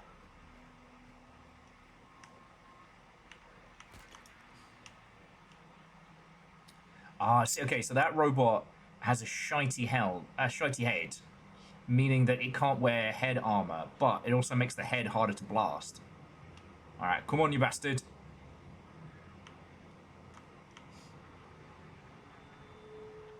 It's also the fact that they're robots does give the AI a little bit more excuse to be, I wouldn't say jank, but...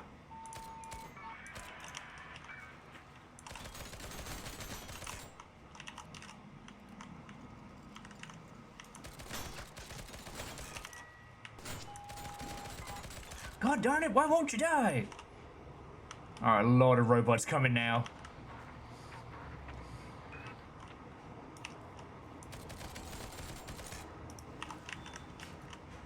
If I'm a robot blasting other robots, like, Saren's not gonna be mad at me, right? Right? They will. What? They'll be mad at you. Ah, poo.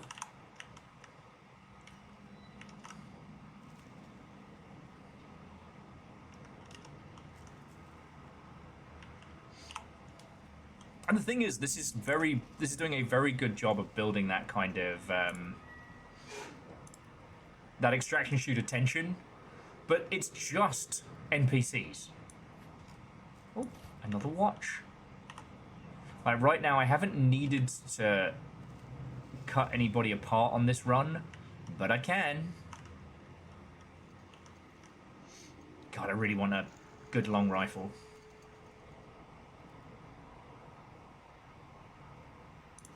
Safety hat. I'm keeping the beanie. The beanie's coming back with us. But now, got my safety hat on.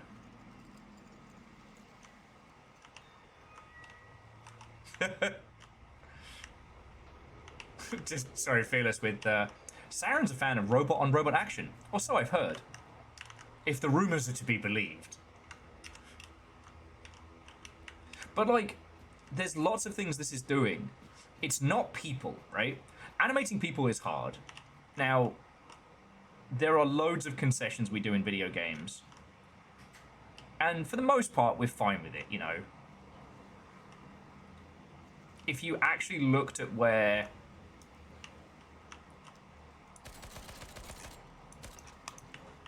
If you actually looked at how a person would hold a gun through an FPS view, like, it doesn't work. That's not how people work. Come on, something good.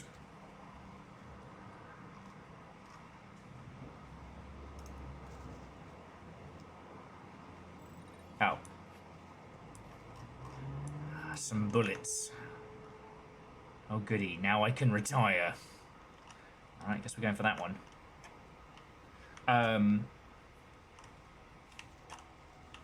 trying to do photorealism is also another big old trap that the bigger games fall down. Now look at this. It looks grungy, it looks janky, but that's entirely the intention. You know, this can get away with so much.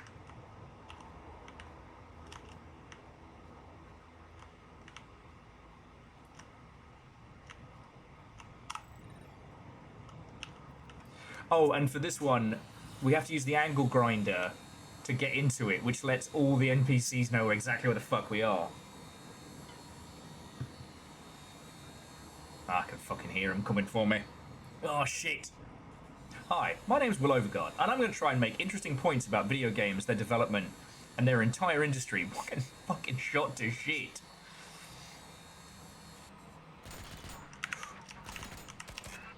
Fuck. Do you mind?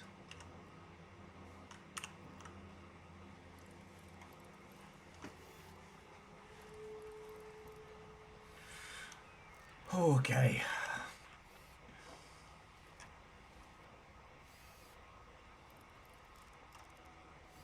Also, friends, with this being an extraction shooter, I could quite clearly fuck around with this game for hours. So we'll call like a... We'll call next game at some point. Don't let me play this all day. We have a lot of games to get to. Then you need to set an extra time. What is the timer? I don't know. I don't know if I'm winning or not. Probably not, considering it's... I found a pool ball. Belongs to me now. That belongs to you. Okay. Well, we're not going to go till 6. But just in case, Nova will poke me at 6. Because it's like... It's not the case for all titles, but I have noticed that, like, especially when it comes to shooters, people are surprisingly forgiving. You know? Folks are still going back and playing, like, good old GoldenEye and shit like that and having a good time. And I don't know if you played GoldenEye recently, but it handles like arse. And it's not even just folks who are playing it for nostalgia's sake. If the fun factor is there, oh, I'm getting jumped.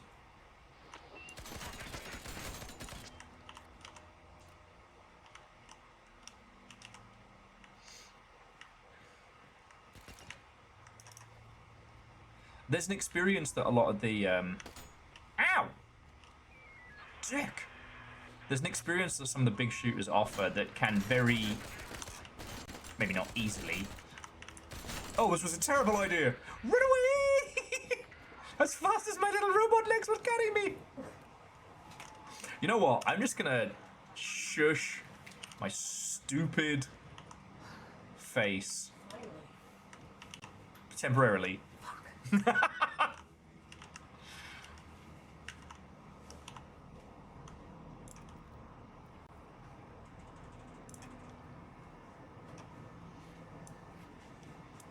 Let me pretend. Let me pretend like it could happen. Nova says it will not happen.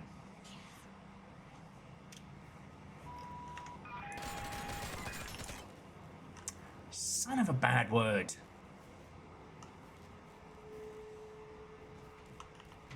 I broke my left arm, and I think I broke his too. All right, let's try and get out of here.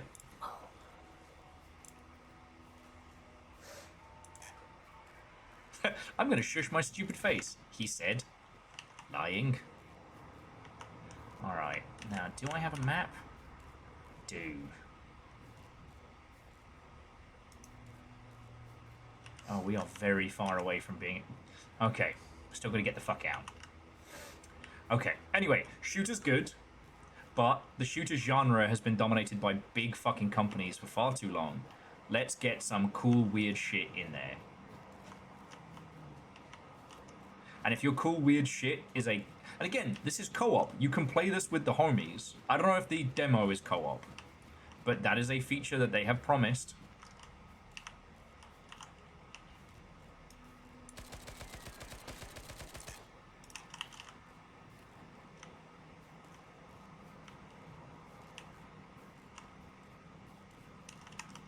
Ooh, I think his arm's better than mine. Take that off.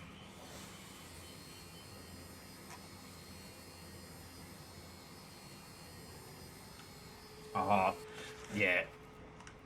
Okay, left arm's out.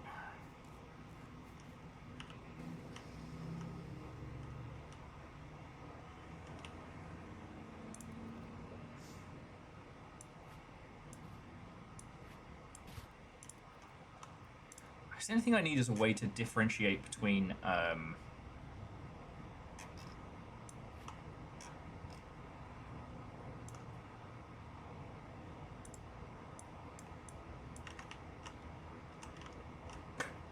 sorry, for your robot, they have a quote-unquote pocket. Alright. Just got to get down through here and not die a horrible robot death. Make sure I don't end up in silicon heaven. That's where all the little calculators go. No! No! No! No! My torso's disabled, so it has the check engine light pop up. Oh, this game's gonna be fucking good.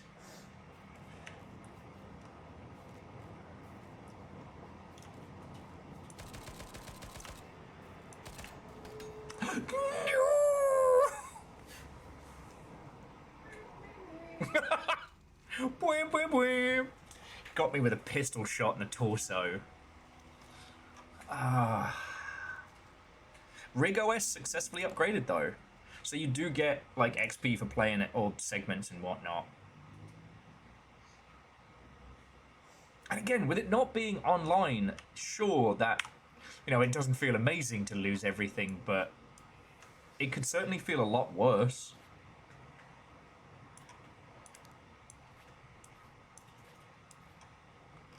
I guess the problem is now we don't have anything to put stuff into.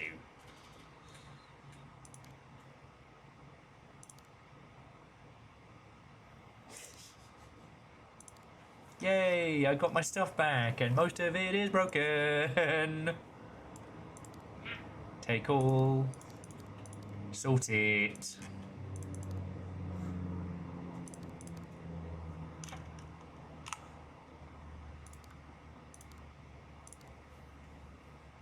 Take all.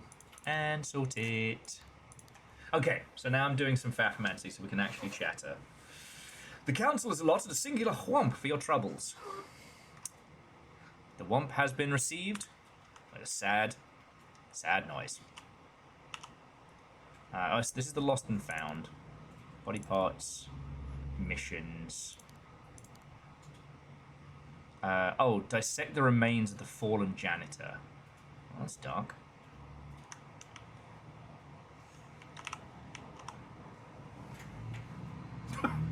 Vanderby says you need to put a little bit more effort into the extraction bit. Okay, firstly... Yeah, it's kind of an important part of the genre, because it is called a extraction shooter. You gotta do both, you know? I guess, disappointingly got my shit wrecked shooter doesn't quite have the same, gravitas. Not quite. The world's already too dark, we don't need that out there.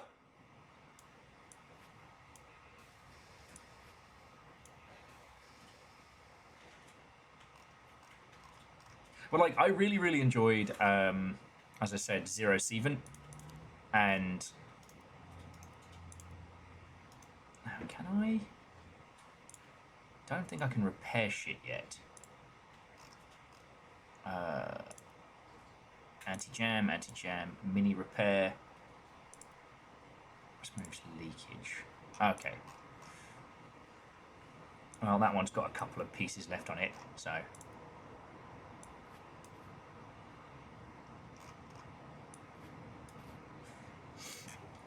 Oh, you'll do better next time.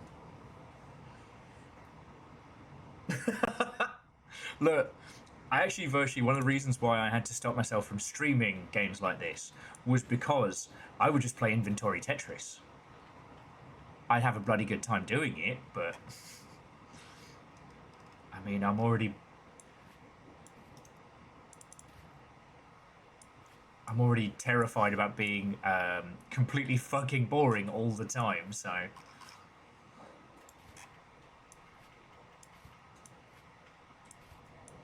Okay, I'm not going to bother faffing about with a handgun.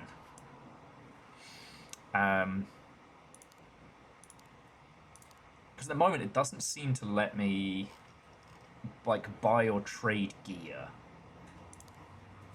You know what? I like this one better. It's got a nice little... We've got our cool helmet.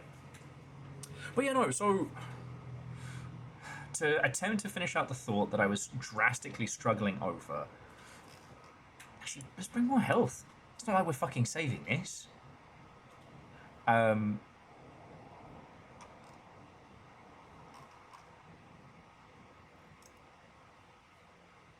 really do think that we are past the point now where shooty gun bang is just the treadable field of the AAA only.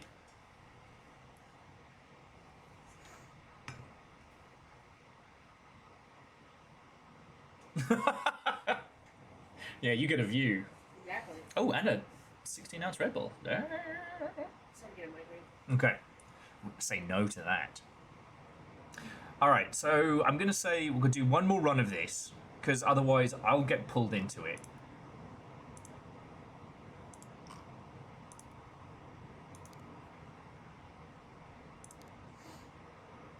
And we don't yet have... Yeah, so like the buying parts and things like that is not in the demo.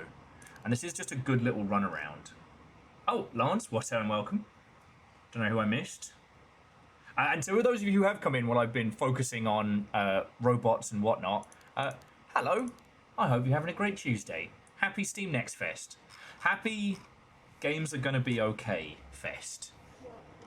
Maybe. Well, some games aren't gonna be okay.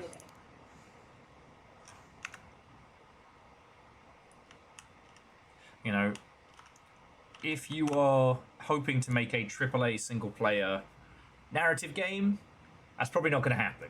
If you want to make a story game, you're going to be all right. Just don't try and live in California. That's not me being a dick. When we looked at the 2025 layoffs, the place most hit by games industry redundancies was California.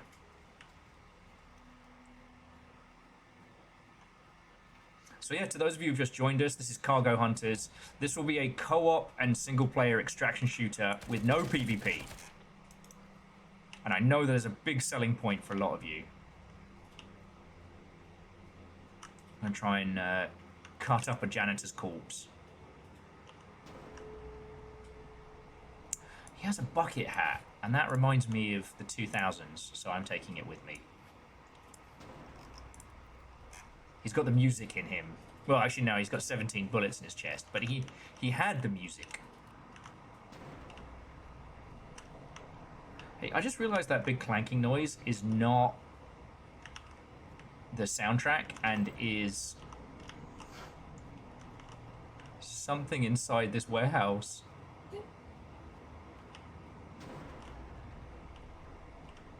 Meep! Hey, this is Field Agent Robo Will. We have a Category 3 Meep. Repeat, Category 3 Meep. Over.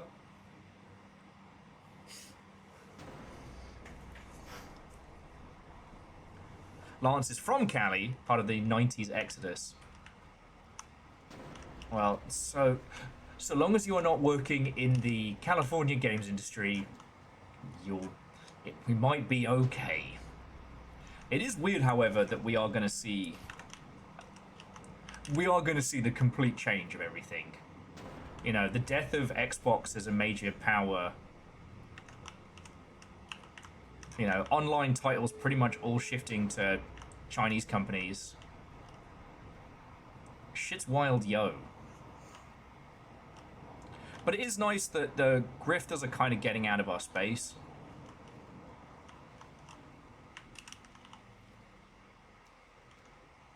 That I do appreciate. Oh, get some coffee for later.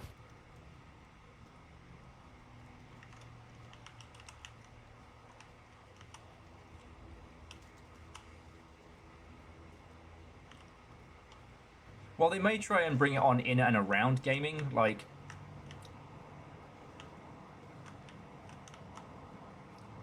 the differentiation between gambling and video games is very, very heavily established.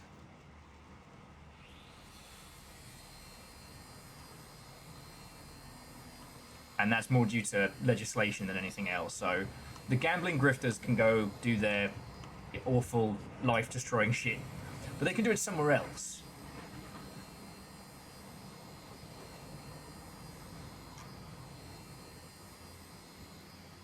It does amuse me greatly, though, that... Oh.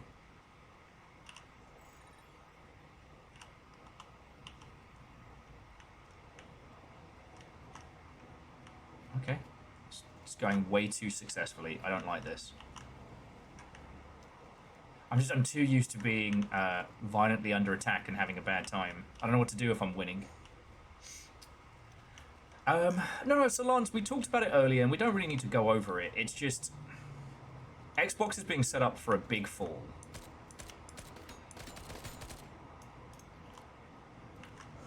Like...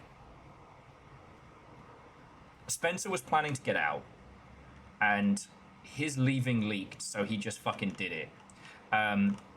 Sarah Bond's the full person now. What ho? Little 2011 dance. And Nicky Ott, fucking thank you. 14 months, no less. Fucking thank you.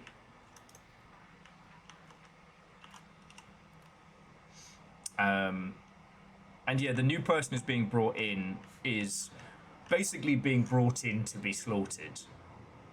You know, everyone's been like, oh my god, she's going to bring in AI stuff. Turns out she's a fucking weirdo. One of those, like, birth rate. I think they picked the weirdest person they could. Yes. On top of the AI stuff. Like, it's clearly intentional that this is going to be the... Well, I mean, obviously they were wrong for the job, right? Look at them. I mean, look at what they talk about. And of course AI was bad. We always said AI was bad. Now look at our new thing. Gambling. Yes. But now gambling's okay. Brought to you by Gamble Lords.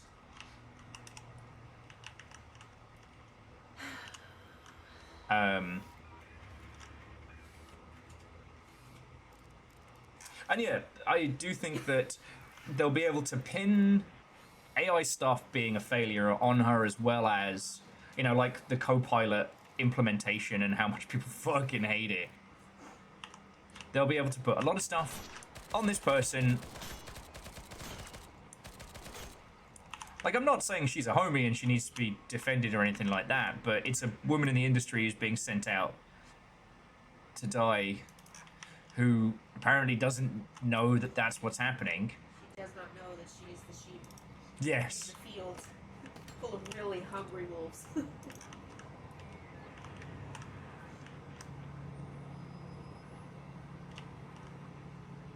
I need these bastards to try and rush me.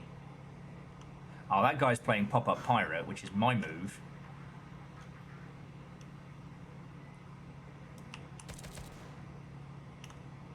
No, it's still there.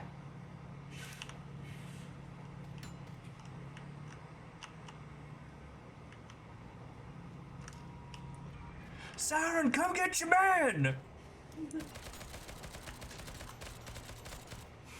Oh, shit. I need to kill him before I start talking shit.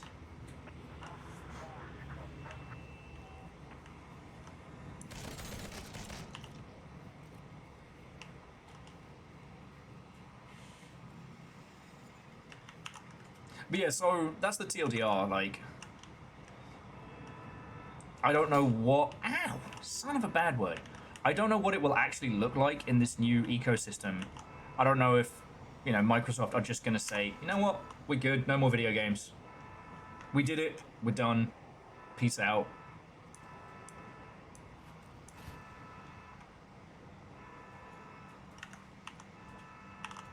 Nah. Lance...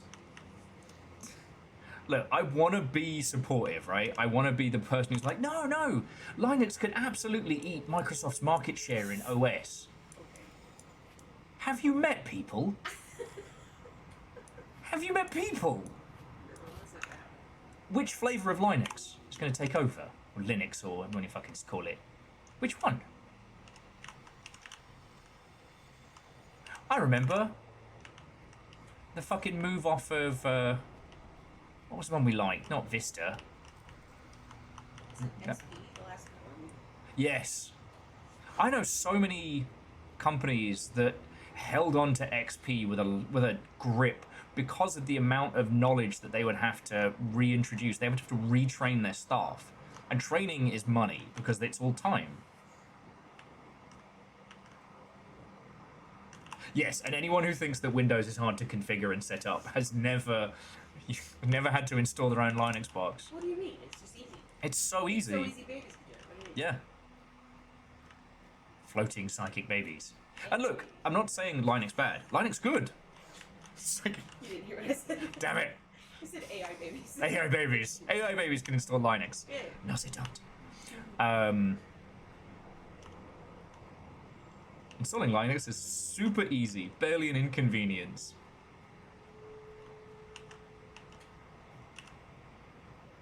Oh, I'm on the wrong side of the fucking... Betty! You're on the wrong side of the river! I just fought through this whole fucking warehouse the wrong way. Fuck. Alright, we're going to the docks. But yeah. Honestly, the hardest group to take off of Windows would be gamers. I mean, it's enterprise, right?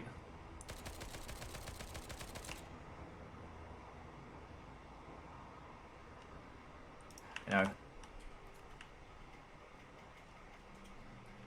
Like, gamers are not hard to bring off of anything. We just need... People just need a clear line through, and then they're golden.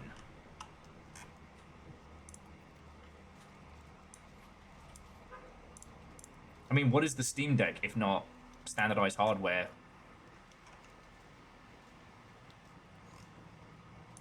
I do think the Steam Deck is going to end up being the fucking life vest for video gaming, but that's just my humble opinion. And that is a Linux box. Oh, and this is Cargo Hunters. Co-op or single player, extraction shooter, and it's extremely good.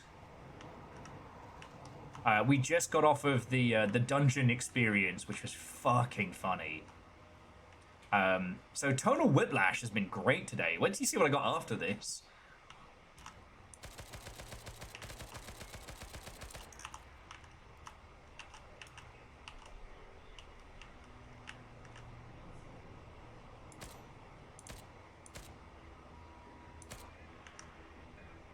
God damn it.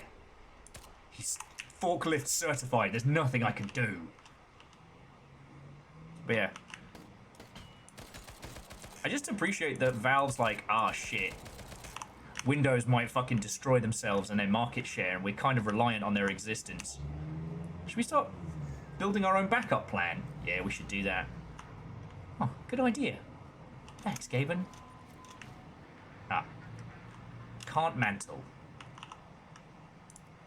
Okay.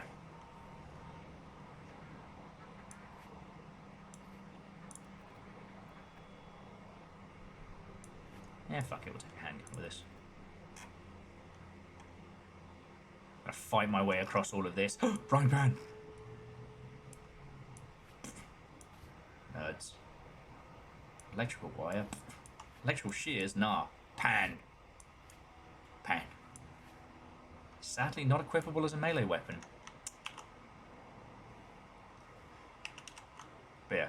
Like I said, I'm not being a dick. Linux cool. I have set up my own boxes and desktops for them. Although it was a long ass time ago. So I mean maybe it was a long ass time ago. Oh, I am so lost.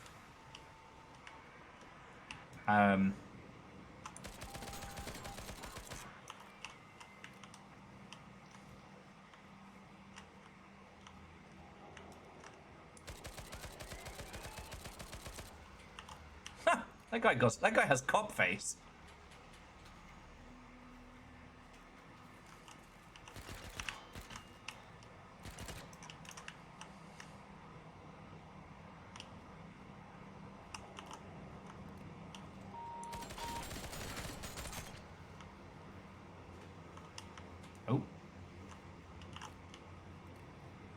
Pretty sure yellow means I'm in trouble.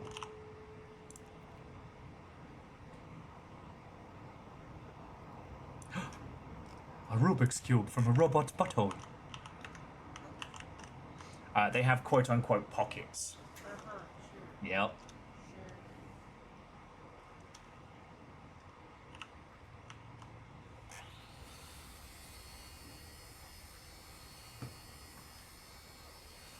Anyway, like I said, I'm not shitting on lining stuff. It's just...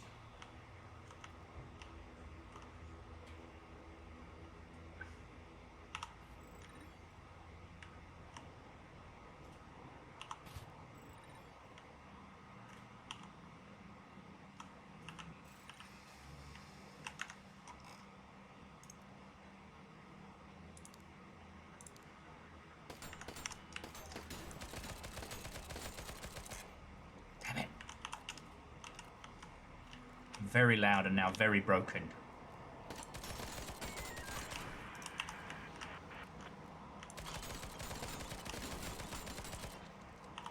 Sir, you're ruining my legs. I need these.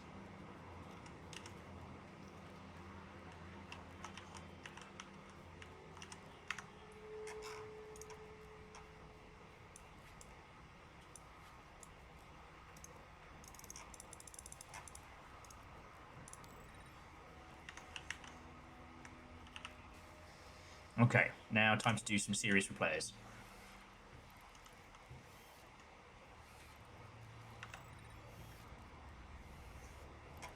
And then throw away the leftover arms that I'm not using.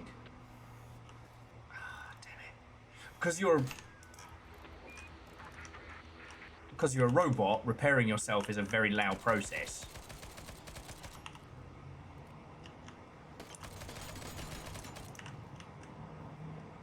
Okay.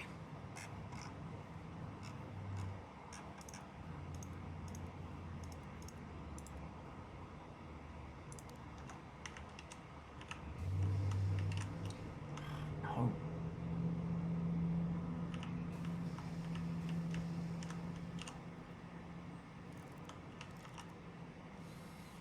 Let's get the fuck out of here. I'm big chunky. Fearless, to be continued.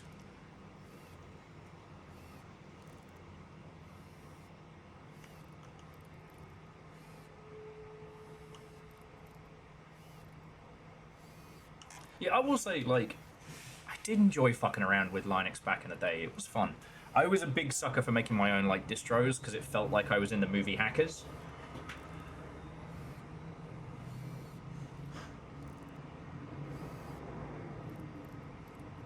Oh, caffeine, well done. I haven't gone to play Arena Breakout in so long. I miss it.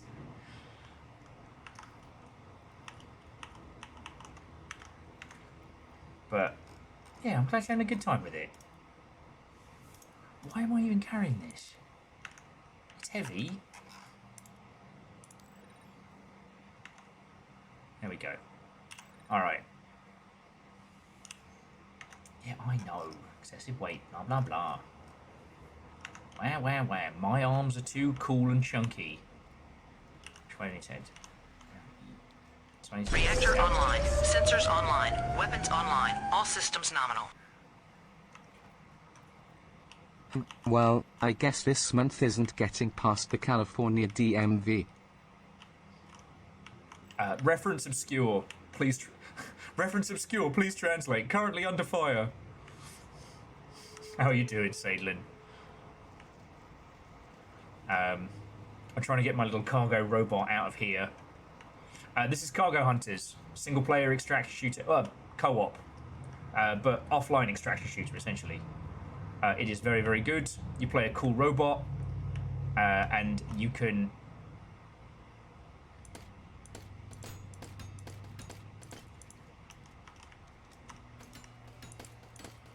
Sir. You play a cool robot, and you can do cool robot things.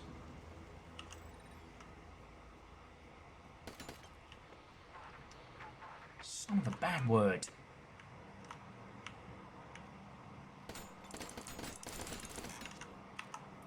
Fucking tase this robot. No! No!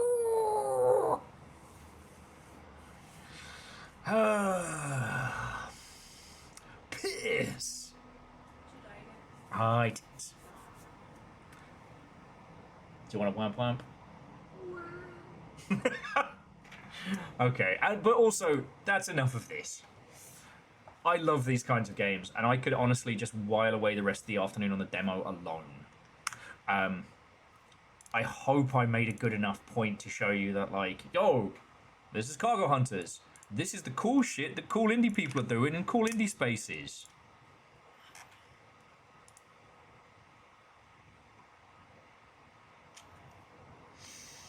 Okay.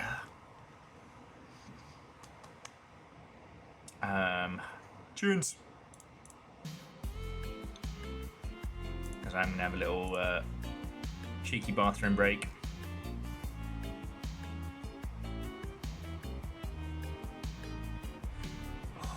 Okay. Sorry, someone just checking over here. Someone sent me a link to their Next Fest game, and I'm looking at that art, and I'm like, that looks shaky.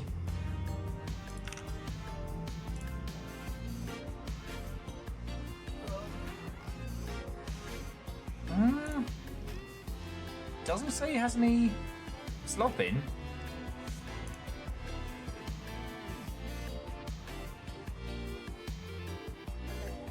Allegedly.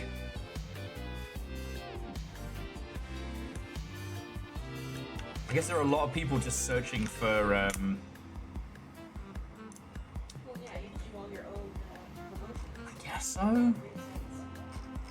Okay, but the two that contacted me may or may not, and the other one do not seem to be slop fests. Way cool. Okay, sorry. Failure to announce slop, right to jail. But what I can do is I can leave up the Next Fest discovery queue for you to heckle or inspire.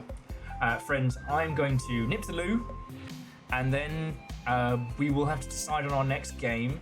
I'm thinking the comedy medieval game next, and then after that, we can either go cute or we can go kung fu action.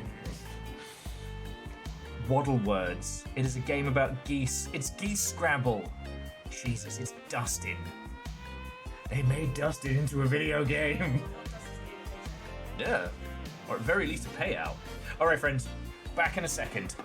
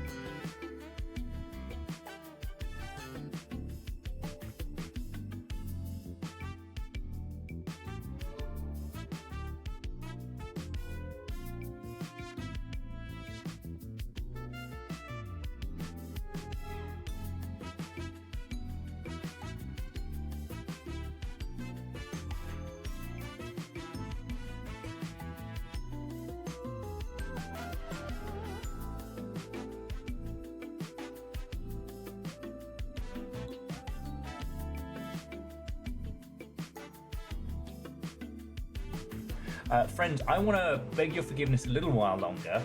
Oh, and Sadlin, thank you for explaining that thing. Fascinating. I'm going to get distracted. I want to make... Wait. What's Leppin? Oh, no, it's the air race, the Rain World People's next game. They're doing a beta test this coming weekend, which is a very silly idea. Yeah. Does nobody have, like, on their roster somebody who pays attention to the best times to do things? Well, or at least knowing when the worst times to do things are. Sorry, friends. For those of you who don't know, so this weekend is going to be, well, now, Marathon, New Horizon Zero Fist Punch.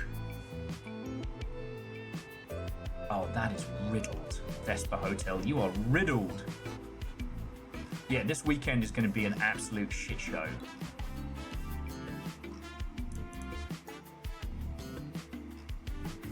No, fuck off. Fuck off. I can see the slop. I can see it. That's not real.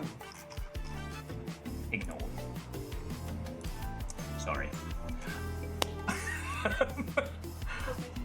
I would like to make some tea because Nova has sent us, if you weren't here earlier, Nova sent all of this tea.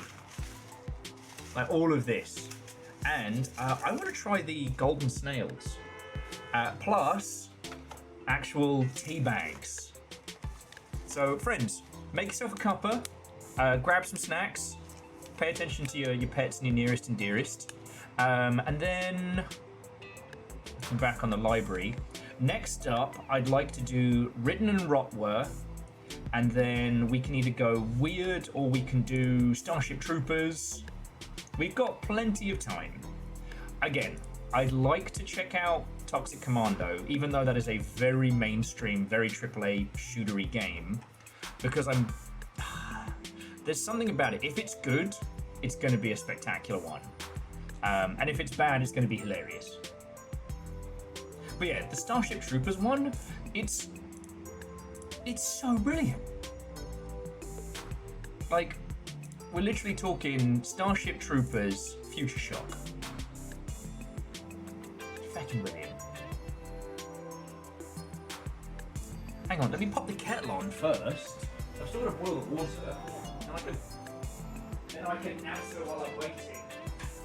Do you want tea as well?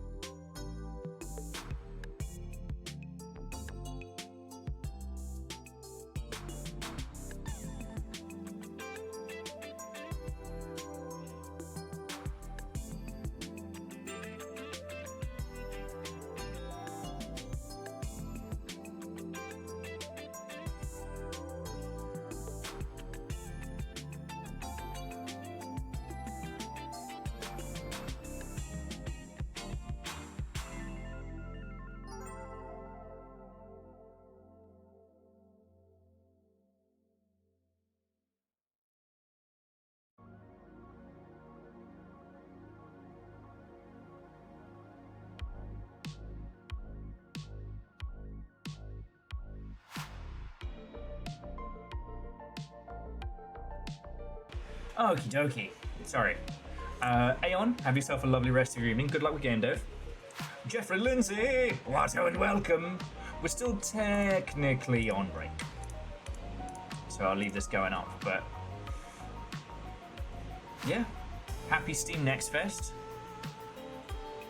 Remember, when you see slop, ignore slop.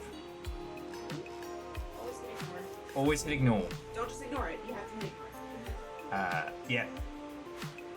They say icons, but that, yeah, ignore.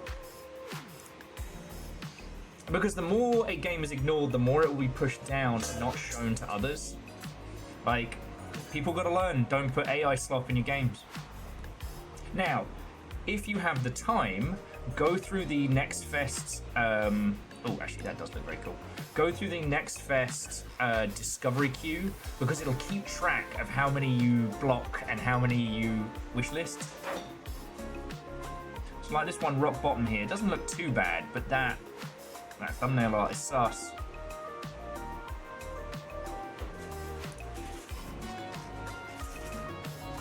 Because like every game you wishlist, you're gonna give it a little boosty boost. The best thing you can do is play a demo and then leave a little demo review. Even if it's just like, fuck yeah. Well, not fuck yeah, but even if it's just like, that was cool. Like, that'll help that game so much. Because like, Next Fest is going on for the whole week. By the end of today, we'll start to see the risers and we'll start to see the sinkers. There is one which is like an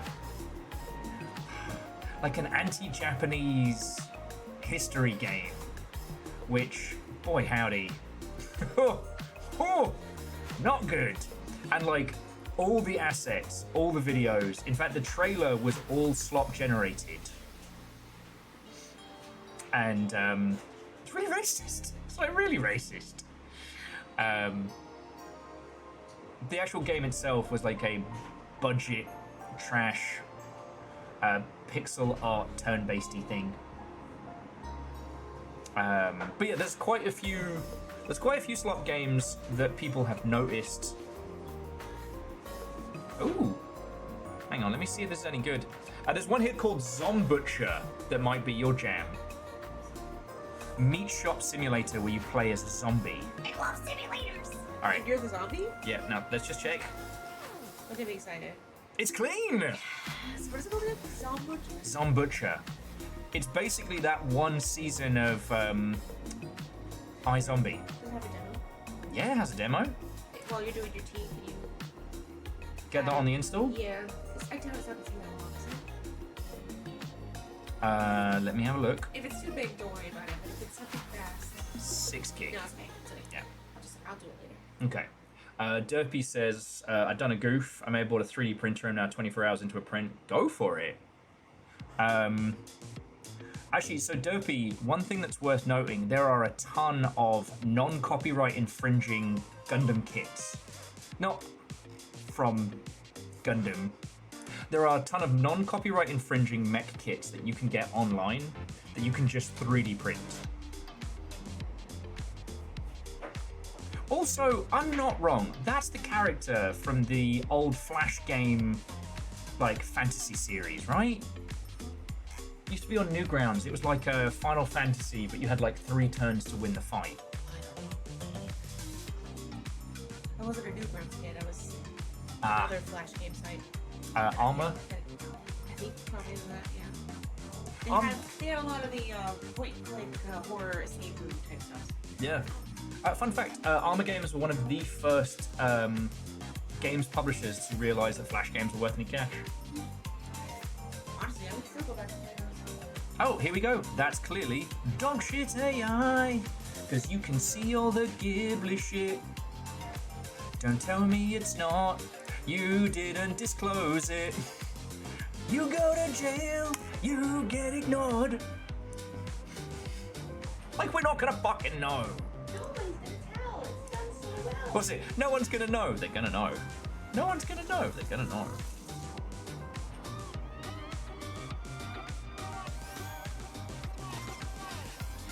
Okay, if this isn't slop though, this is called Romestead. a survival building game, not horror, where you and up to oh god, maths. I need math T. You and friends try and rebuild Rome after a zombie apocalypse.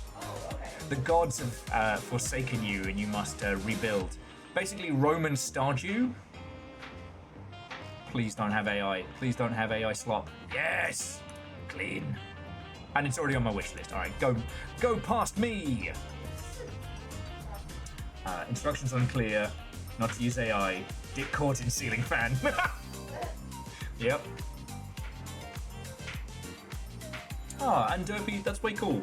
But no, seriously, there's a bunch of non-copyright infringing minis, depending on what kind of 3D printer it is, and non-copyright infringing model kits, which, you know, if you've already got the printer, will cost you pennies. Tiber Valley! Fuck, that's way better, Moose! Fan Beast.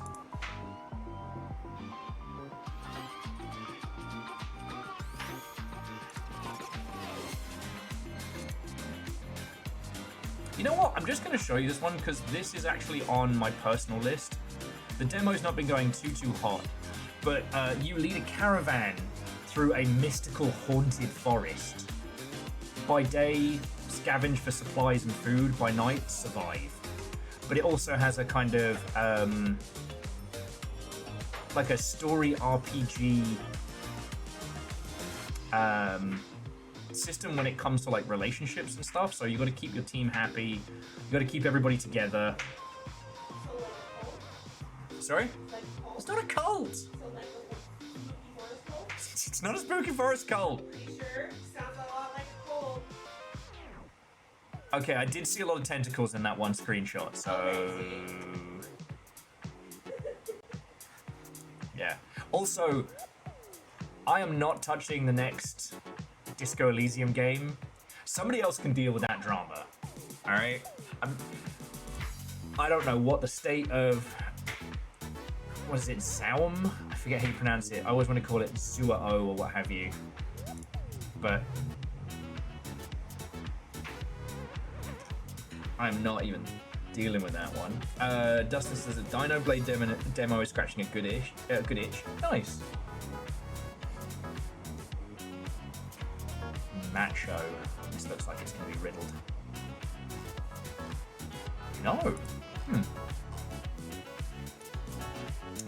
Nice to be wrong sometimes.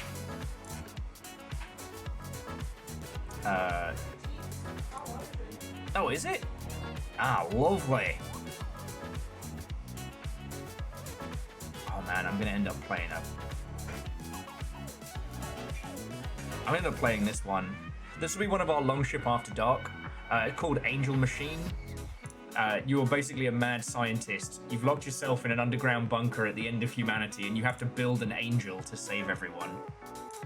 You know.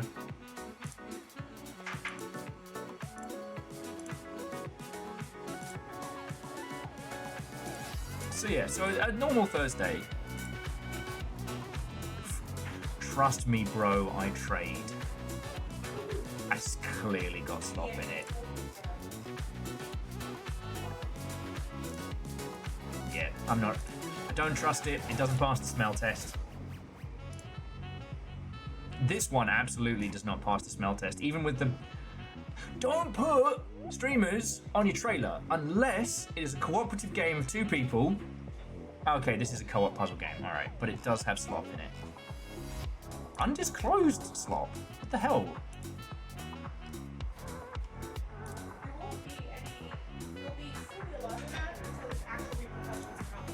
Yeah, a lot of people were talking about that earlier today. Like, Valve needs to actually enforce it. Because right now it's just a bunch of negatives for the person making the game. As soon as they tell us it's AI, a huge amount of people aren't going to play it. Yeah. But if there's no actual discussions, we're not saying. Yeah, well, because it's not Valve taking a stand. It's Valve protecting themselves in the future from like legal trouble. Well, yeah, no, I'm not saying Valve is doing it.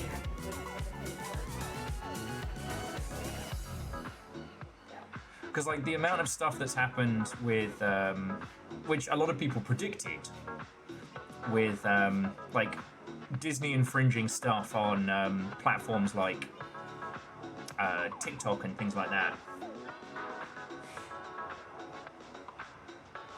But realisms. Undisclosed slot, jail. 1,000 years jail. No. Death penalty. Straight murder. Straight to the moon.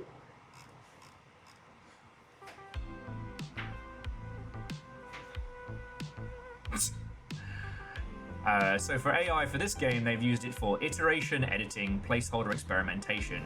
These tools do not generate a player-facing product. Sure. Fucking sure. That stank don't wash off. Bear with me just a second, friends. I need to pour my tea. I'm going to try the golden snails, Nova, if you're chilling.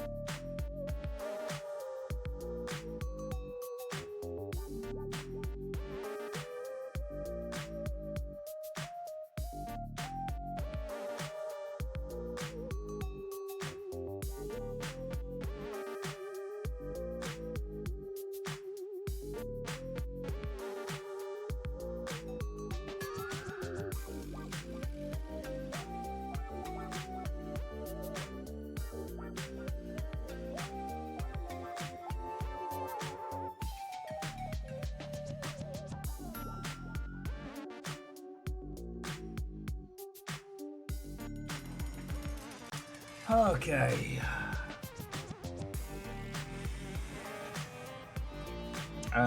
So with Minnesota, the official Steam ruling right now, I guess we're going to unmute because we're going to get into the next game. The official Steam ruling is that if there's a tool with generative AI features in it, you don't have to declare it, which is frustrating.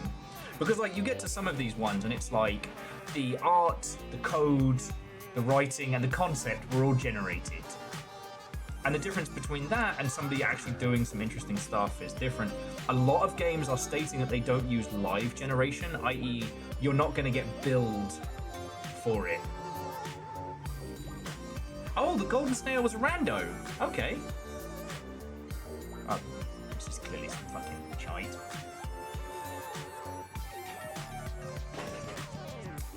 Background, images, icons, BMG. So, images, icons, music. So, Really important. brilliant. Thanks, Mimi Games. You could me your way all the fucking home. I will shit on your AI shite. This is a very strange household. IP Rivers, near. Yeah. Maybe we should talk. I'm the stink that won't wash off. Oh, Wolfgang? I've got bangers for days. For days. So, we started off with one that's a little more known. We did the dungeon experience. Now, genuinely, one could not ask for a better example of how to do a demo on Steam. Oh, well, the reason it keeps recommending Bioshock 2 is that I played that on console a million years ago, but I streamed Minerva's Den, and it thinks I should finish the game. Alright, but after that, I was showing everybody Cargo Hunters, which is a single-player co-op extraction shooter where you play a cool fucking robot doing cool robot shit. I had to stop myself from playing it anymore because I would play it for the rest of the fucking night. And now we get to choose our next one. I was thinking first, Ritter and Rowan, a comedy, a hand-drawn comedy dueling game.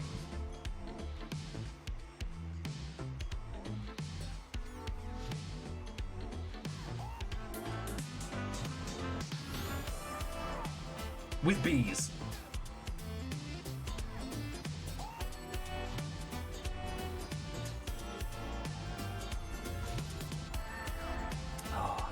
Oh, Golden Snail is a Chinese black tea.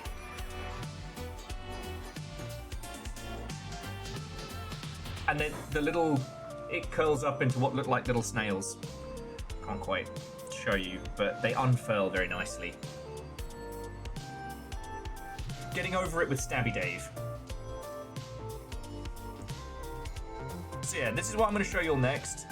I also have I have so many ones. I've got Phenopolis. I've got Hypnose. Like, okay, I didn't see this one. Fergie. Ah. Fuck that guy.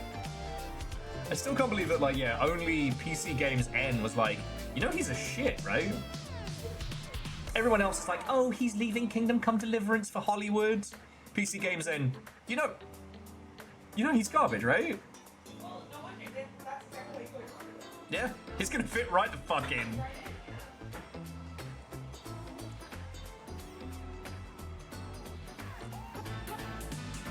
Yeah, so this is another one I've got on the docket.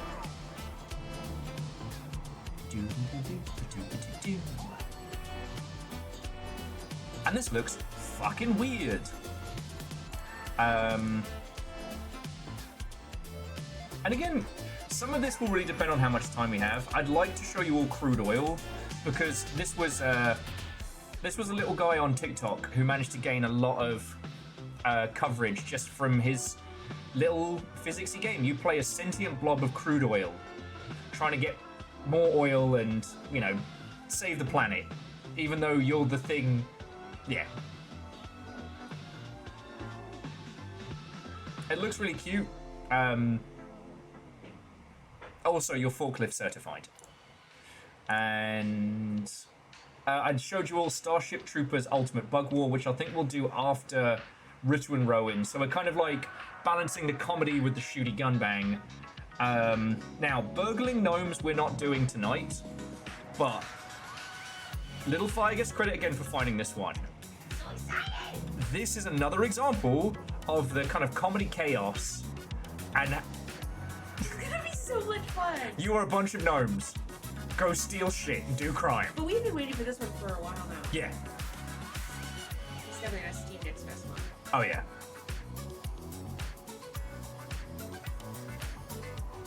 Because you know what it reminds me of? I don't know if you ever. What is that called? There's a specific game it reminds me of. I don't know. I mean, those gnomes were literally stealing underpants.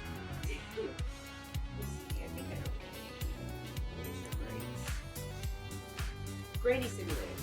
Granny Simulator. Yeah, that's what it reminds me. Let me check and make sure it doesn't have AI because this was before.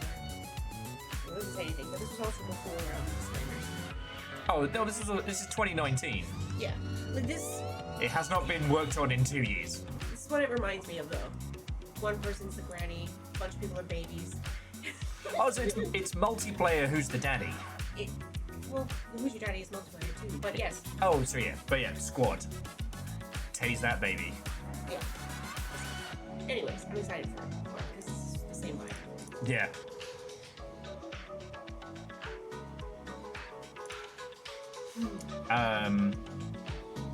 Oh, and this one, I don't know if we'll get to this today, but this is a special kind of game because it'll only fuck with you if you have spent time in Unreal. It is I don't know if it's supposed to be a survival game. Basically, your Unreal instance has corrupted, and that corruption has spread out into your world.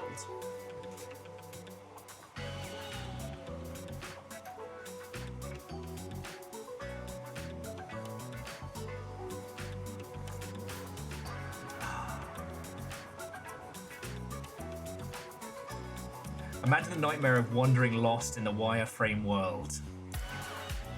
So yeah, I've got a good selection. We've got many hours yet. Also, another one that might just be for me on some downtime. This one's called AAU Black Site. Like, it is an indie FPS. And I know I talk about this a lot, but, you know, quasi-realistic shooters have been AAA's bread and butter for a long time, and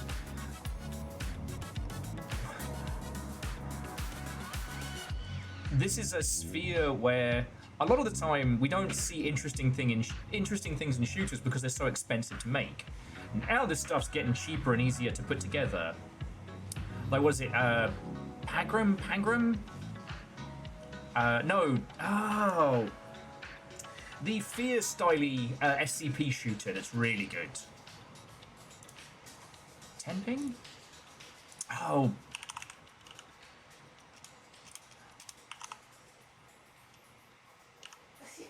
No. Trepang 2. Oh, if you haven't seen this one. The original Trepang, by the way, or Trepang, or however you pronounce it, was a pet. I forget the reason why we're named the same thing. This is a spiritual successor to Fear in everything but name. Slow motion, horror shooting, but instead of it being like a Japanese horror inspired, it's SCP inspired horror. It's really good. This one has been doing gangbusters.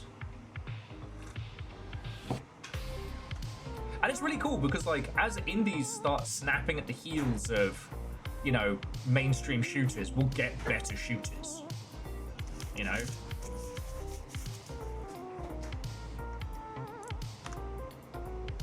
Okay.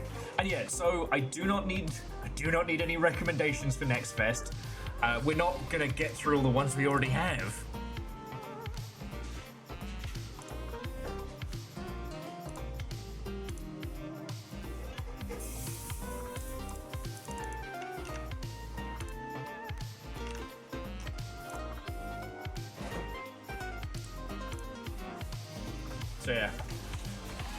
So yeah, you're right. Better start playing.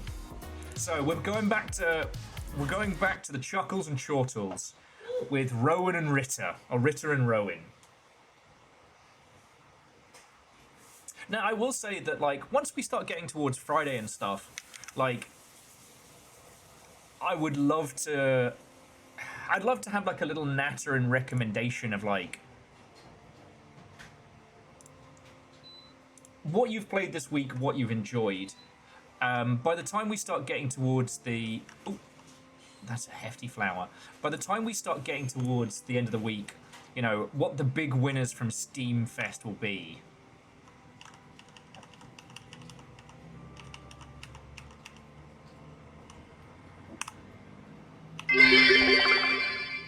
While you don't need any recommendation for a new game, we will recommend you a sack to stuff your kids in. The Kidnapper, sold only at the Sleep Store. Get those kids to sleep. The only way you know how. The Sleep Store? In the Sleep Store. Oh! Okay, I've apparently made my character. Welcome to the tavern, brave sir. Most honourable knights gather. Take a sip or two and fame. But...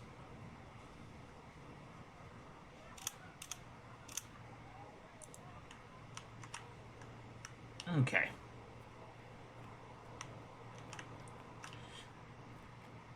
words of Sir Frederick Durst, just give me something to break.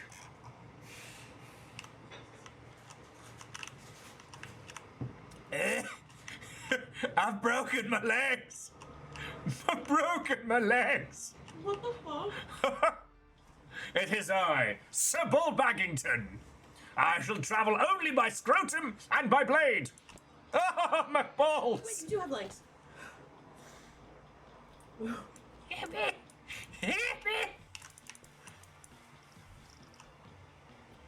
I don't know what I'm doing. All right, let's... Nope, same again. Unhand me! I am a knight of the realm!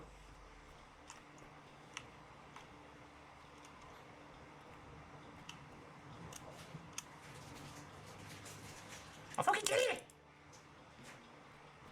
Yeah, come on. Okay, this guy is worse than I am. Oh, I ran him through! What's all this then? These are called video games. And I'm led to believe they're going to be the future. Baron, how are you doing?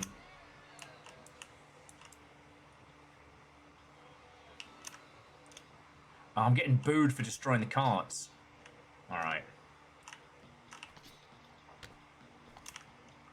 It's fine. I have a grand plan. I shall gingerly hop. I'm covered in bees! I'm covered in bees! Ah. I regret to inform you all the untimely death of Sir Bull Baggington. While a great knight of the realm, he was deathly allergic to 700 bees, all stinging him. Perhaps he was not prepared as he thought he once was.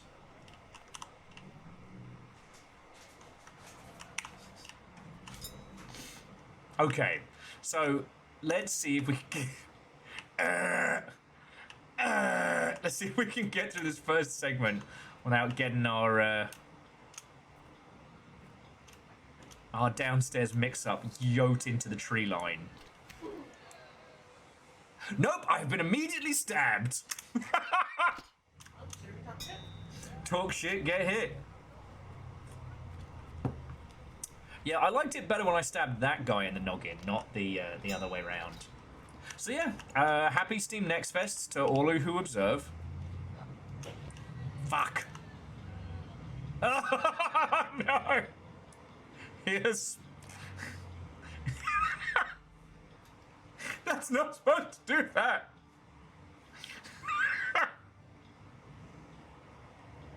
Video games.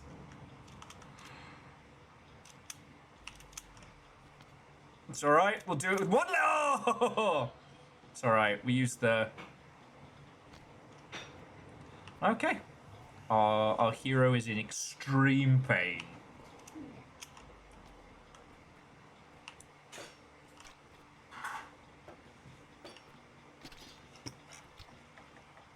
Sir? Sir. I do not appreciate whatever it is you're attempting to do. But stab me in the face. Alright. I am running out of fame! Okay. A new night. You were life. There we go. Kind of scraggly. So no leg bones, the powerful. Dead. So yeah, this is just a comedy physics battle. Sir. How about they? A comedy physics battler with this wonderful Hieronymus Bosch wouldn't. Fuck!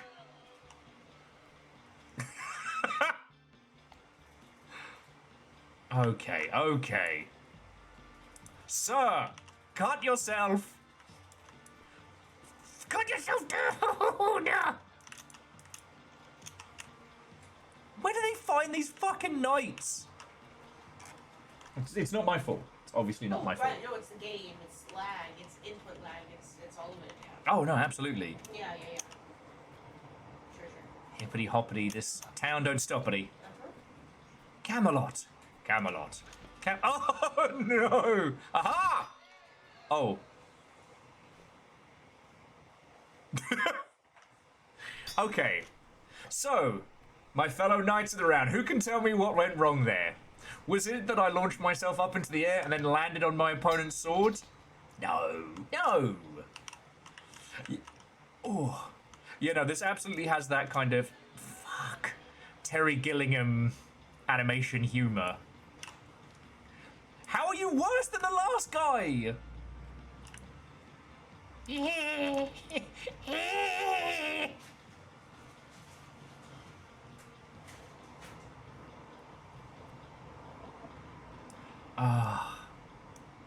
Sir Dingus the Feeble.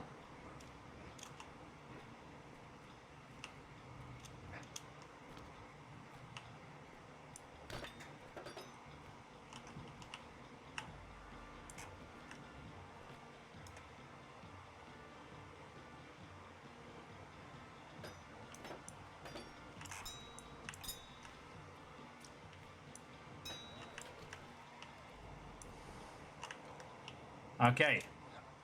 I have defeated my duelist. But have unfortunately spilt several barrels of ale.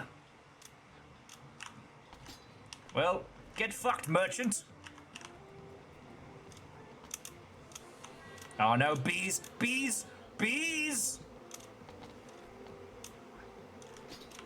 I am severely allergic! Fuck! A knight's fail.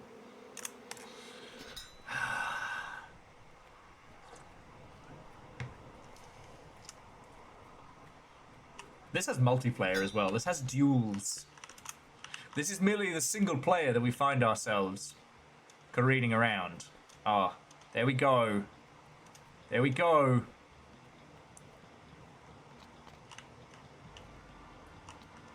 Sir, I need you to stand up and then die.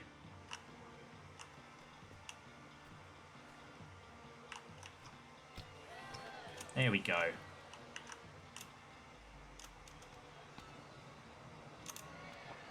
Oh, it's fine. There, and look at us. Rolling into battle. Leaps the bees. Yeah. With the knights of the round table, we dance whenever we're able. We do routines, chorus scenes, footwork impeccable.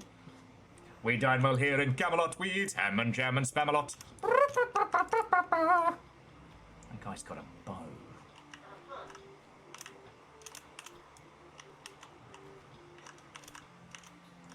Alright, I can't use the shield to hoist myself up. Shenanigans. Well, I shall continue out into the Riviera and fuck up this guy. Nope. Nope, he stabbed me straight in the fucking eye. Alright. Your journey as a knight has come to an end. You sang a song, you leaped some bees, and fucking died about it.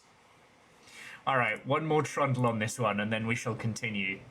I do not feel I will be challenging the legacy of, what is it, Toby the Great. Okay, I need a real dingus. There we go.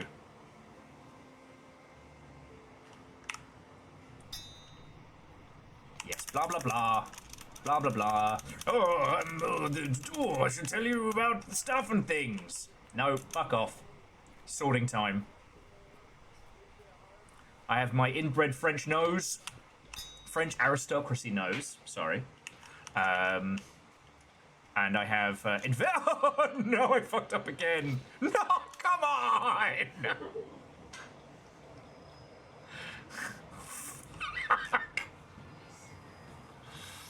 This is not going to plan. You know what? That is an excellent point. How the fuck do I get out of this? Oh yeah, so the single player works that essentially you have an honor meter. And the longer you go on, the more honor you lose. But every time you win a duel, or the ilk,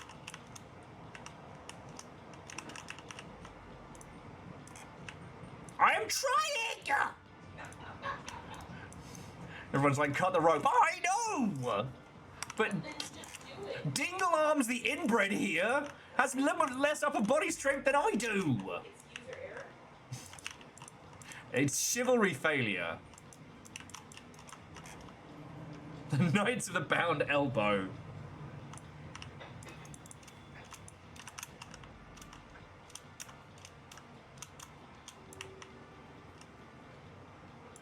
This guy is literally...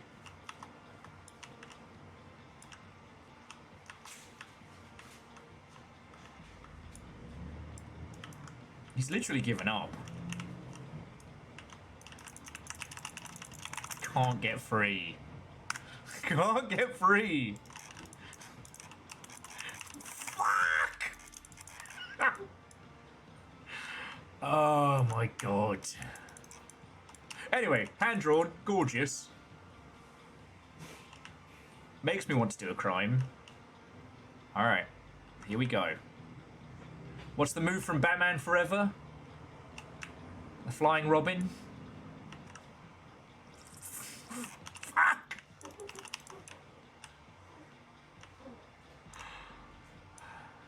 Yes! Freedom! Okay, now very carefully we jump over this one. Yes! Alright, watch this guy freaking one-shot me. That would be my luck. In your... Sir! Put... Oh, no! I think I stabbed that man in his beehole. No, don't clap for that. Don't clap for that.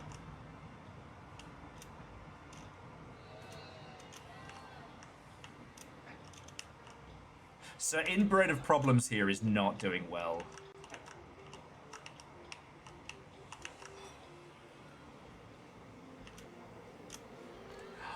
That, my friends, that's how you clear some bees.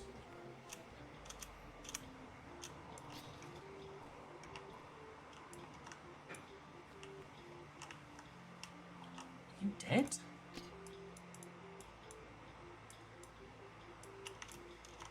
Is he already dead? What happened?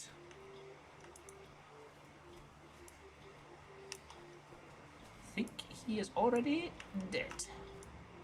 Okay.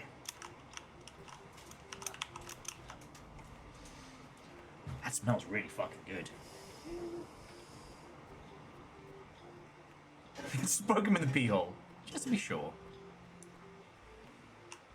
Just run that guy through. Ah, Monty and Anne's python. No, bees, bees. He can deal with the bees.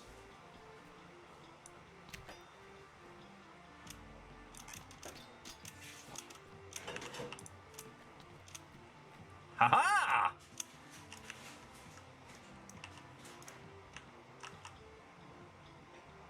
God. Friends, this is why we do paper doll animations. AI could never. Oh! You ever hoisted a man by his bumhole with a broadsword? I have. And these are my tales of chivalry. Yeah, high ground didn't work from that time, though. If Anakin had pulled one of those.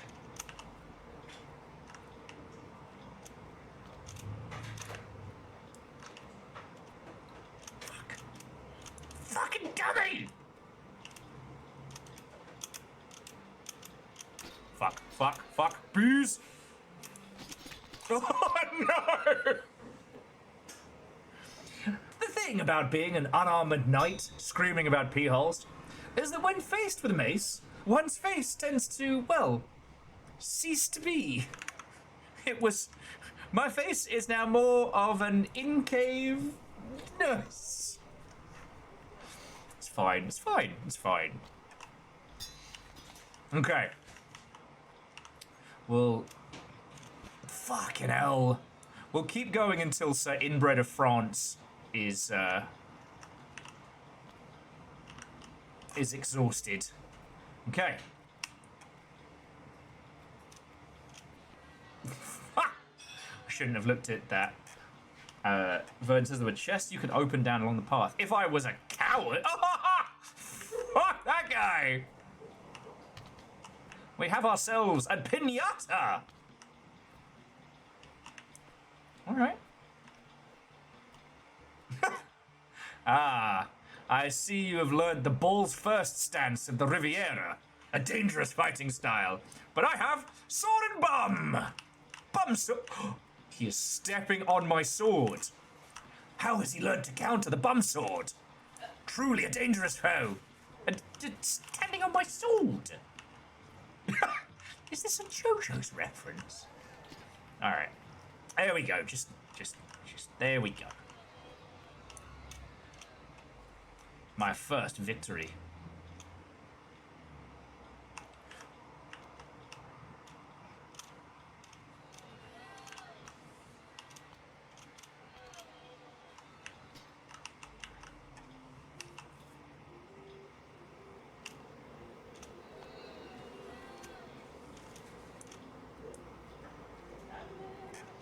Okay. Ooh.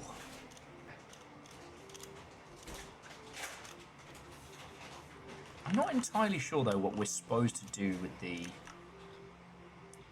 Because the archer is just shooting at me. Oh, I nearly took an arrow to the fucking face then. We'll try and reposition. Curious, mayhaps. I'm supposed to be climbing things and putting on armor. But that sounds like a problem for this guy! You do not fight with honor, sir. Huh? I don't. He did, and he's fucking dead.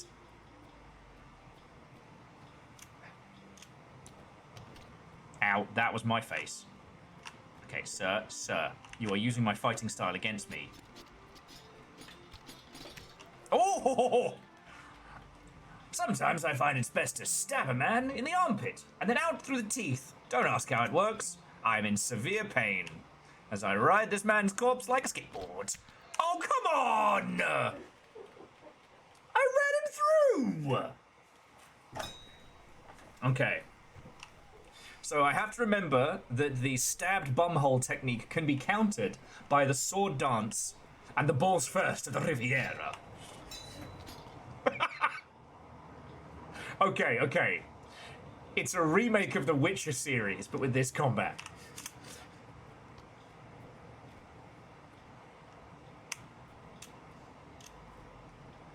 Over the first. Over the fuck! Yeah!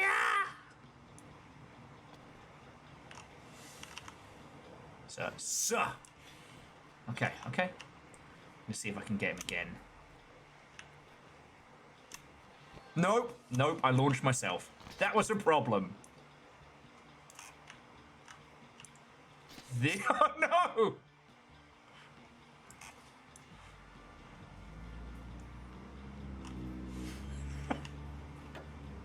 Oh shit. Aha! I shall use his own techniques against him. What is the flying lunge? Sir, this is embarrassing for us both. Fuck. Ah, an embarrassing death. But Sir Inbreddington, he dueled as few dared to dream.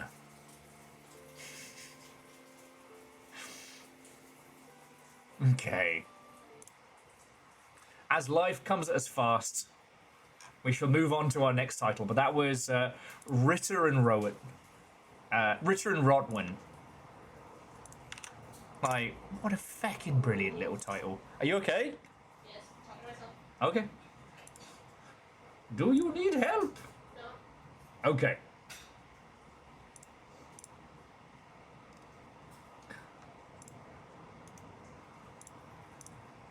Okay. Oh, we didn't even get to the giant cheese wheel? Fuck. Wow.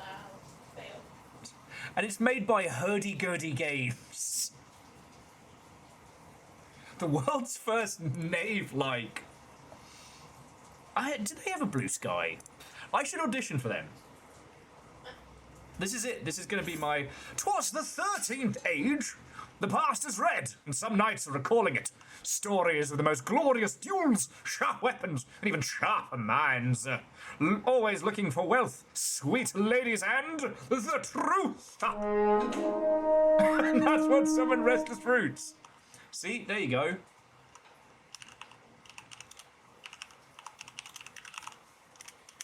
Hurdy-gurdy games.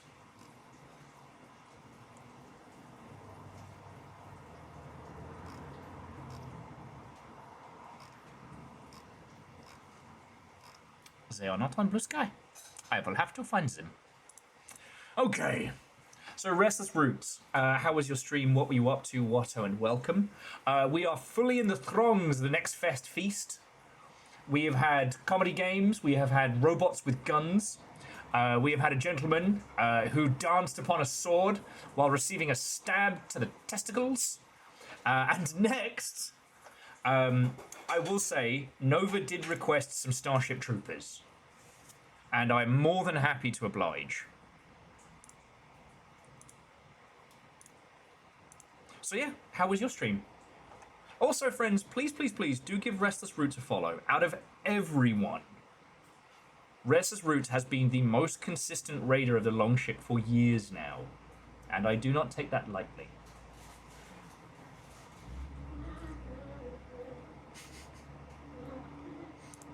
Your happy singing and your oh no singing are very similar. Yeah, that's so my body doesn't recognize if I'm panicking or not. Huh. You know? Clever. And Restless, I'm about to. No, okay, so for Next Fest so far, we started the day with the Dungeon Experience, which was phenomenally funny. Honestly, I want to tell you nothing about it. If you deadass trust me, get the Dungeon Experience demo. We followed it up with Cargo Hunters, which I may have told you about before. Single-player, co-op-y extraction shooter of a game of robots. And we just did this one, Written and Rotwin. Next up, I'm thinking Starship Troopers.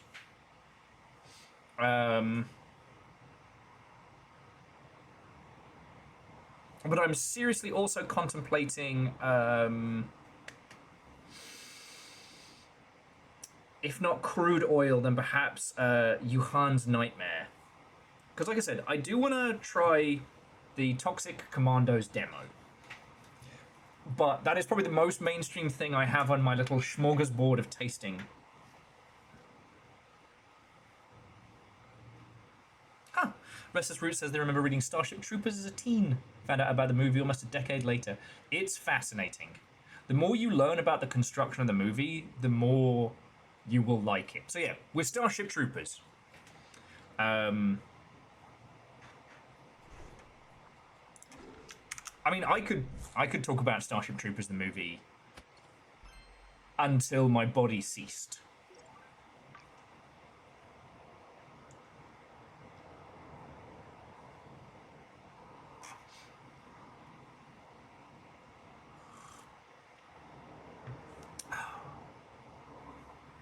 Okay, what I will say, I find the movie fascinating because, one, it's philosophically a massive departure from the theme, from the ideas of the creator of the book.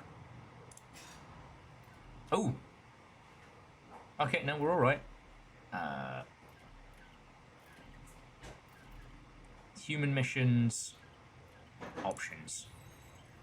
Okay, sorry, there was a little bit of jumpiness there. VSync on, motion blur off, frame rate cap 60, because you won't see any difference. Animation budget, very high. Oh, we've got all the specials on. Love to see it.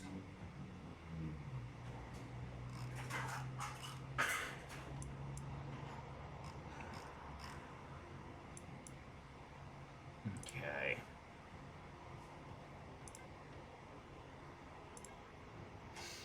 Um,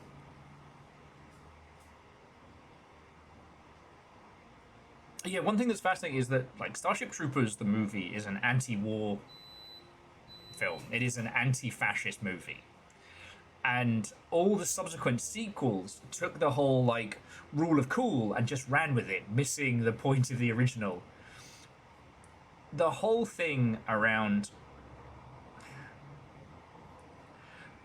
as a kid, Johnny Rico was a bit of a free thinker, and then his parents got smushed by a bug-flung asteroid, and he became exactly, not only did he become, you know, the typical soldier, he became the hero soldier. He became the eye patch, you know, super soldier, the legend, Johnny Rico. And the subsequent movies and media, I find that fascinating, right? Because the point of the movie is that all three of the characters you follow from the beginning are inexplicably changed for the worse. No lesson is learned. It's just bad. You know, the bit where fucking Doogie Howser, old Neil Patrick Harris, just says, "It's afraid," and everyone cheers. What the fuck? And then the subsequent media around that has focused on the cool, has focused on the, you know, the bug waves and the armies. Whereas it's not really until Helldivers that we've seen another piece of media that picked up what they were putting down. Now, there are Starship Troopers games that all slap, and I'm not saying any of those are bad. I just find it fascinating. Also, that this spaceport is the LA Convention Center. And if you've ever been to, you know, E3 or like any of the LA conventions, you'll recognize it immediately. Anyway, we don't need training. Oh, fried tacos. Holy crap, these smell amazing. Friends. Fried tacos. Yeah. Oh yeah, no, Neil Patrick Harris's character is literally a psychic Gestapo agent. There's no subtlety in it. What, like, any sauce with it? Like the squeezy sauce? Let me try a little first. It might be a little hot. I tried to let it cool, but... No, these are fucking gorgeous, thank you. The airborne infantry made me the man I am today. So the guy missing both legs with a robotic prosthetic arm. Like, Starship Troopers the movie is not subtle about any of it. You know, the way in which Pilot Lass kind of basically fucks over people to get ahead. I know, Rico losing that free-thinking ideology on a quest for like mindless revenge that the machine will no doubtedly, you know, thoroughly put him to task on.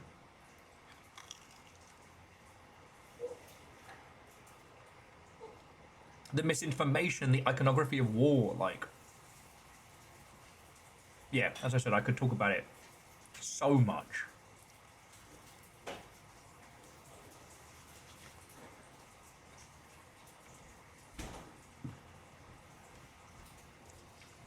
Oh. Oh, 1 million, thank you.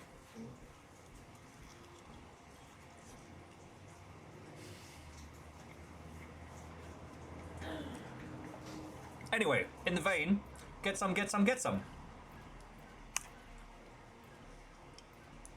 Subtlety? Not on my watch. Everybody fights.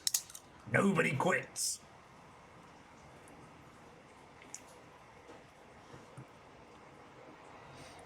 Alright, troopers. It's Z-Day! Zegma Beach is the pleasure paradise of the Outer Rings. Or at least it was, until the bugs started swarming all over it. Defend the Federation shores and keep Zegma Beach from falling into the arachnid's pincers. Surf's up, trooper. Hope you Yes. like the smell of salt water and barbecued bug carcass. Yes! Zegama Beach is the site of both the Federation's most luxurious vacation spots and some of our most advanced defense and research sites. It's also currently the site of a huge bug invasion. You're gonna get down there and scrub our beautiful beaches clean of bug trespassers. When you're done, anything you can turn up on the assassin bug will be your top priority. Excuse me, assassin bug?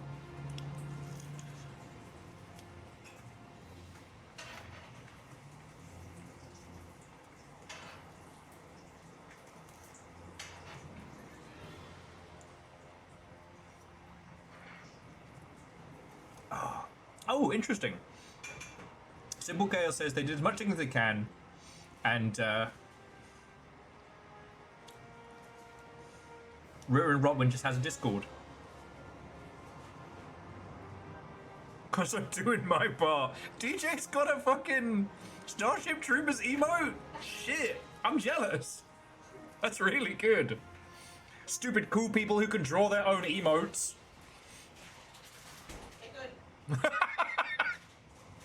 If you didn't hear, what I got from the background was get good.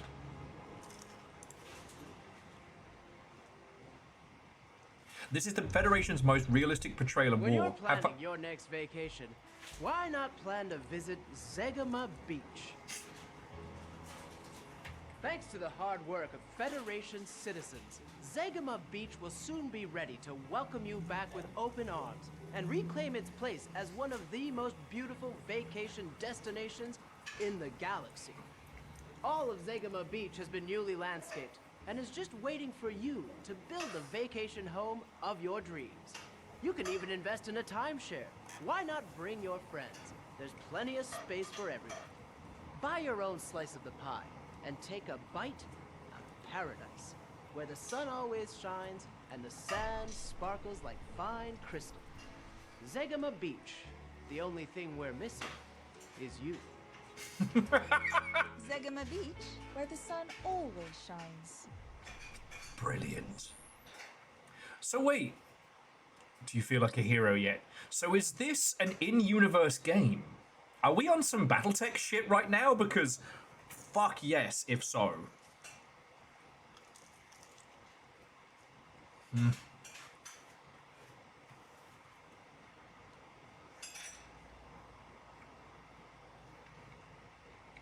The answer, GJ Coyle, is Federation science. Okay, Operation Razorwire. Kill enemies to charge your resupply point. Call it a resupply point for health and ammo. Arachnids will keep spawning until you destroy the bug nest. Use grenades. You ready for more action? You bet. Give me the lowdown. You'll be dropping in to broadcast our latest military research, including some choice intel on the assassin bug. Whoa, really? Yep. Only problem is you'll have to deal with the bug storming the beach while you're at it. Well, it's not like I haven't dealt with bugs before. Still, keep... Oh, shit! Hang on to something. I'm taking us down. This facility is holding classified files on sightings of the assassin bug. Turns out Kondathu wasn't its first appearance. You're gonna help push the bugs back into the sea. Then, we're gonna use those files to hunt that assassin down. Sounds good to me. Let's get down there. Sounds like a lot of words, pilot, for shoot those bugs.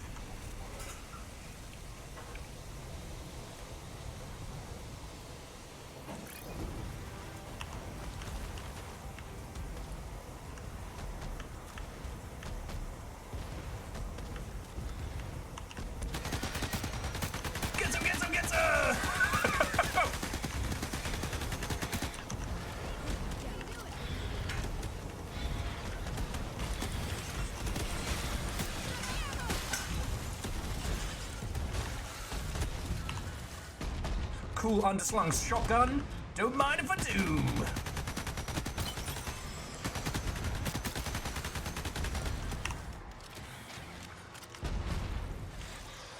Ah, look at those. Oh, look at that billboarding. So this is basically the game we should have fucking gotten of Starship Troopers when it dropped. I remember with the Rugrats game, I remember them talking about how their goal with that was to make the NES Rugrats game that was never released. This kind of feels like that.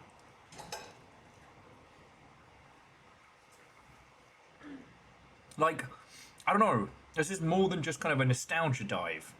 but yeah.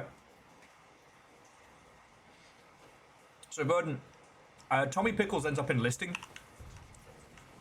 Oh yeah, he does. Actually. Yeah, he's on a different planet from Rico, but you know,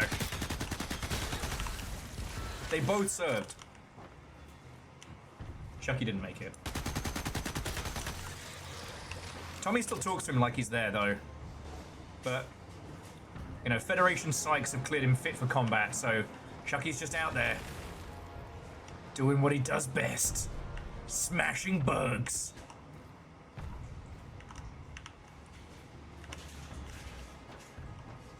Angelica is obviously working for Intel, right? Ow! I'm doing my part. Damn it.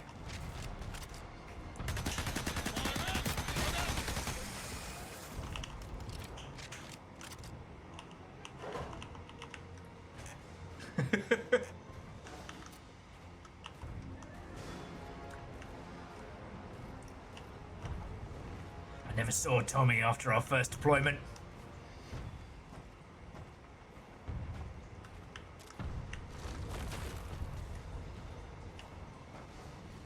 But I still hear stories. Got a minute to spare? You're pretty close to Sierra Outpost. They could use someone standing between them and the bugs flooding out of the sea. Say no more. All right. We got bugs inbound! Everybody on the guns!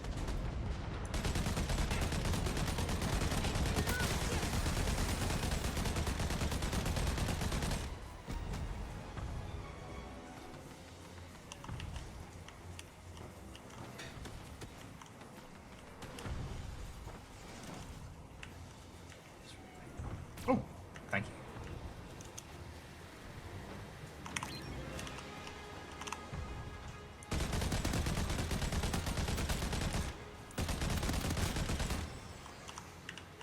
What did Tommy do? Tommy gunned. You ever seen a man kill a bug with a knife? Bug waves are pouring out of the sea. Looks like you've landed yourselves in some trouble, bugs. Oh, thank you.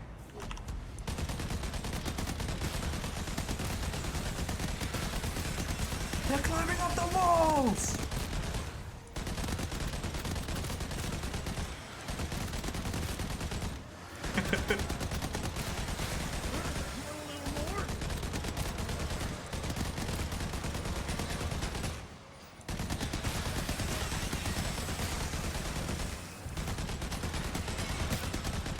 I feel like the twins would stay with Tommy, even after everything.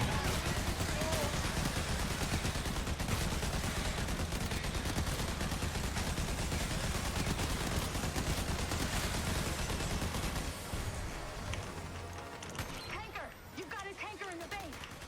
Yes! Killing these things always looks so cool.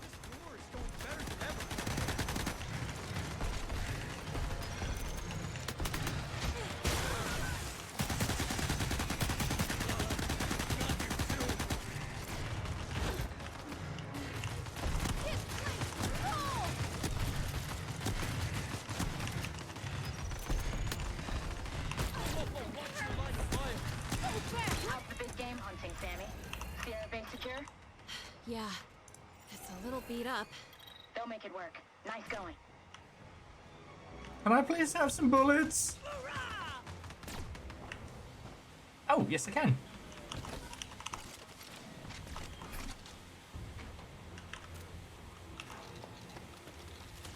Yeah, and so Phil is playing this. What's interesting is I don't know a better way to describe it. It feels like a game we played back in the day. It doesn't feel... I don't know. There's something else to this, and I can't quite put my finger on it yet. But I will. I will.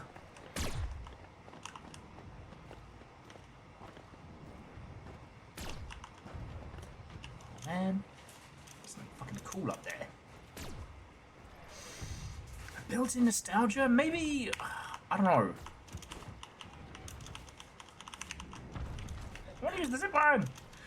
For some games, they have nothing but nostalgia, right? And some were built on them.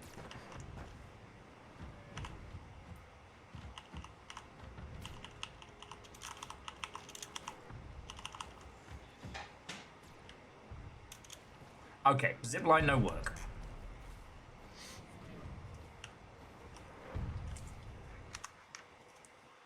It's always hard when talking about some old games. You know, for example, the difference between The Messenger and Shovel Knight.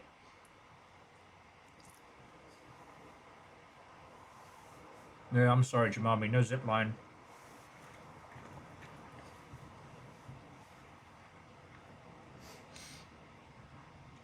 And I think it's because this is... If my theory is correct, this game is set inside the universe, i.e., this is a game created by the Federation as, you know, propaganda for kids.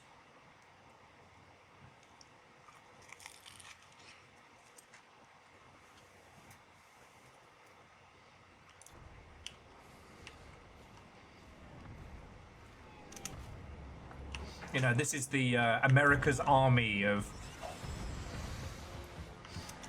Starship Troopers.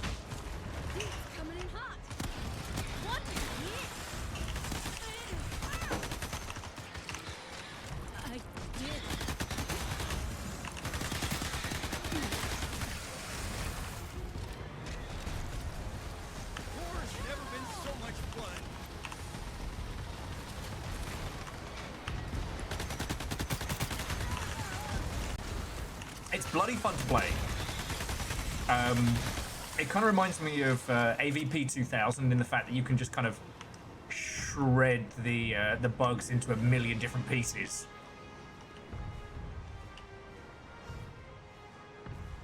Also, I've got homemade tacos in there. Oh, Mac! Oh, you, sir, have exploded. And this? Oh, this is for me.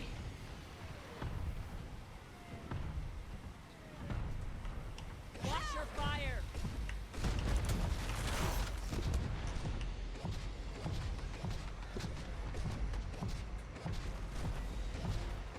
I got a robot. Loud and clear, Ors. There's a stack of e-pulses with your name on it at Tango Outpost, if you can get to it. Don't mind if I do. Good luck.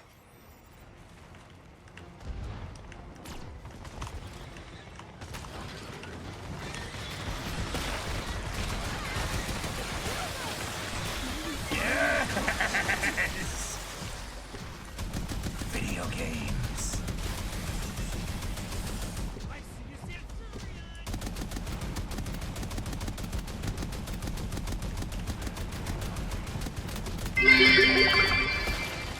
Hey Sarge, those don't look like hula girls with lace.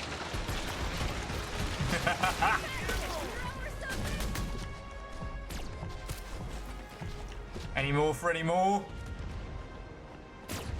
Yes, actually.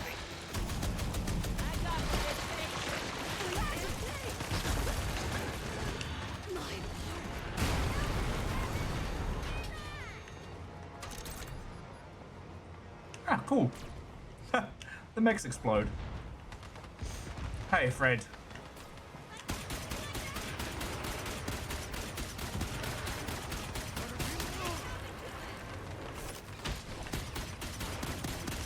We're doing our part. Do you read me? The base is secure. Nice.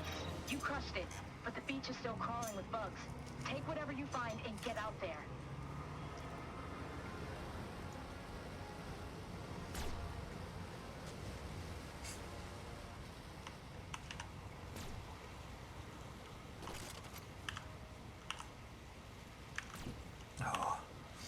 Yeah, so Fred, this is the plucky little upstarts that are challenging the Epic Games Store.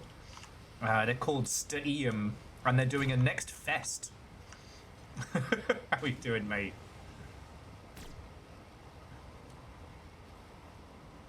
Yeah. Look, this is one of those ones where if you get the chance to give this a play yourself, please do, because it's a really difficult one to convey why this is special. Like, you have to give it a play. Like, they're using the billboarding on the troops to allow for, like, crap loads of units on screen. The actual bugs themselves are like multi-fragmented, easily destructible, and it feels really good to fucking blast them.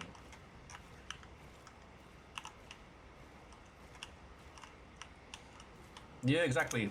Those poor newbies couldn't even get a clean domain name. They had to get Steam powered. Oh, thank you, Virals. It's pronounced Steam.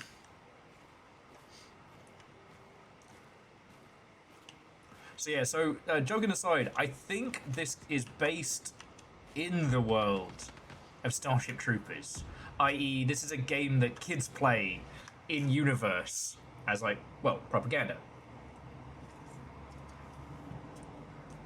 It's very, very good.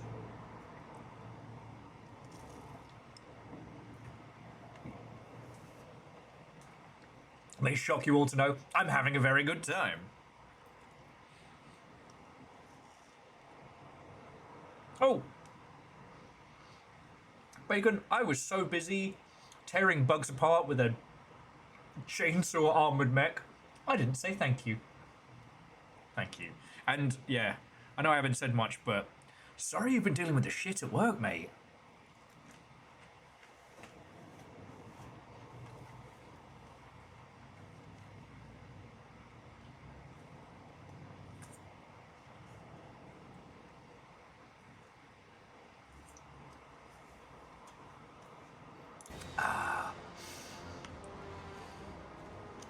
Only good bug's a dead bug.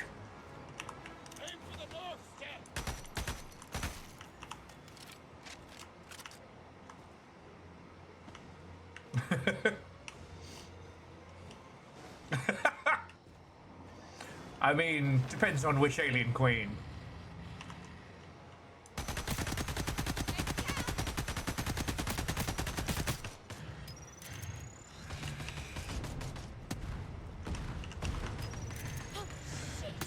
The island's monorail is up ahead, Sammy. Command me to get troopers to the next facility, and that's the fastest way. Can you get it back online? I'm on it. Great. Just prime the rail, and we'll do the rest from here. Oh shit, it's looking at me. Yeah! It's afraid.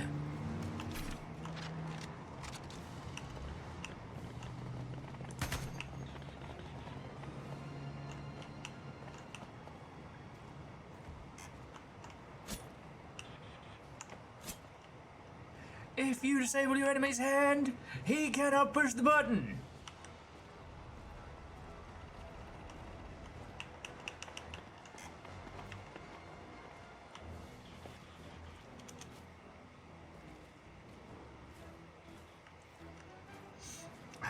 Hey, puns, thank you kindly. I hope you've had a splendid day. There isn't a lot I feel I can do to make the world a better place, but I can show you some funny games and some fucking brilliant games. And now, obviously this is not a game that's going to be immune from... Ooh. Let's try the shotgun. This is not a game that is going to be immune from people, quote-unquote, missing the point. But... Mag rail primed. Are we ready? Just need time for it to warm up. Looks like you've got some bugs coming over to keep you company. Station's defenses are online. Oh yeah! Let's go!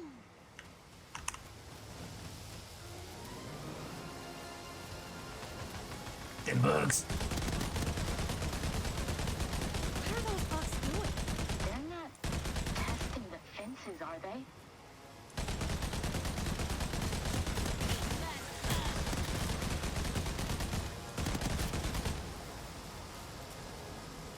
I've got good news and bad news. The fences are holding, but hoppers are on their way. Ow, ow, ow, ow, ow.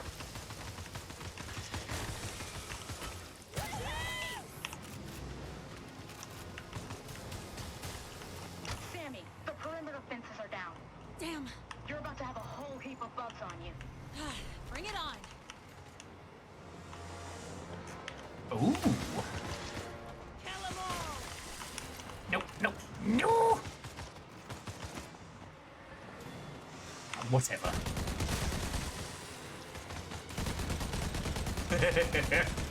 This Space Fortnite looks very interesting.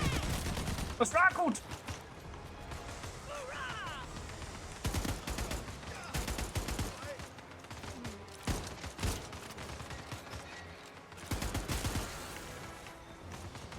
Oh, your bug's a dead bug!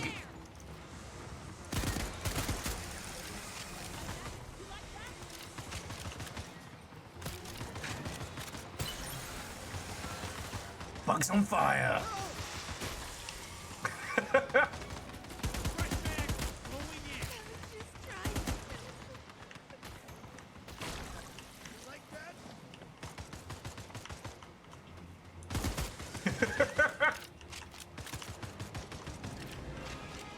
Everybody fights, and nobody quits.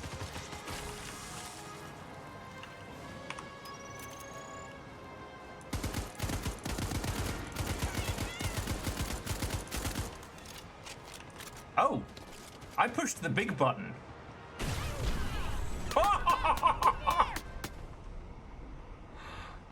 I regret to inform you that Private Patty Hawkins did not make it. She was, killed doing cool kid stuff. I did not accidentally nuke my coworker.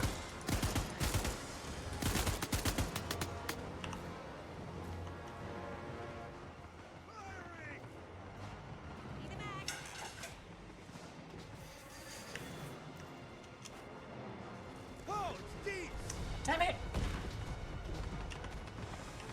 We're supposed to be my turn, robot. It's not fair.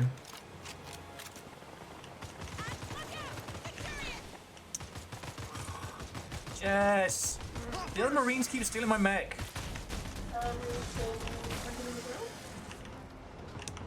Bugs might have beat me to that one.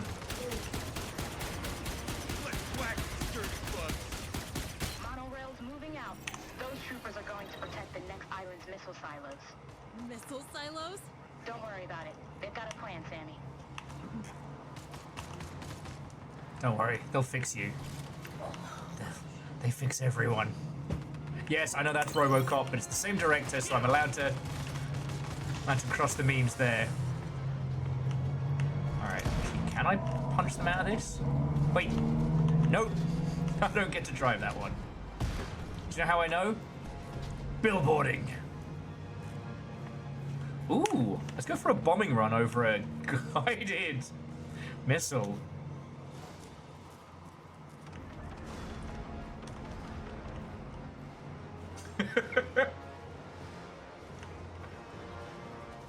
Yeah, Billboard Baggins, they call them.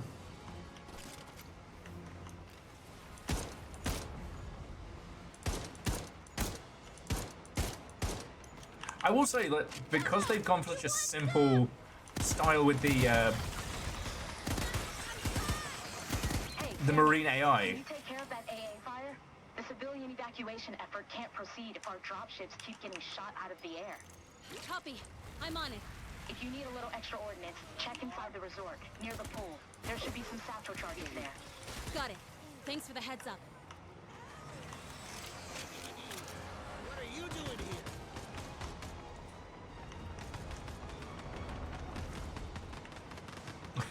here? Only loser dropships get shot, right? Maybe they should try being more positive.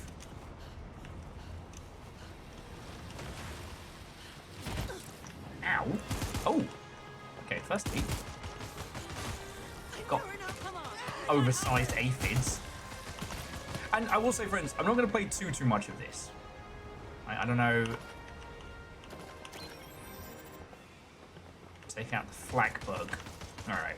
I'm going to bomb the shit out of it. Because there isn't too much really to show with this, right? Like, this is very good. You know, it's a...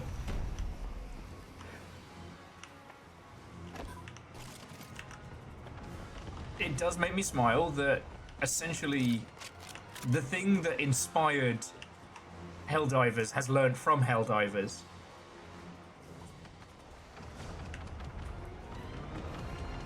We have come full circle. But that's cool.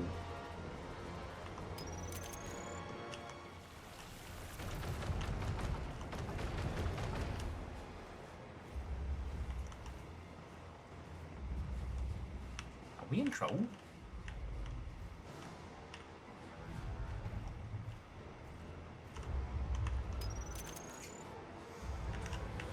Oh, yes, no, we are very in trouble. Run away! Run away, my friends! Oh! Hey!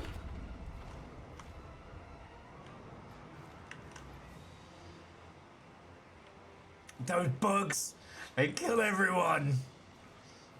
What do you mean, my fault? No, no, no.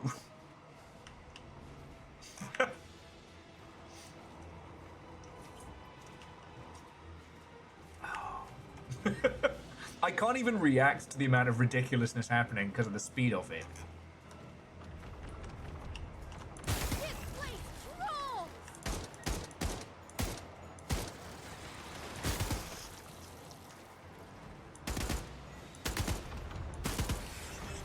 Oh, they did say big toys were in the resort. Never been so much fun. And you know what? There's something.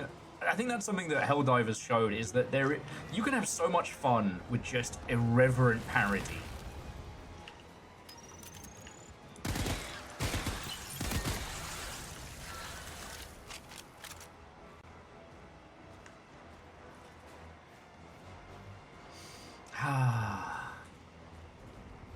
Okay.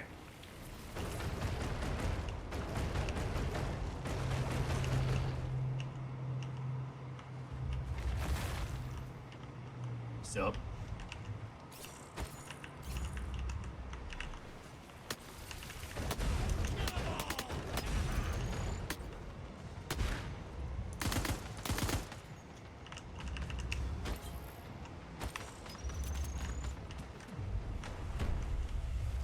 Huh. I thought that would work.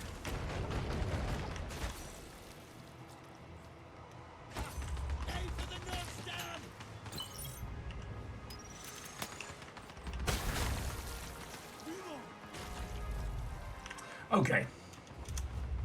I think that's enough of get some, get some, get some. Not because I think it's bad, I just realised that I have just gone monosyllabic in a post-taco joy. And I still have 2 left looking at me, like, guiltily. This was so good, thank you.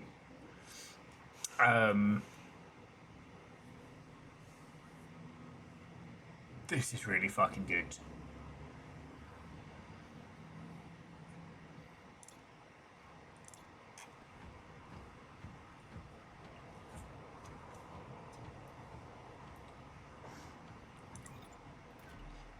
Like, I really do think that this is supposed to be in universe. You know what I mean?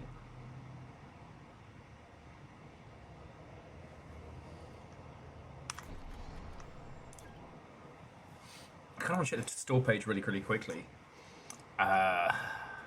Experience an original story of this action-packed first-person retro shooter.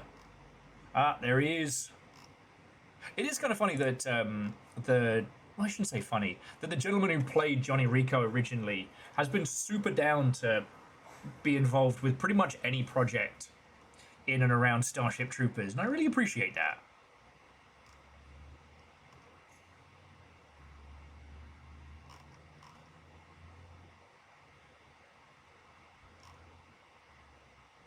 I'll need to do a lot more research on it though.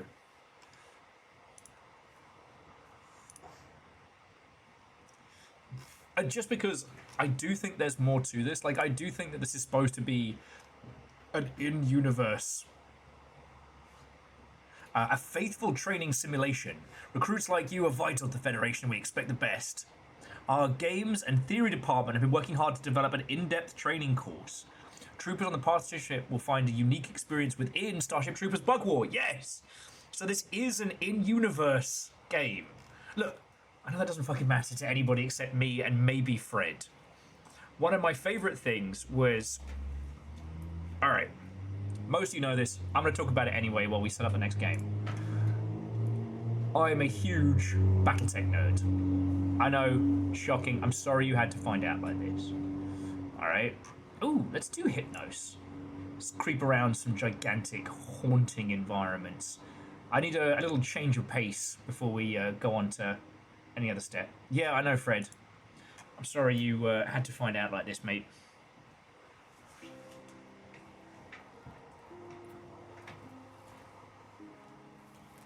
Where did I put my remote controller? Why stop it? Oh, thank you. Sorry.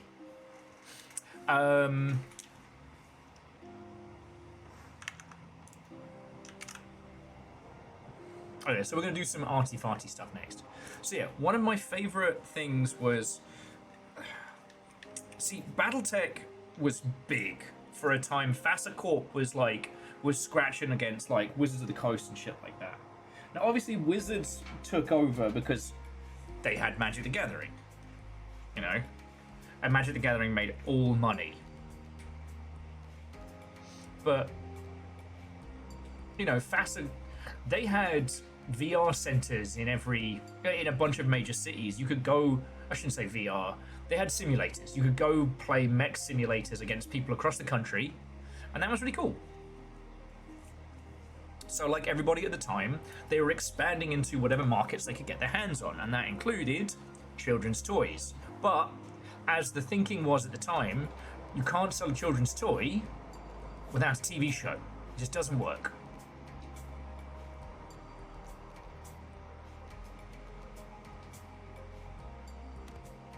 So they commissioned a Battletech cartoon about the clan invasions and the Steiner and how Steiner fighting back.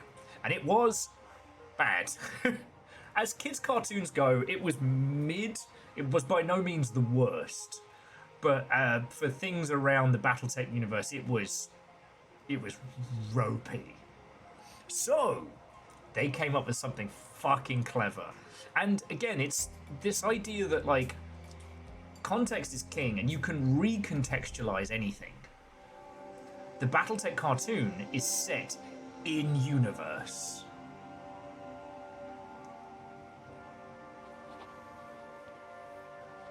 It's not a kid's cartoon on a Saturday morning to sell toys. It was produced by House Steiner as propaganda to help people feel better and, you know, to paper over the fact that the clans were, at least to start with, kicking the fuck out of them. And that changes everything, because then the cheese, then the terrible lines, that's no longer, it's just quick production from people who don't care, you know. The cartoon was solely intended to defame Clan Jade Falcon. Yeah, I mean, if a Steiner Scout Lance can't handle its own. And I'm sorry, friends, you'd be doing a better job setting up this title, but we're in the arty-farty zone for a bit.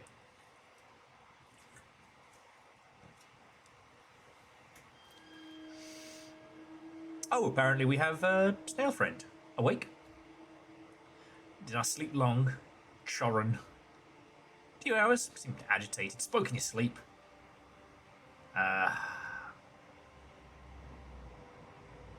There's sure a lot of words. Too bad I'm not reading them. Okay.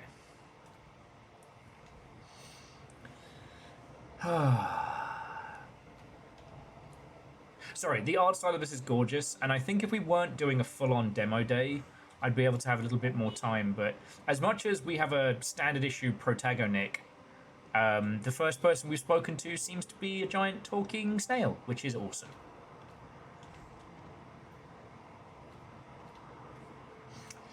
So yeah, the framing of it, I think, can change how we experience games in a big way. You know, it's kind of like you have the Hitman game and then Hitman Go. Now, Hitman Go would be a shitey Hitman game, but it's not just that. What it is it's Agent 47 in his little diorama planning phase before he goes out and does his job. So the idea is like you fail and repeat because you're thinking through different strategies, right? That Starship Troopers game we just played, that's part of your path to citizenship, which will help prepare you for a job in the Airborne Mobile Infantry, or whatever it was called.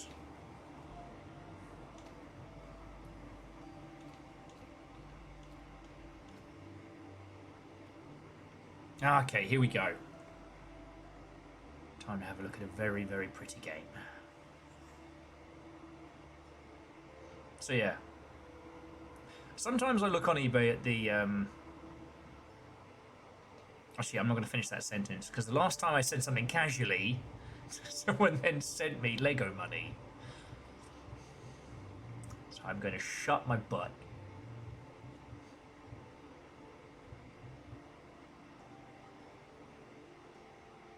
So the pitch for this game is like exploring and walking through like impossible, like, if you'll forgive the term, Euclidean superstructures.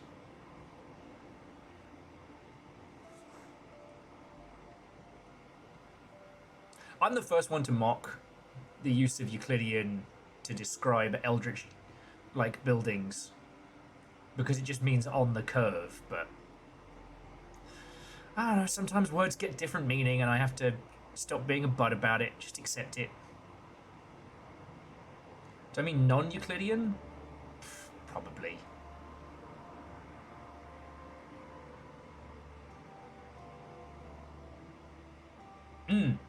I feel that's a very, very good point. It's just the idea when the very game you are playing is itself part of a universe is something that always like lights me up because you can do so much creatively with it. H.P. Lovecraft. He's afraid of circles. You're right. So it's non-Euclidean geometry, not on a circle.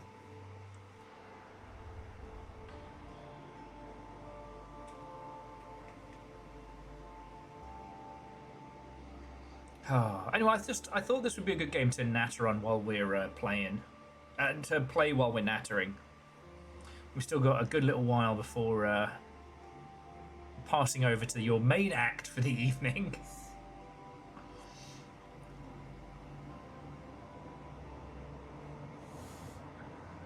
I didn't realise there'd be as much narrative stuff to start with, and I wish I don't know. This will be one to come back to with my full attention. But I think you'll know how to appreciate a good-looking game.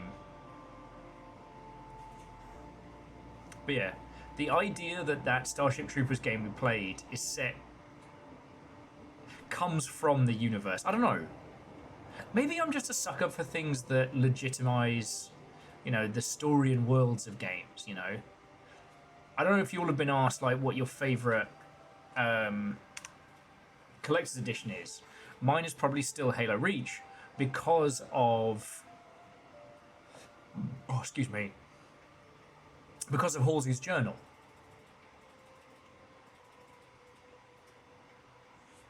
Like, they did such an incredible job of making that feel like it's a relic from the world. I pored over that. It was great.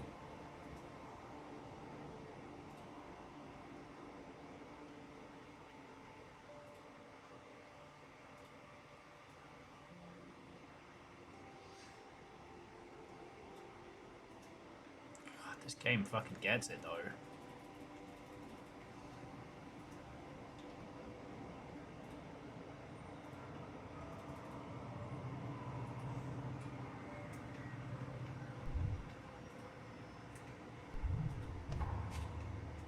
Ah, yes, the old Outer Wilds trick.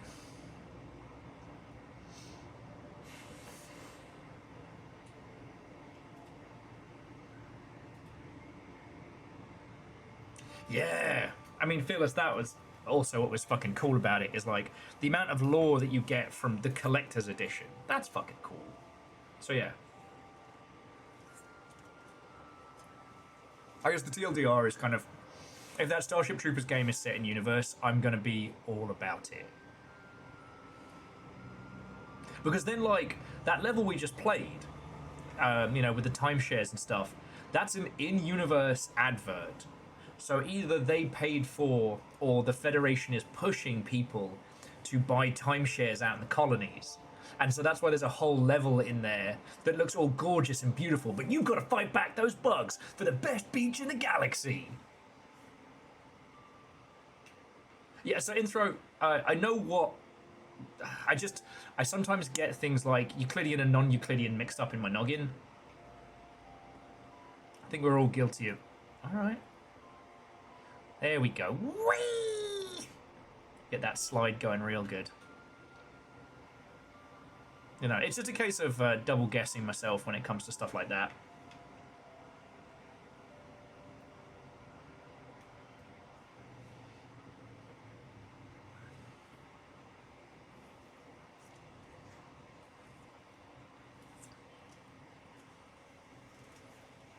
Anyway, and the whole thing with non-Euclidean is it's like one of those thematic things that old Lovecraft threw around every 5 seconds. And in that kind of, I don't think that means what you think it means. Like his use of the word undescribable. I had encountered a nightmarish creature, impossible to describe. I will now spend 2 pages describing this monster.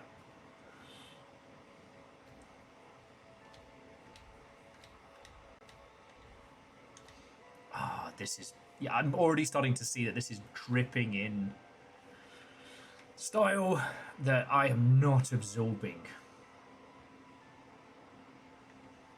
Yeah, higher dimensional. The idea that, you know, places like Cthulhu's snooze spot would have space and time itself warped is probably more accurate, right? You know, old tentacle-faced snooze boy, he's supposed to have just an aura effect that his very presence wreaks havoc on the psyche, you know. Anyway, look, if you want a smarter person to explain it, check out the overly sarcastic productions on Lovecraft with colours unlike that which had ever been seen on Earth. I just want to talk about Battletech and Starship Troopers.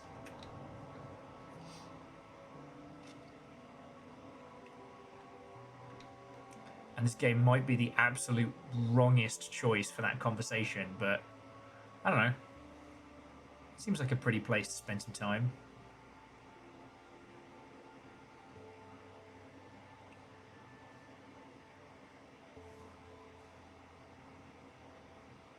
It's just, when you think about this level of visual fidelity, I mean, just look at these pillars here. Like, sorry to go back to Halo talk, but this does remind me of, especially Halo 4 and things like that, coming into the new alien race baddies they introduced. Because obviously Halo 3 was the end of the fight. Halo Reach was Bungie's like swan song in the space. So with Halo 4, the newly established, or I should say newly, it had been established for a while, but the 343's first title that they were given command of from the beginning was Halo 4. And so they went ham on the visual fidelity. That game looked fucking gorgeous. I mean, it had a plot like a cabbage stew. Like, uninteresting and totally as expected, but not unpleasant.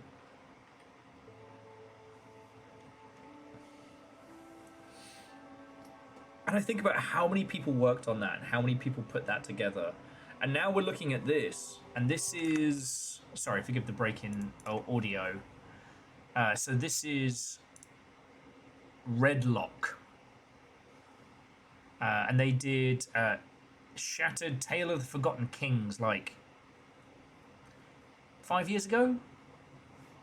Oh, and they did Black Shard last year. Huh, is this a tee-up to this? A first-person exploration game, wander through a strange megastructure and labyrinth. Wait, am I playing a sequel? Hypnos is a first-person adventure and exploration game set in a Lovecraftian megastructure fever dream. Yeah. Oh no, this looks fucking gorgeous. I just... Having come off of the Dungeon Experience and Starship Troopers and the Ilk, like, I wanted to vary the games we were playing today, but I think I need to come at this... I need to come at this in a different way. But suffice to say, this is utterly gorgeous, and it's a real testament to what a small team has access to now. Because when I think about this size and scale and visual fidelity, no way you're doing this with a small team. Let alone fucking indies.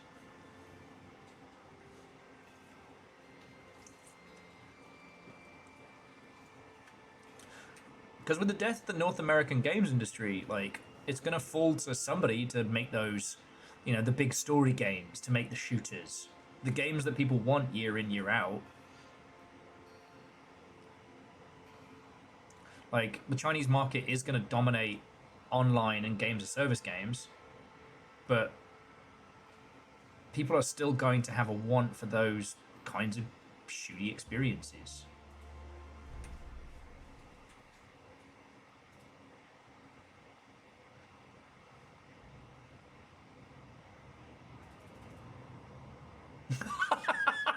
Sorry.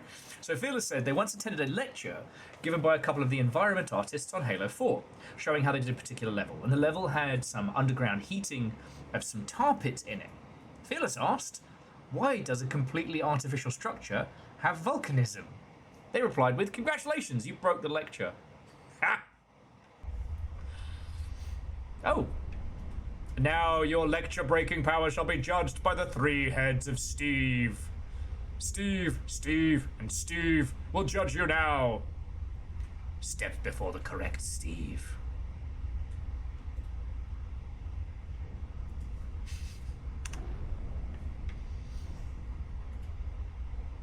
I know we talked about this the other day, but did we ever come up with a good term, like a video game equivalent for every frame of painting? Like, every moment a screenshot doesn't feel right. And yeah, Fearless, you can take the person out of QA, but you can't take the QA out of the person. I like saying that every time I fucking break a game. That urge to be like, but what if I do this out of sequence?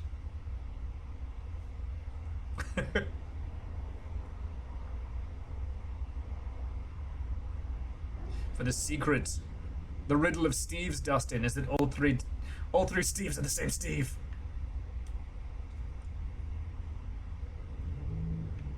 Gosh, look at the size and scale of this. God, every frame a cinematic. Oh, I like that, DJ Coil. Every frame a cinematic. The traditional word would be picturesque. You are correct, Leoshi. I guess, I don't know.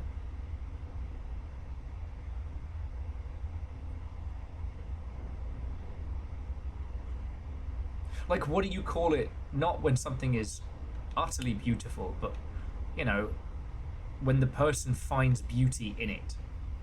Picturesque sounds right.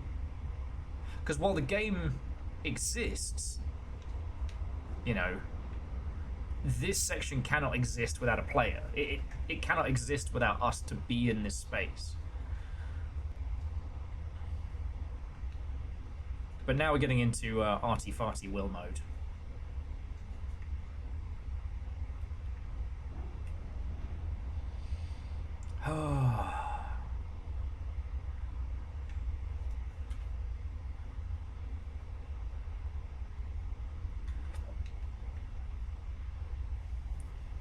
What is a man but a miserable pile of tacos? This is so good. I'm desperately trying to find space within me for the last two. But they're so tasty! Save for later. Oh, yeah. Yes, this area very much reminds me of the Vex vaults and whatnot.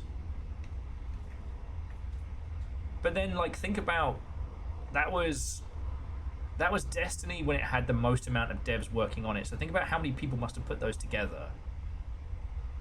And here we are mega structuring our way all over the place.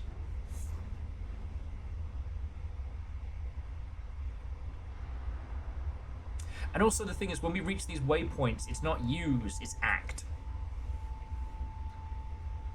And I don't, sorry, this is why I've been so mad about, look at these kind of Black Sails style figures coming up out of the obelisk.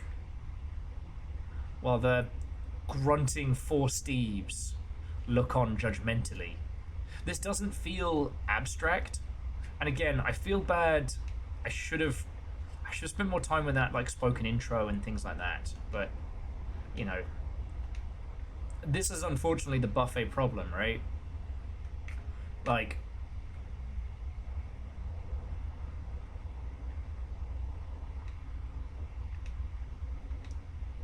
it's not like I filled up on bread, but at the same breath, I definitely hit the prime rib hard.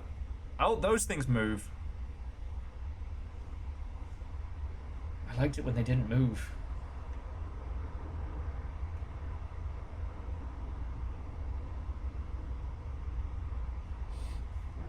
Enter the Jowerverse. Well, it's hitting the food metaphors hard. Fred, you don't even know. You don't even know.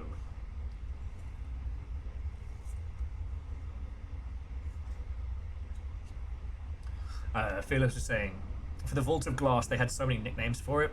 Mega Man Puzzle, Notch Boss, Scenic Route, etc. Yeah. Well, so Little Fire's playing Control at the moment. And it's really fucking cool. I advised the Little Fire play it with damage turned off.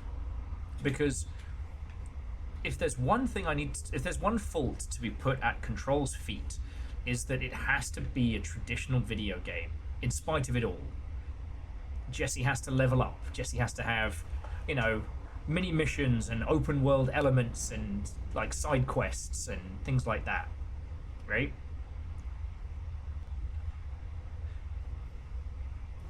There are a lot of things I can say about Destiny, and there's a lot of critique that I can level at it, but no one can say that it was ugly. And no one can say that its thematic environments were boring, but ultimately, because it was the kind of game that it was, because it had to be a big game, you know, there has to be the shooty gun bang, there has to be the cohesion. People can't get lost, people can't get frustrated, you know.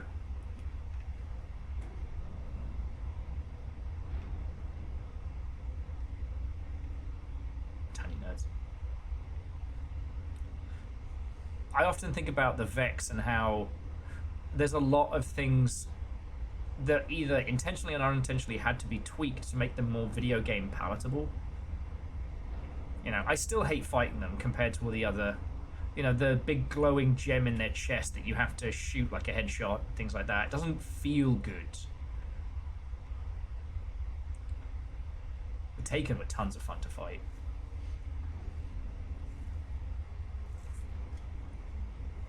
Yeah, Ozine, you know it. And I often wonder that, like,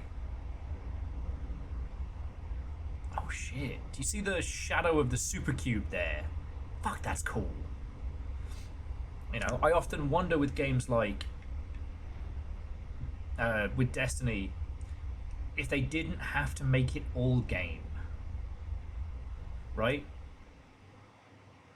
Because ultimately, Destiny will always be tied to the whims of the loop.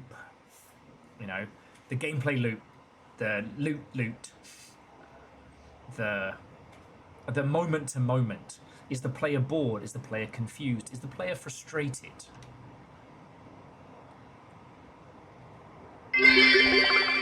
Uh-oh. Breaking news, IT staff blocked from leaving building due to all their servers having caught on fire and blocking their path. Irony loss on IT wishing to turn off the firewall. That's the problem with hanging out in the FBC, is when someone says firewall, you do not know in what capacity they mean. But, Akari, thank you for the 200. You all have been fucking generous today.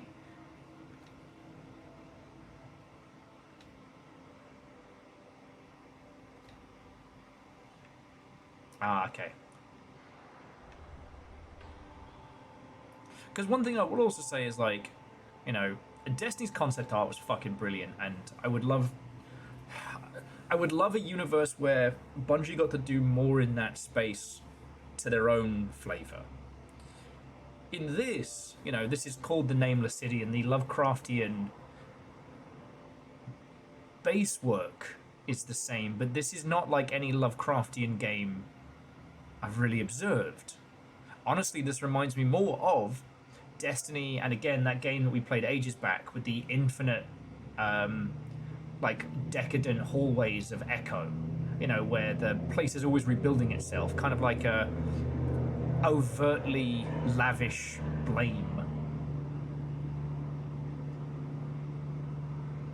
Now that we can do bigger and bigger environments with more and more detail and more special elements, like, we can have these huge spaces. They don't require 1,000 people. Sorry, I was almost about to be like, and look at this rock! Did Will get high on his break? Just look at the rocks, yo! Sorry. Yeah, Dustin, Echo was hauntingly beautiful. The way that all of your clones were ever so slightly wrong.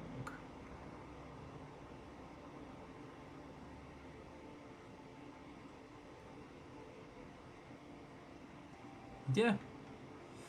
Sorry, Fearless was saying Destiny owed so much of its concept, so much to its concept art.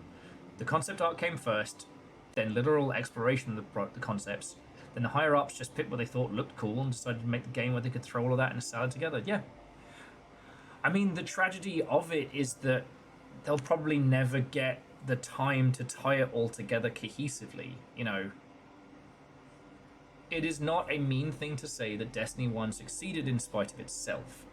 You know, the I don't have time to explain why I don't have time to explain is both a real thing and so indicative of what happened, because from then, it never stopped being on this go, go, go, go, go path. You know, working with multiple partners, buying themselves back from freedom, working with a different publisher, buying back their freedom, eventually selling it all to Sony. Look at this rock, isn't it neat? Wouldn't you think it's a thing you can't eat?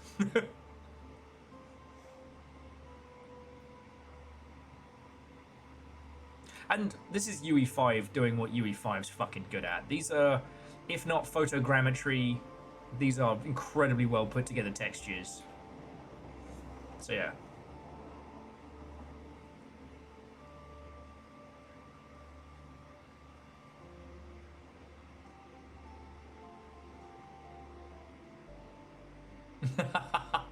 No, it's actually, Aeon, this game is fucking gorgeous, and I'll need to come back around. Oh, so Fred, photogrammetry is when you take real-world objects and you do a simultaneous scan and photograph of.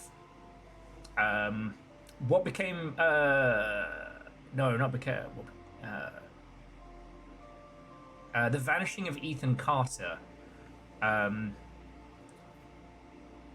it's probably the first example most people encountered it, like in a in a broad strokes element. It's now very, very common. You can do it with iPads and shit like that. But how's your dungeon crawl going? Right?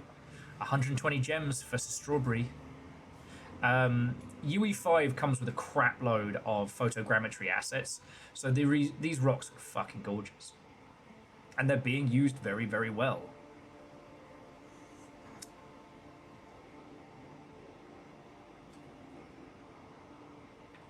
But yeah, so Aeon, more just talking about, like, I guess the general concepts of Destiny and how it ended up being how it was.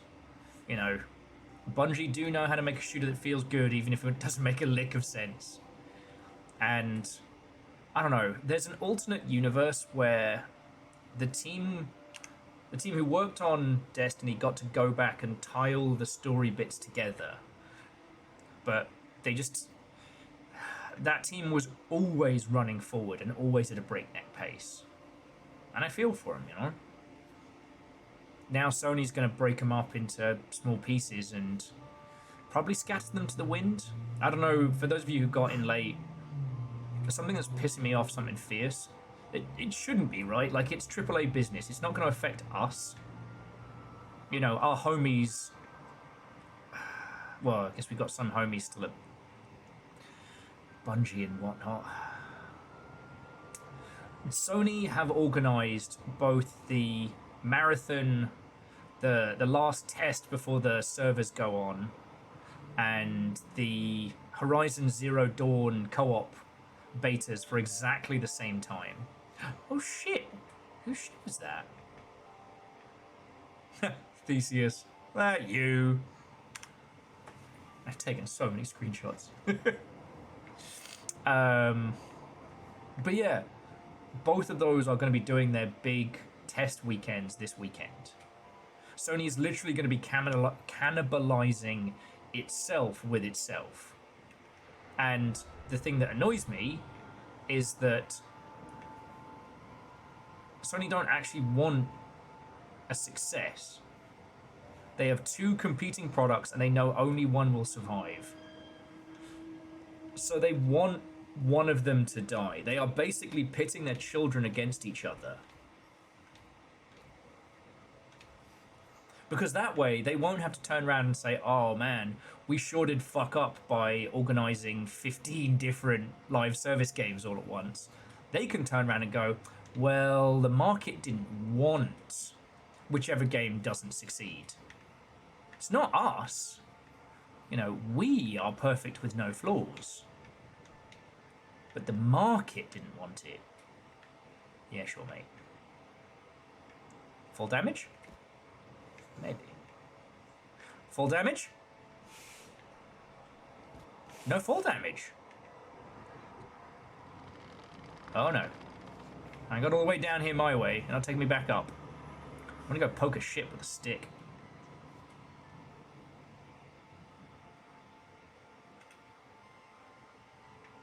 Yeah, whoever wins, we lose. And that's how it feels. Because, like, Nick was saying in chat that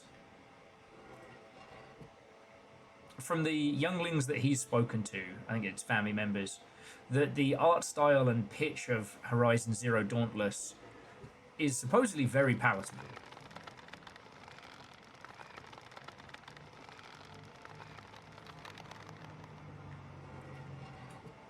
And I can see Sony hungry to make another, like, super franchise. Because I guess their problem is, like, right now, what would you say is Sony's most famous franchise?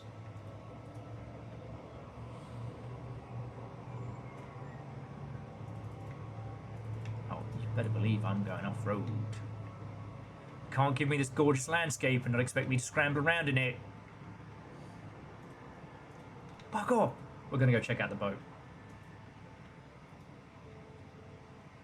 Space Channel 5.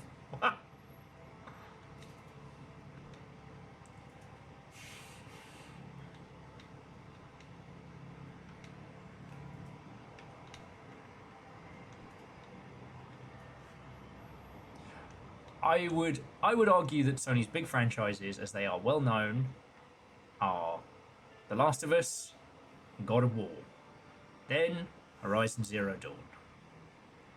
Final Fantasy isn't technically a Sony IP, but the two are kind of considered synonymous with one another. Oh shit.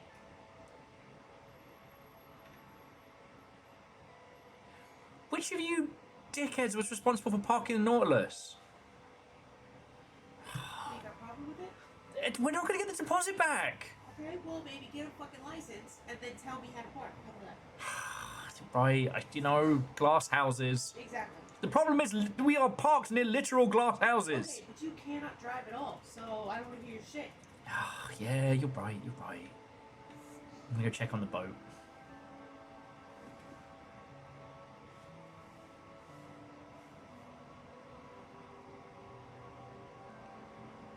I don't think I'm actually supposed to be able to get out this way.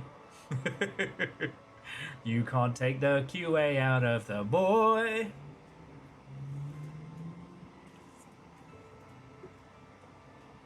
Okay. So here's... You know what? Fred says, I feel like the emphasis on franchises itself a problem without modern branding. Oh, yes. My point was just going to be that the quote-unquote franchises that they have and have access to are unfortunately not palatable for a wide audience, right? The Last of Us, you can't make The Last of Us cartoon. You can't have The Last of Us Kid Racer. And for some inexplicable reason, Sony have killed poor Sackboy off like 3 times. I don't know who hates Sackboy at Sony, but like, what the shit. Anyway. Mods! Mom and Dad are fighting again! Well, if one of us could learn how to park, wouldn't be fighting. You know what? Drive yourself next time. Splash cut, there's the Nautilus is upside down in the top of the mega structure. Exactly. Astrobot is doing very well. Problem with Astrobot is that, much like Sackboy, it's not a character unto itself. But the reason I bring this up is that if Horizon Zero Dawn can become an everything franchise, that's something Sony knows what to do with. Oh, it's a misunderstanding. It was actually Sacked Boy.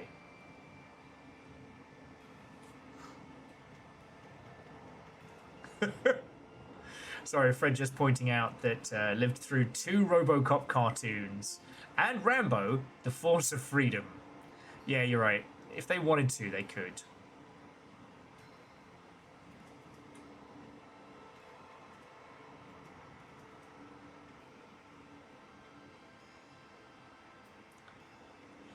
Well, on the plus side, maybe we can get some of these fishing boats to give us a tow on the way out. Yeah, I did notice there's that one bit on the structure there that's having a bit of a tizwaz with itself. And it does not like it when I flick around too much. But I will say, it still looks fucking gorgeous.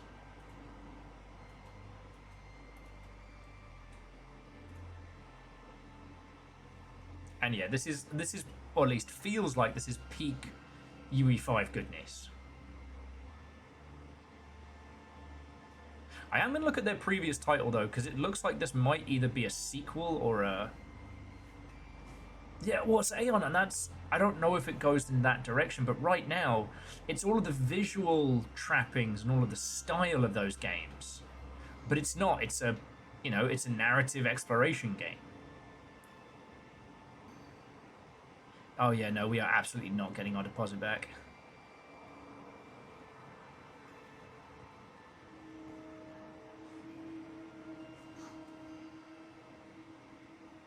And again, friends, this is a demo, so there are going to be weird quirks and otherwise.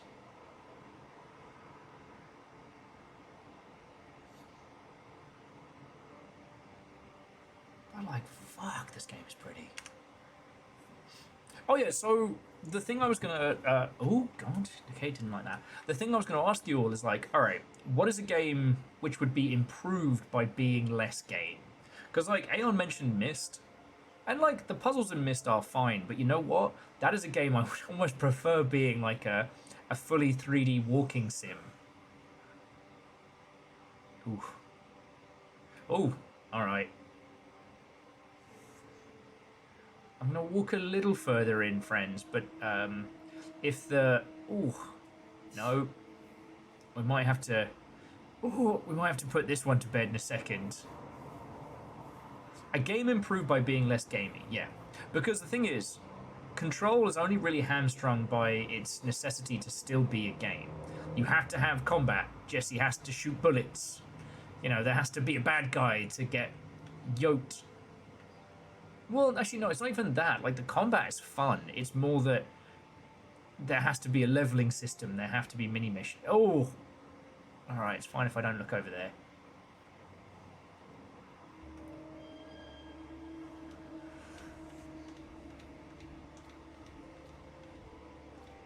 Fred says most survival horror. Bet. UE stands for upset eyes, right? Yeah.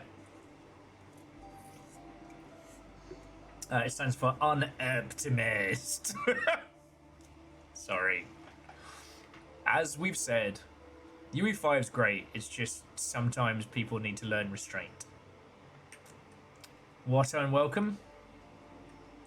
Steam Next Fest Feast Fest is underway. Okay, but look at that distance. That's some fucking not lumen. That's nanite. That's nanite doing its fucking job right there.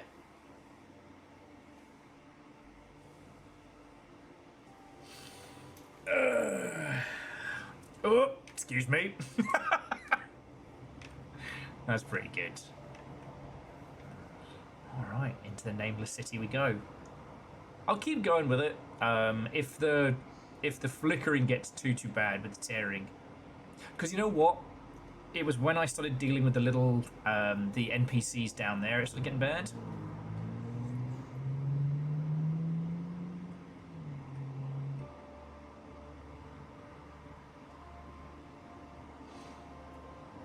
Oh.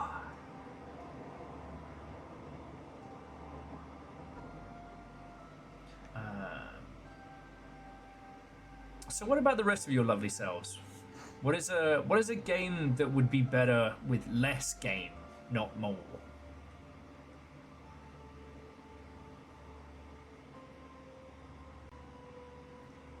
Yes, fucking look at that.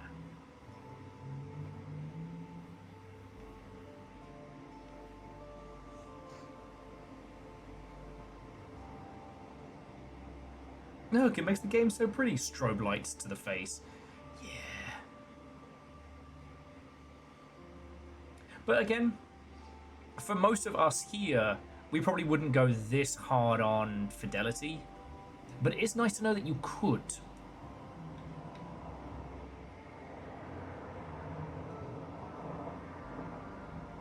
Then again, the game that Little Fire and I are obsessed with at the moment,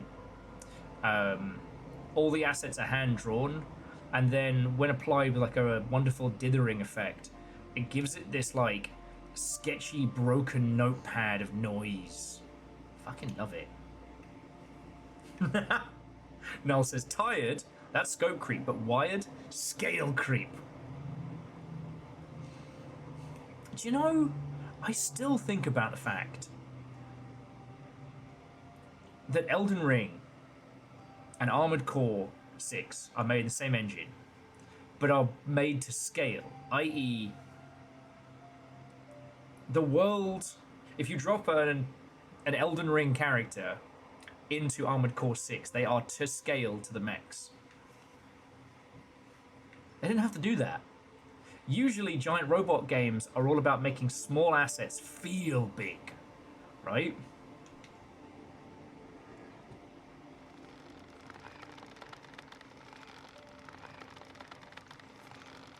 So a poor person gets crushed into the elevator.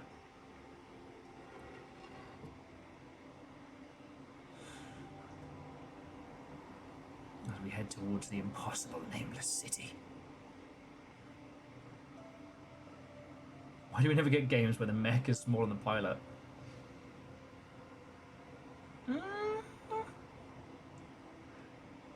I mean, depends on your definition of a mech, but there are some possibilities.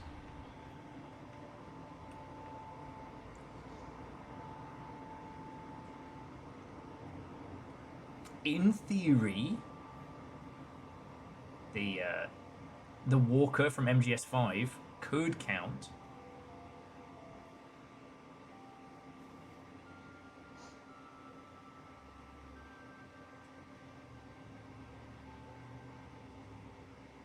Ooh, okay. Sorry, just Aeon was saying that they felt Satisfactory would benefit from a bit less game, but their system is way too underpowered for it. Understandable. But Fred made an interesting point, which is there's a number of games that keep on being a game after the game is long decided and locked in. So, for example, like Civ, Total War, etc. There was always a hard one. I know the TW team tried for years to come up with a good solution of like how to make the back half of a campaign fun.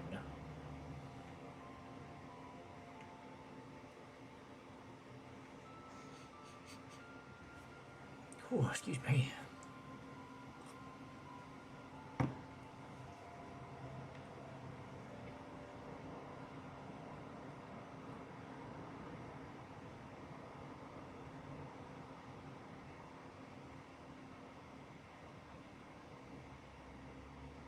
And yes, the best way to make the back half of a campaign fun risks undermining the value of the front half, yeah. For Shogun 2, we did what was called Realm Divide. And that was not universally well received. Sorry, for example, what would happen is like you're taking over Japan, you're kicking ass, and then suddenly you reach the tipping point, and the rest of the map goes, oh, hang on, this guy's about to take over. We all need to team up and fuck him over. So it creates kind of like an us and them vibe.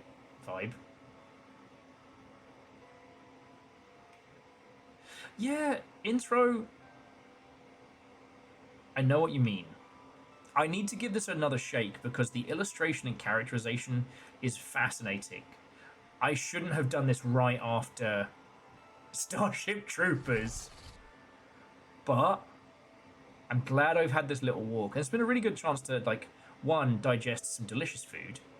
And also, like, take it in.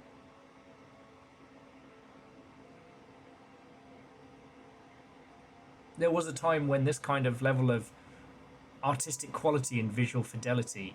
See, it's the fucking player models. Ooh.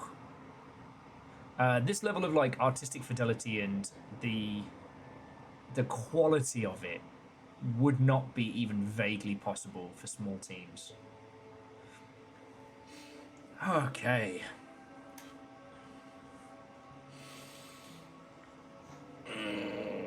All right. So, friends, I need to pee. I'm going to leave you in this gorgeous little setting for a little bit. Then we're going to rotate on to maybe our last game or our last two games. Then I will be handing you all over to Little Fire, who also has Steam Next Fest stuff, but wildly different from mine. So,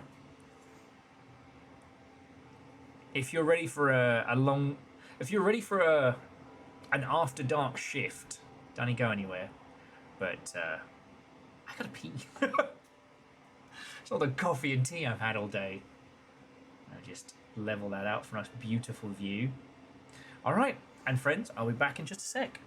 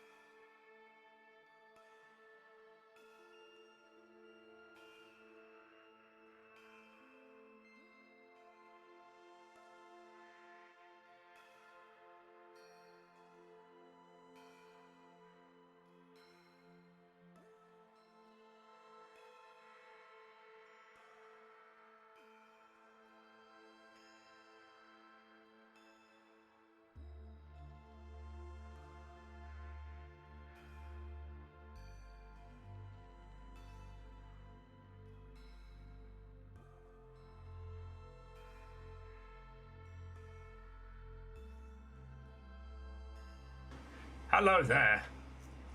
I have returned. So, I would say we got time for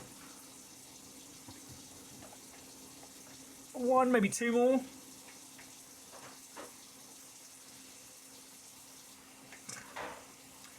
I mean, Dustin, I did what every reasonable standard person should do. Licked him clean. Sorry. I regretted saying that.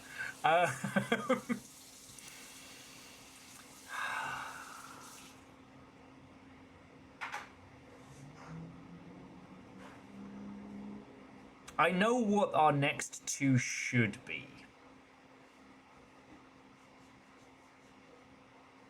I know what our next two should be, but do you want to come with me on this one? Okay, no, I know what I want our next two to be. I would like to play John Carpenter's Toxic Commando. This is for me, all right? There isn't an artistic point behind this, you know, because I'm looking at it. Phonopolis looks gorgeous. If you haven't seen it, your character discovers a pair of headphones, and it allows you to be the only person who is then immune to the government's propaganda. All right, hang on. Give me some jams. I also have, again, Yona's Nightmare, which is what if UE5 broke and it spilled out into your world? I've got Crude Oil, which is very cute, and you play as a sentient blob of crude oil, and you're going to save the world. Oh, you're going to save the planet. Or AAU, an indie shooter with some high-speed coolness.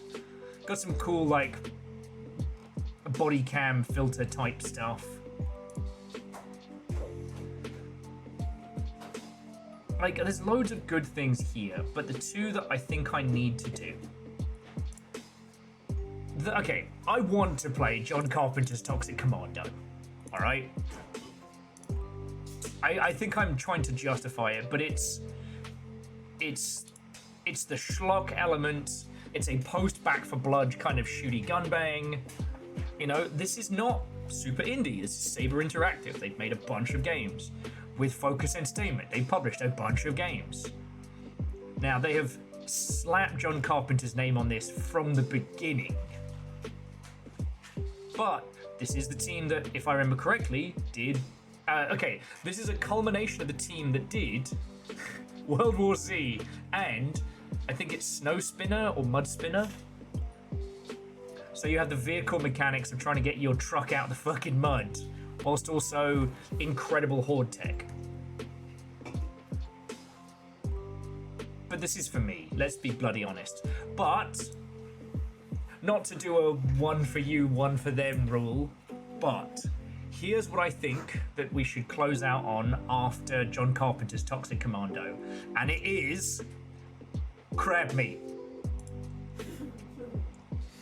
A first-person point-and-click survival horror. Now, I think the demo is like 20 minutes. Yeah, it's pretty short. I think this should be the last game we do today. It's a little bit job sim. It's a lot weird. And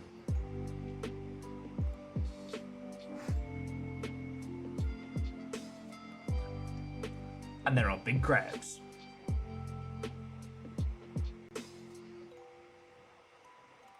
Alright, so... Well, that's what I'm thinking, Lyoshi.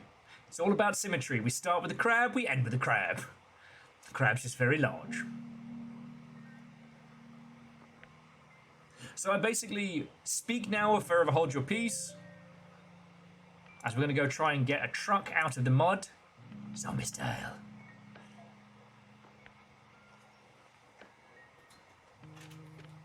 Business fish can look after my controller. Exactly. DJ Coil, you are entirely correct. All games will eventually evolve into crab.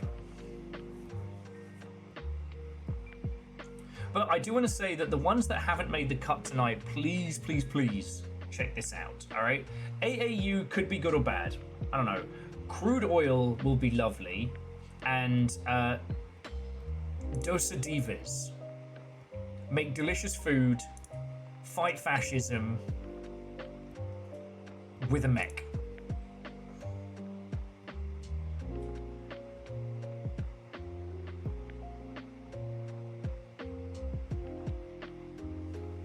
Oh yeah, so fascist capitalism is trying to destroy all cooking forever.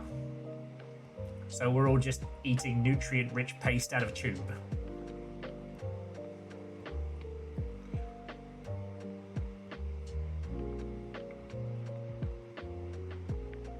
Like, this is lovely, and it's the same people who did the Suitors game. Shit, I'm trying to remember the name of it. They did Thirsty Suitors, which I didn't get to spend much time with, and Falcon Age is brilliant.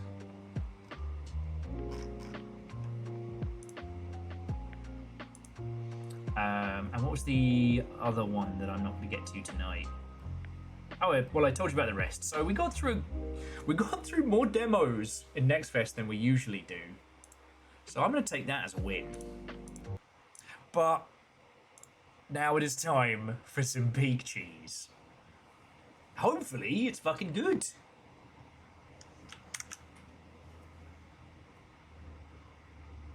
Because I can talk about it.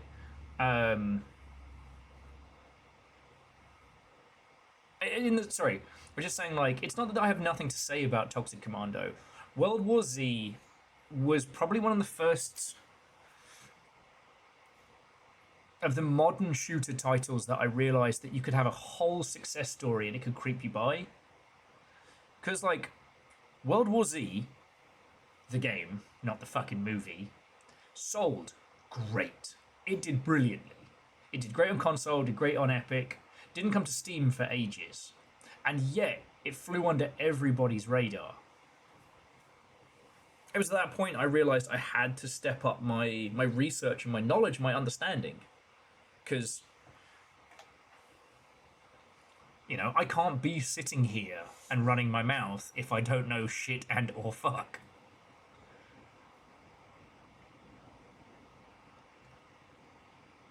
Knowing enough to know my areas of blindness is often more knowledge than some folks will bring with them.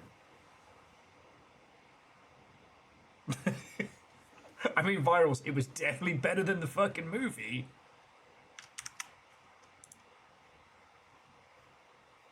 Okay, video game, you're over here, and I need you over here. You don't control me.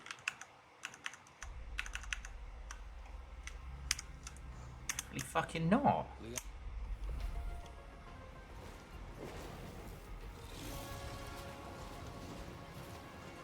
Oh man, this is a great splash screen. Sure wish I could show you all.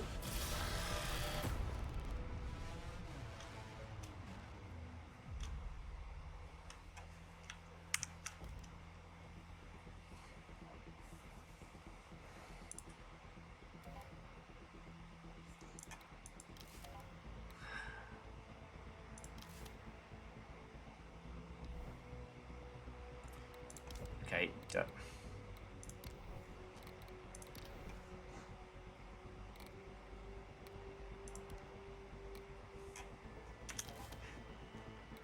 okay, thank you.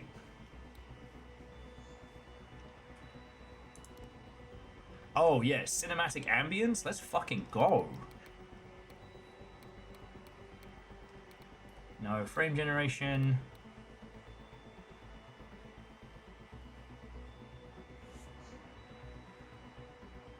VSync on, please. Motion blur off. FPS 60. Okay. We are cooking.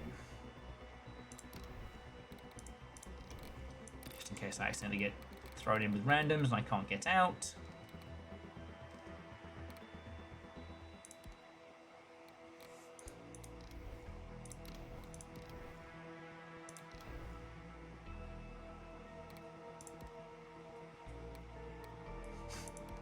Fantasy filter off. Okay. So, does anybody need any info on this before we kick off?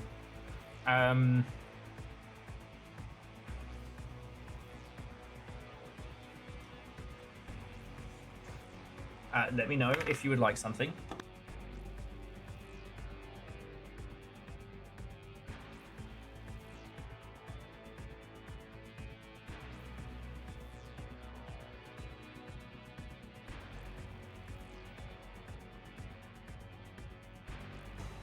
Okay. Friends, let's just jump into it. But remember, do not pre-order video games. Even if they're good. Oops, I accidentally pre-ordered all my games. Whoopsie, all pre-orders. Now, the plot of this, I think, is you're all infected with a special infection that gives you toxic superpowers or something like that.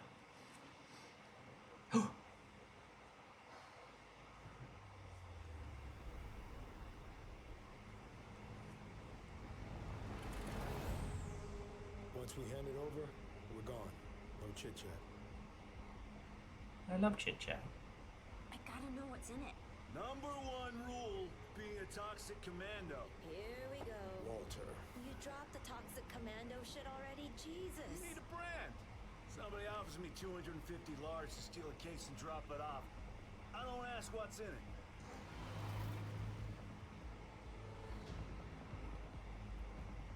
It's each, right? 250 each.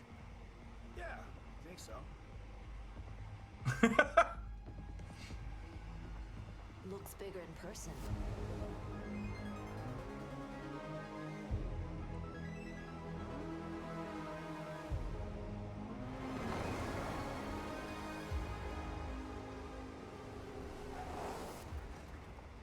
He give you a fob or something?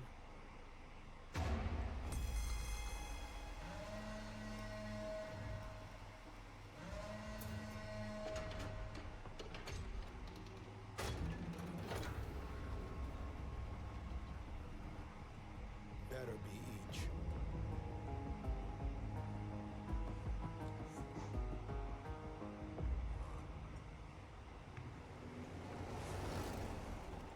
Do it 89.9. That's what he said.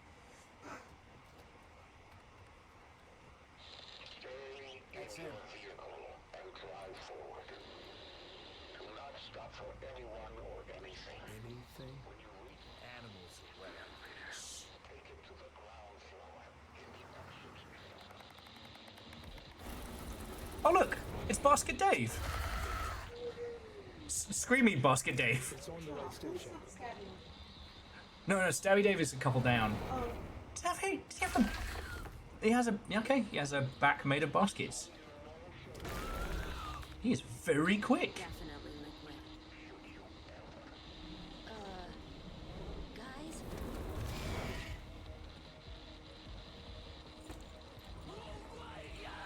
Fuck is that? No, you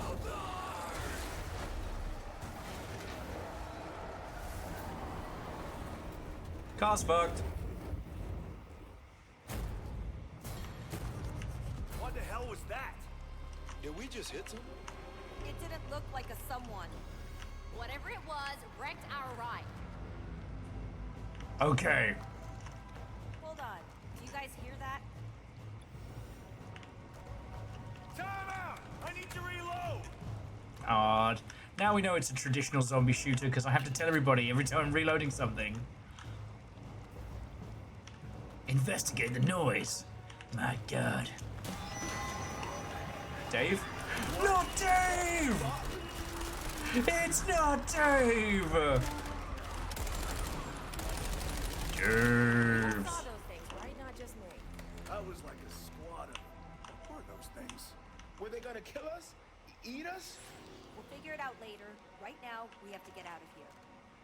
We don't get that car fixed, we're not getting out of here. Bet I could use these spare parts on the car.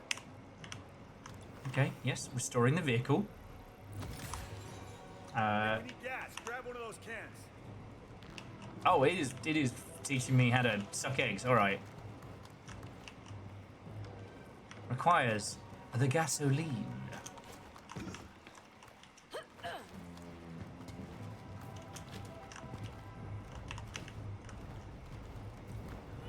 Oh yeah, what are we going to call the things if we're not calling them zombies? We need gas. Hopefully these don't explode. Whee!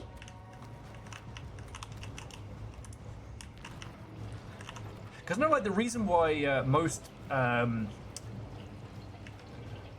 sci-fi stuff doesn't call a mech is because mechs and mecha, if you will, are not copyrightable, whereas Gundam is. File in. Next stop, anywhere but here. Okay.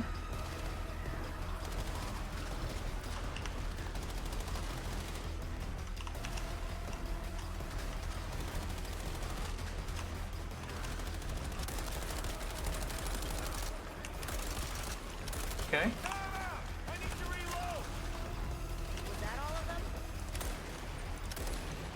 I guess World War Z was at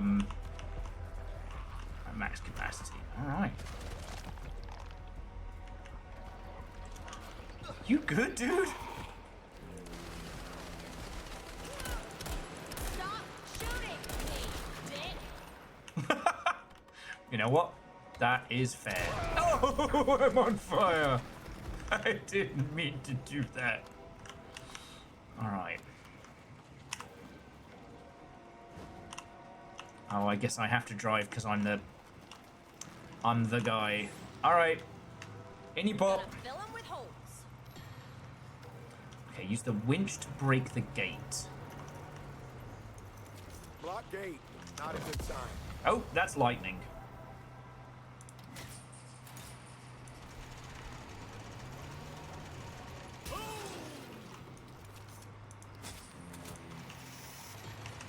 Oh, that's fun. Okay, so the vehicle winch works with a quasi-physics to it. It's kind of rad, not gonna lie.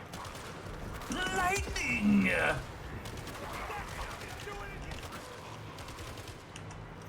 guess we're turning the headlights.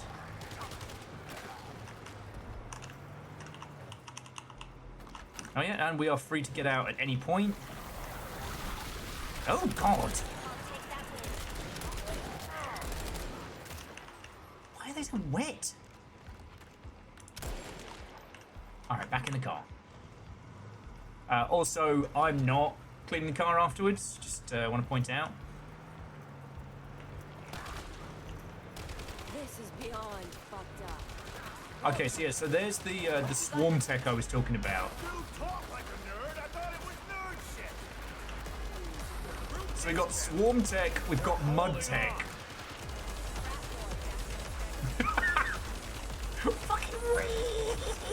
Oh, and tentacles. We've got tentacles. All right. Oh, that's cool. So start getting stuck in the mud. Don't know what to do. Grapple hook time.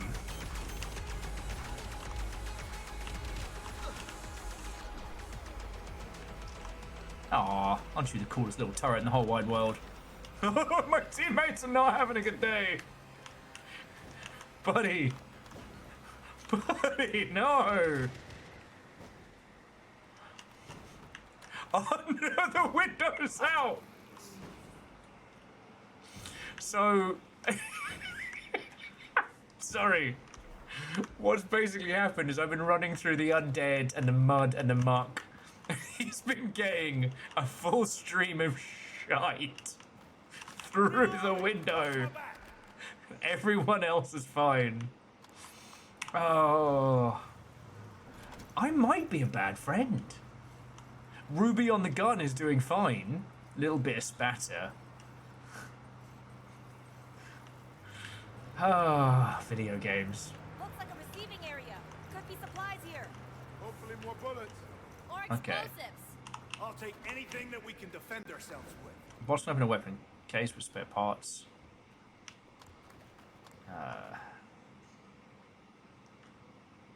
New gun mystery box. Gonna put this to work. Oh, where have you been all my life? Did you all have this sent specially for me?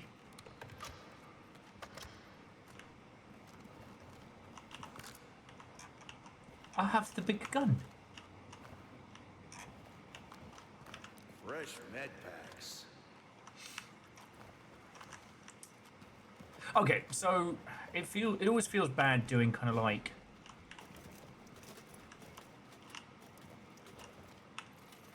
it always feels bad kind of doing like first impressions on the game when you've been playing it for just a little bit.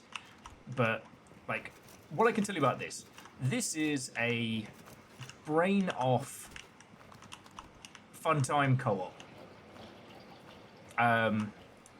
It does seem that whoever's driving the truck basically has the most amount of investment, so I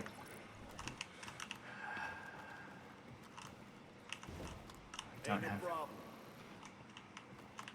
was that? Hold E. That was Oh, my bad. Nothing to it. there we go.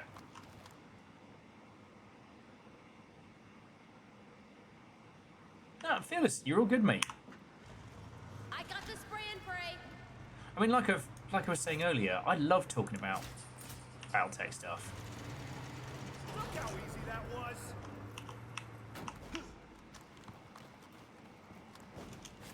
Okay, more gas.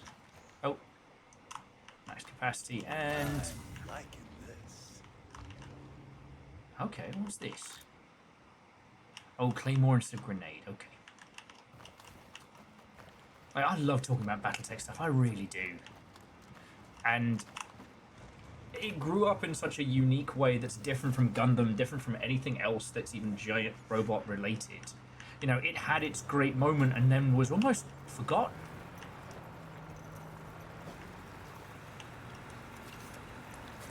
Too steep. Use the winch on that pipe. I knew we needed a winch someday. It's the poor guy on the fucking...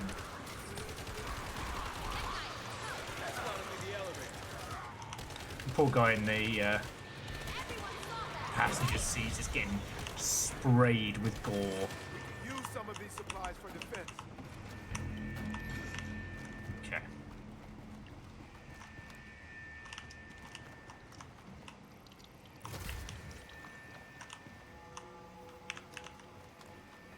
On my way. You have to use a computer to call the elevator?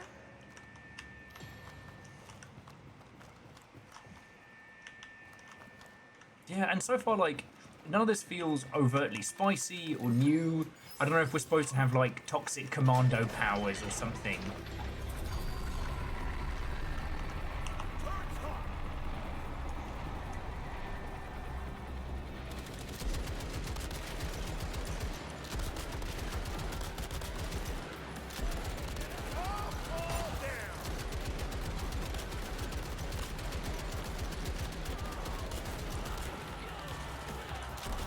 I will say I'm not bored. I'm actually trying to not just fall totally into the blasting zombies fun times mode. I'm trying not to ignore all of your lovely selves.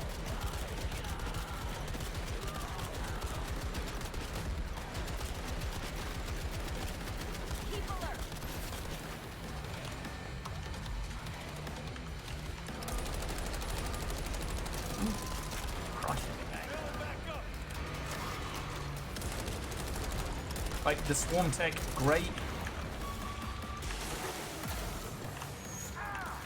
Sir. Elevator's got that gunk all over. I didn't get to use my cool gun. It's not fair.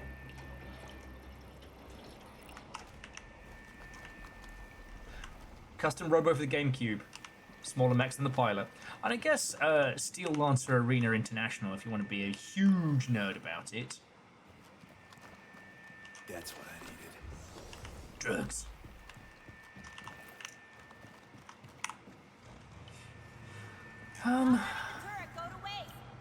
What I'm going to be curious about is to see like what Mr. the Carpenter's involvement in this was. Wonder if we can use the cars here. Because it's... Somebody flip the elevator switch. And by somebody, you mean me. Like, so far, it's already doing a lot of the standard AAA stuff. Like, it doesn't let me just be or get eaten by zombies. But you know what? Fair enough. Before something tries to kill us again, can I just ask, what the fuck? I'm just glad that bullets and electricity hurt them. Good thing I put all those bells and whistles on the car. Nice work on the car, Walter. You're never picking the jobs again. That's fair.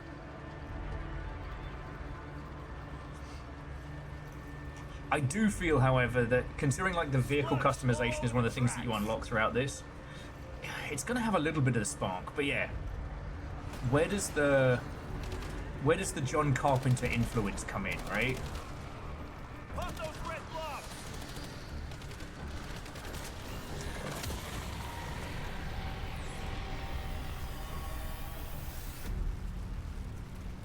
We're clear. Start up the elevator. Always me.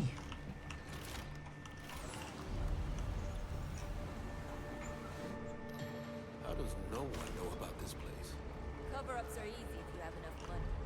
Maybe no one is left alive to tell anyone. This Leon guy has some answers.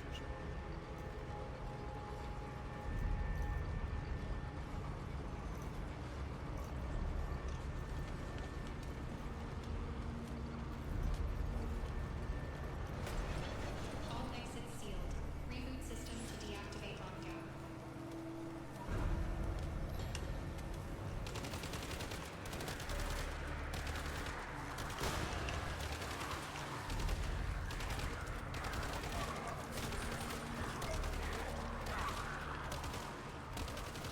Oh man, we're gonna walk like nerds.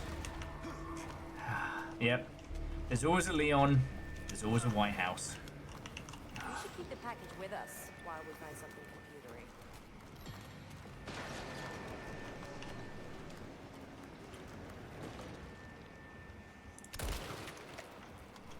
Loading more rounds.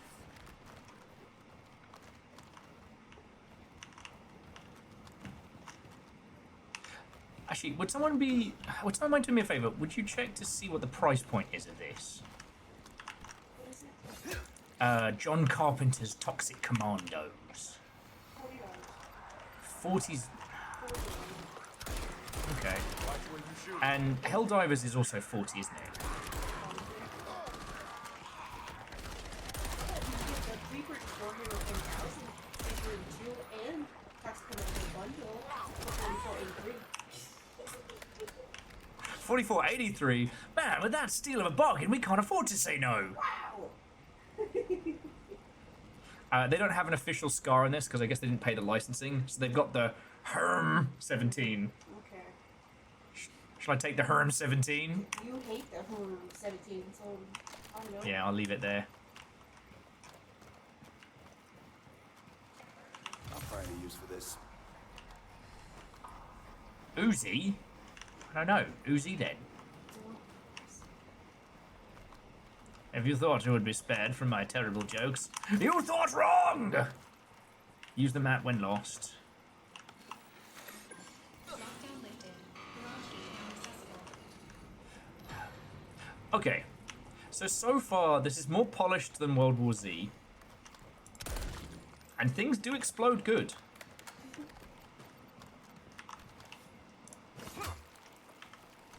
I think this could quite happily hit that. I think this would quite happily hit that, like, I miss, sorry.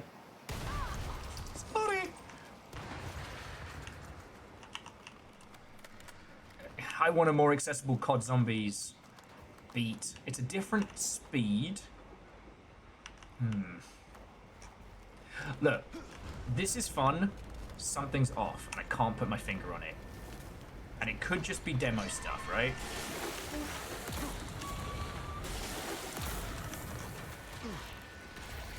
Not so tough now.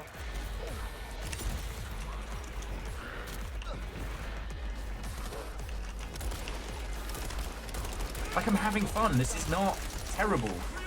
I just... If any of you get the chance to play this over the next couple of days, please do. Do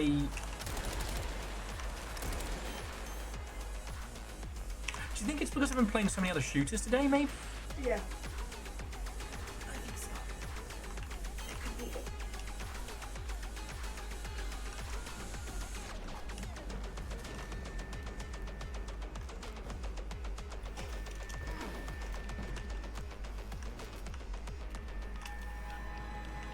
thought I opened the gates.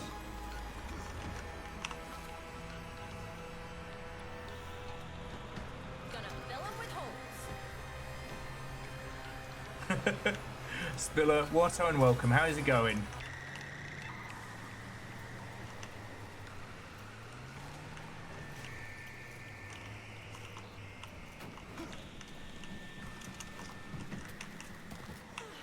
Oh. Repair broken elevator. Alright. So, sorry, yeah. So, Spiller, what and welcome. Hope you're doing splendid.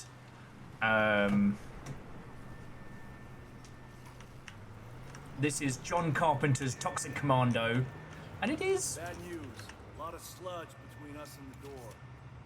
Found a weapons crate. We cleared the sludge in the elevator with an EMP. Think we could jerry-rig one?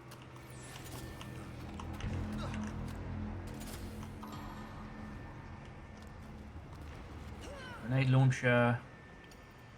Oh, I didn't enjoy the... I'll go for the Daka Daka Daka.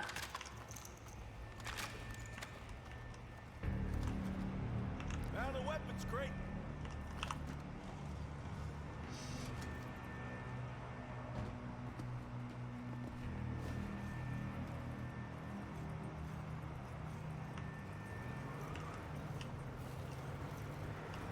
We're just wasting ammo.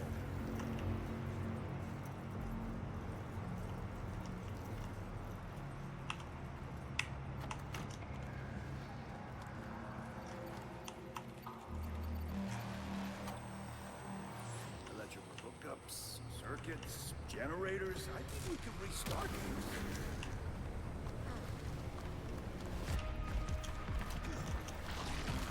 One job. Can't even do that. Shit. Oh, it's the mini game from. Now that's what I'm talking about. It's the mini game from Dredge. Those sludge things doing something.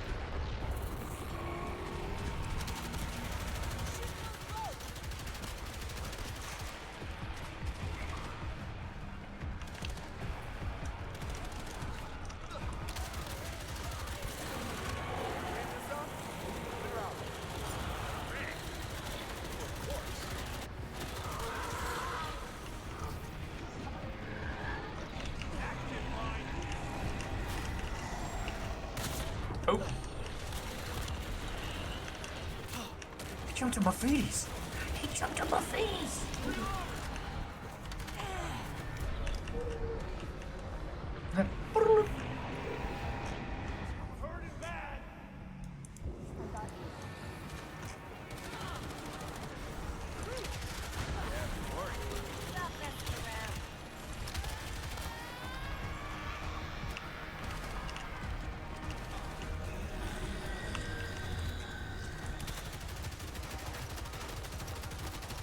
So yeah, so Virals, I will be fascinated to hear what you think of this. Because it's not, I don't know, it's not bad. And perhaps it's just that, you know, the early demo blues, right? Shooty gunbang, good. I feel like, I don't know, I feel like I'm waiting for the drop still. Nobody else likes this part? Like we've been dropped in at like a Together we can destroy any gross ass thing. like a later mission of Left 4 Dead.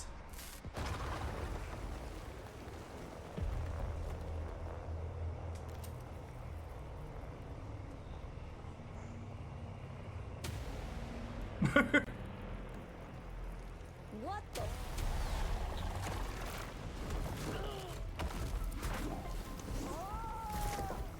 Oh yeah, so this really was the tutorial mission.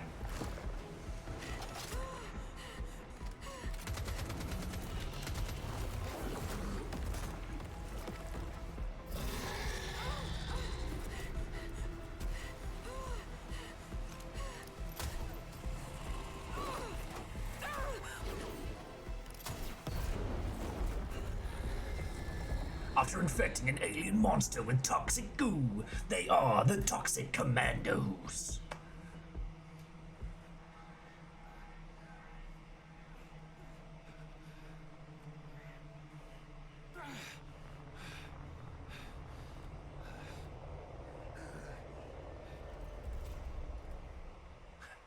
Damn it, Leon! Ah, Leon is probably being played by Mr. the John Carpenter himself, the katana-wielding super scientist.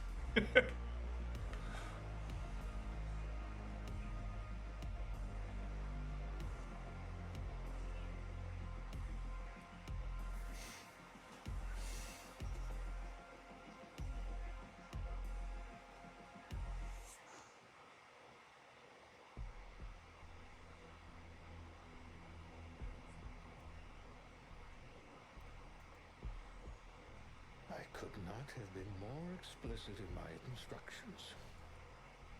Under no circumstances should you tamper with the egg. And exactly who the hell are you? I'm the guy who's paying you $250,000. Each, right? $250,000 for a simple delivery job. Instead... Are we where? Instead, you killed its offspring. How do I take this Don't off? take that off. I said do not take... You've been infected by a highly invasive organism. Those vests are the only thing keeping it from metastasizing in your brains. Fuck! My insides are burning. We're getting her to a doctor. No doctor in the world can help you. As long as the creature lives, the infection is incurable. Man, you'll need to have some more fun with these cutscenes. Only buy you a week. That fuel you were bringing me was the key to killing the beast. But you lost the fuel. If you want to cure the infection, you'll help me eliminate it at the source. We didn't know there'd be monsters. How do we know that you don't control that thing? Had you listened to all of my instructions, this Should have wouldn't... been the first line. Danger. Fucking monsters. This is a shit burger. Monsters are real. Maybe we're dying. Hell, maybe the goddamn devil. But if he's telling the truth, what choice do we have? So one of you knows how to think. And if you're not telling the truth, you'll be eating an actual shit burger. This certainly is some 80s dialogue. Let's go commando. No way. Doing that.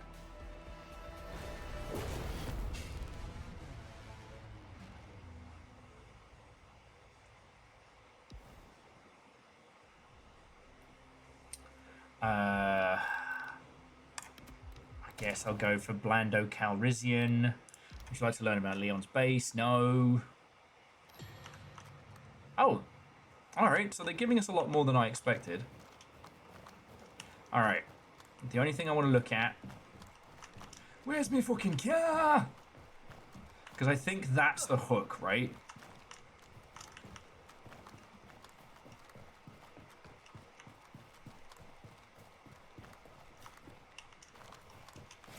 If you're done looking around, get to work.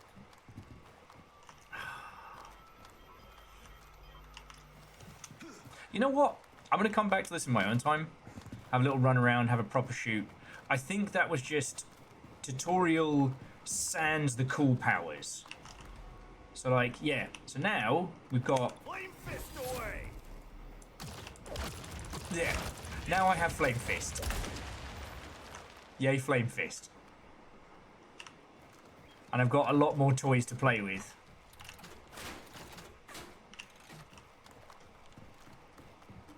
Alright. I promised you some crabbing. We crabbing. Oh, okay. I don't know, I wanted to come off that, like, in a state of crazed fervor. And I kind of feel like, oh, yeah, you know what?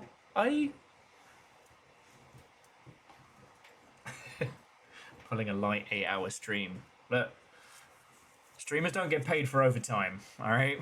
And we've got a little bit of crabbing to go.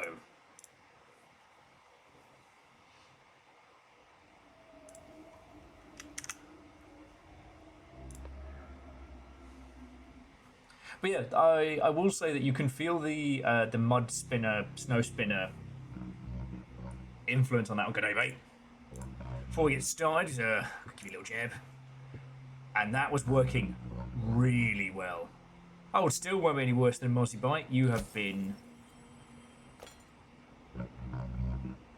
chained to the desk. Well, so Aeon, I think that's the problem, is that opening did not give us a chance to really breathe and see it proper.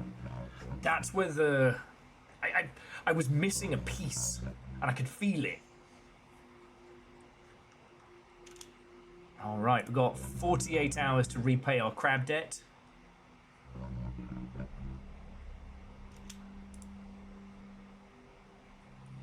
Exasperated citizen, you are charged with the heinous crime of poverty, and your citizenship has been revoked. You are sent to the Southern Fisheries Penal Colony to perform hard labor. You have 1 week to harvest 500 kilograms of king crab. The vessel is highly advanced, nearly autonomous. Great care. The Feudo State thanks you for your service, and we hope to welcome you back to society when you've learned the meaning of hard yakka.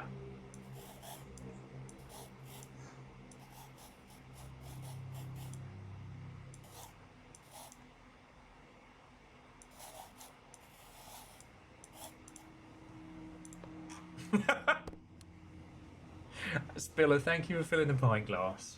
Yeah, I get paid when you lot decide. Well, I should say we get paid when you lot decide we do. But I wanted to close out on this one with a little bit of weirdness.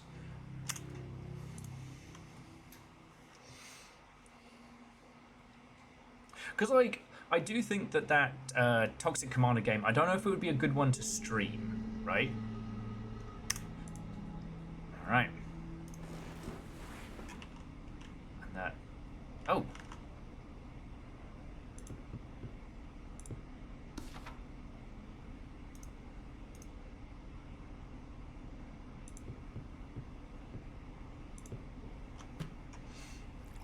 Because, like, I've done streams of stuff like Back for Blood and things in the past, and they're fun to play, but I think for everybody else it kind of just boils down to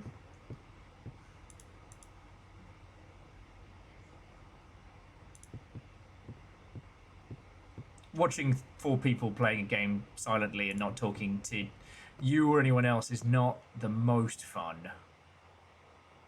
Okay, docking, refilling signal.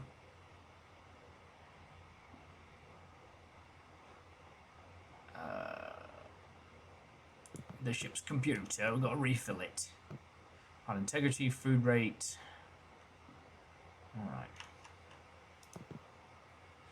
Alright. So it's weird because it's a quasi point and click.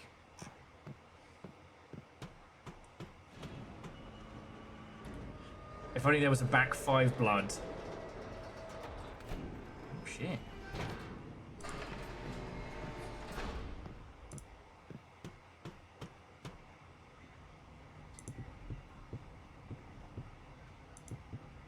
Wait, Spiller, which demo?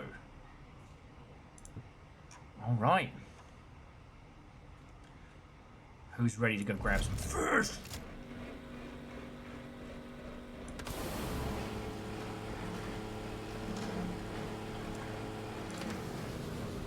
Oh, raise anchor! Can you imagine if I burnt through all our afterburner?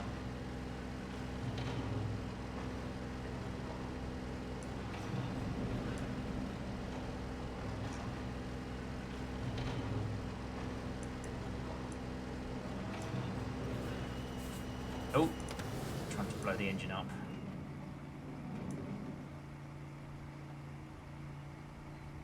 Alright, let's get us pointed out to sea.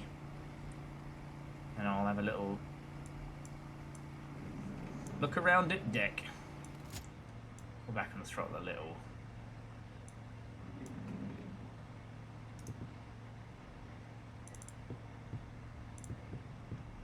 Okay.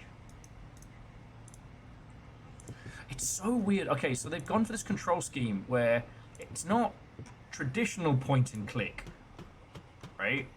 But it's all kind of like one mouse button style stuff. So you can look left and right, but then you turn a little bit from this. Sure, swing arm.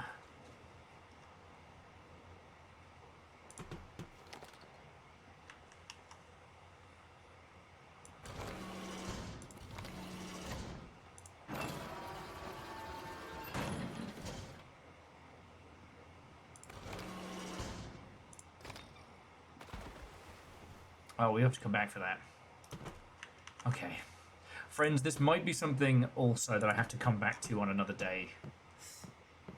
Well, this isn't just like walk around crabbing, like you've actually got to pay a lot of attention, and the control scheme is weird. Yeah. Yeah, it's a weird point and click type thing.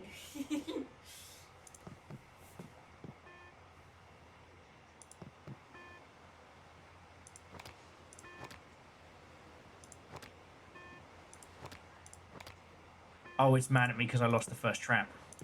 Oh well.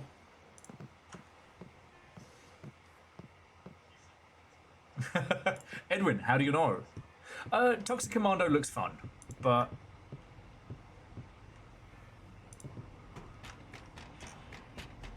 there's a lot more demo than I thought, because I thought it would honestly just be like one level and then shenanigans.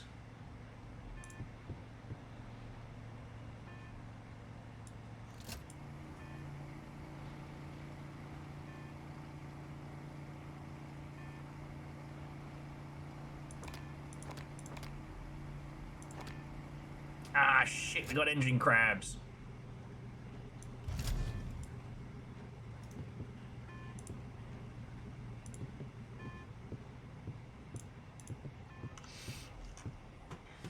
Lyoshi, to my knowledge, not intended for VR.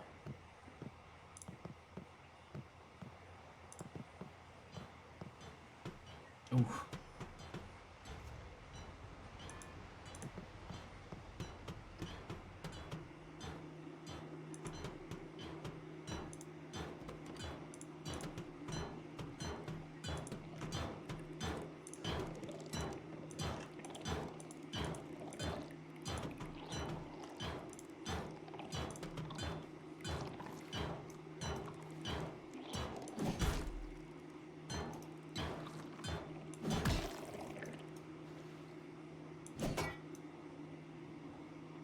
Jesus, 2 damage to use, needs repair torch. Okay.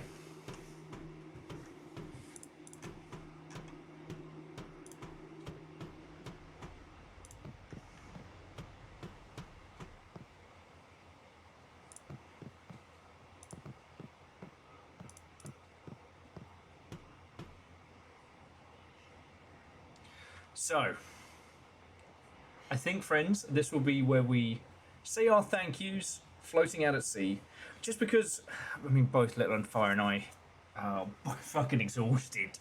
I know there's a bout of that going around, and yes, it has been 8 hours of demos and laughter in the ilk. Wheeler, what and welcome. We're not done for this evening, but we are changing of the guard. Yeah, no, Aeon, like, thank you. And honestly, like, part of me wants to go hard, like, blast through, but then, you know, we have a long week, and I don't want to kill myself on Steam demos. Day one? Day one of the week. Yeah. And we have a long month next month. So. Yeah. It's... There's so much great... Breaking news, Ginger Beard Man attacks sea monsters. They didn't care. Crowbar still shown to be best melee weapon. Absolutely. And Akari, I had a great crowbar cameo in a game, and I can't talk about it. It sucks. What? Nothing. What'd you say? I said I can't talk about the crowbar cameo. Oh, okay. Alright. Right, Bonio, back off. Business fish, politely leave the premises. Hey, don't... You know what's even funnier about this? The fact that he's a polite penguin and he's holding a fish? It's probably why those two get on so well. Crowbar was one of my favourite little jaunts in Soho. It was a tiny little metal bar just to sit on a little corner.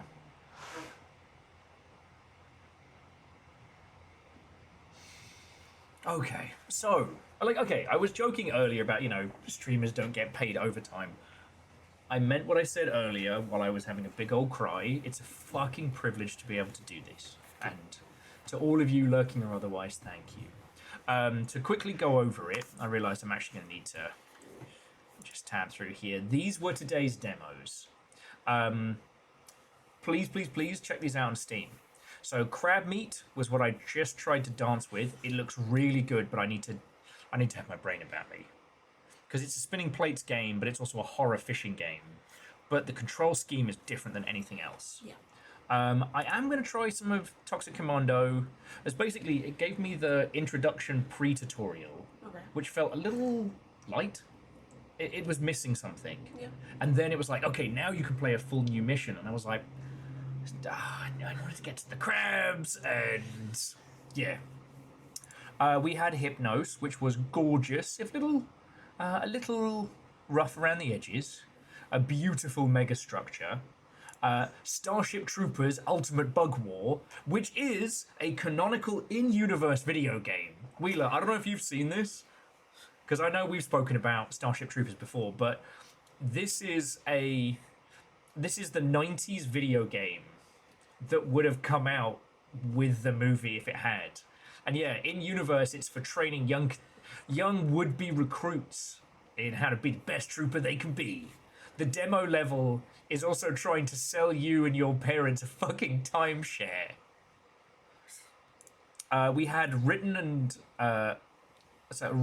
and Rotwin, a physics-based chaos dueling game. Cargo Hunters, a single-player or co-op extraction shooter where you're all cool fucking robots. I'm like, look at these guys. We're going to be like them one day. Mm-hmm. And we started the day so strong. The dungeon experience was so fucking funny. What if a LARP was also a pyramid scheme run by a crab? Please, just, if you take my advice, just play this. The ones we didn't get to today was the Dose of Divas, a cooking mech fights capitalism, Yuha's Nightmare, what if your Unreal Engine instance broke so hard it broke reality, Phonopolis, fight fascism with a pair of headphones, Crude Oil, fight crude oil as sentient crude oil doing crude oil stuff, AAU, Big Dreams of Shooty Gunbang from Small Teams, and honorable mention, because we're not doing this now, but Burgling Gnomes. Burgling Gnomes. You are so much fun. You are crime gnomes together. Okay. Do you want to do anything while I'm doing my thank yous and whatnot? No. Oxy B, you've seen some burgling gnomes? It's gonna be fun. Yeah. They're startled by spotlights. Very seriously, like, if you take anything from just the sheer amount of cool shit that is happening in games, video games are gonna be okay. AAA games companies in North America are fucked. But to everybody else, it's...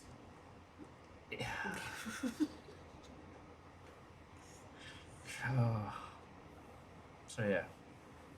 Everyone has been insanely generous today, and I cannot say enough thank yous for that. But I can say thank you to the following people specifically, because I wouldn't get to do this shit if you didn't throw money at my stupid face. I'm like a British Tamagotchi, but slightly less poo. Okay. There is actually a Tamagotchi game in the Steam Next Fest. You throwing it in? Maybe. I don't know. Because, like, Little Fire has a personally curated list of Steam Next Fest games to show you next. So this doesn't end. We're just swapping rhymes.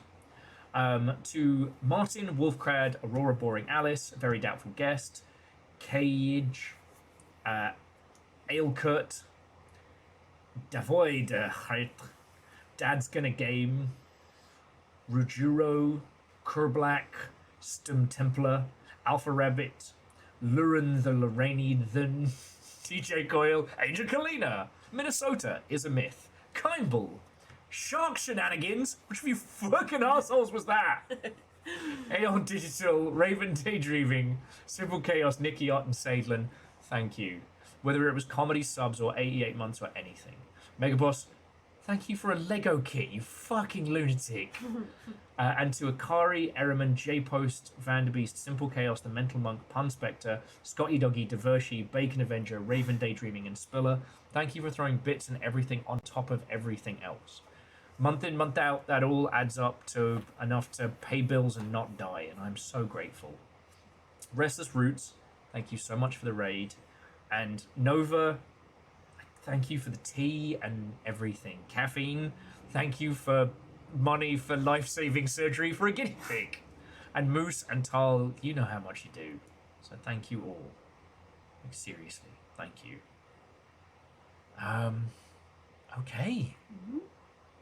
So that's it. That's it. This has been 8 hours of Steam Next Fest demos.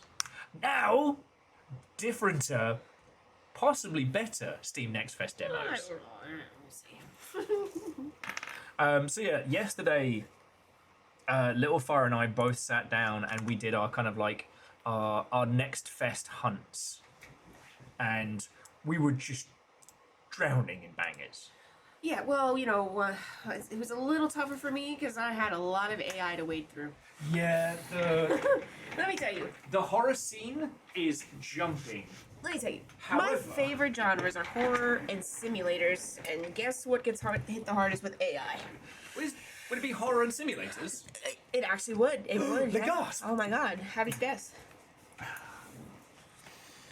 Oh, okay. All right. So, yeah. Okay. Oh, and what was the one that you were looking at as well? What do you mean? There was another one you wanted to get on the download. It's fine. We have so many to get through. Yeah, I do not look at the NSFW scene anymore, but I assume they're still fucking riddled with AI nonsense. Yeah. Shocking, truly. Because it's really hard to draw a dick, you know. There are so many regular, talented artist humans who will draw you whatever weirdness you request. Literally, go on Blue Sky and you'll find it in 2.5 seconds. I had to turn on my filters because my feed was never safe in public. I'm like, Jesus Christ, can I breathe? Yeah, we get it. Yeah. Front page is a mess now. Front page is garbage. You used to have standards in order to be on the front page, and now there's not. No, it's not. Okay, so OxyB, you joke. I know I talked about this with the Longship Squad earlier on, but Little Fire literally found a game which was the plot, the code, the assets, and the music, and the voice acting were all generated. Yep. So what was even left? Yep. We'll talk about some of the AI ones I found, just so we can shit on them, because I feel like it, because I'm a hater. Yeah, no, I mean, that's what I did last night while I was playing the fucking dungeon crawly game. Just dunking on them. They deserve it. And actually, they deserve to get dunked on more. No, we're not panicking. Everything's chill. We're going to have a nice, calm turnover. No, this is a panicless maneuver. Calm turnover. Though I will say, Dustin was playing the driving castle game that you were playing. And god damn it, fucking slaps. It's so good. Yeah. Right. Chill panic is like cozy horror. Put it in the basket. We're not doing that. Throw it in the trash can. Wunderberg! Wunderberg! I love that game. Ugh, I'm so excited for that game. That's gonna be a Steam Deck game for sure. There was one I saw that was Evil Carer's mascot horror. I'm kind of over mascot horror, but we can talk about Poppy's Playtime 5 too, because that has some drama coming on with it. And I'm actually quite pleased that it has drama. I'm gonna be honest. Please, please, please, don't go anywhere. We're literally just swapping seats and... Yep, swapping. Boop. And that's it. Yeah. Alright, see you guys in a few moments. Dino Bleed! Jeez. Dino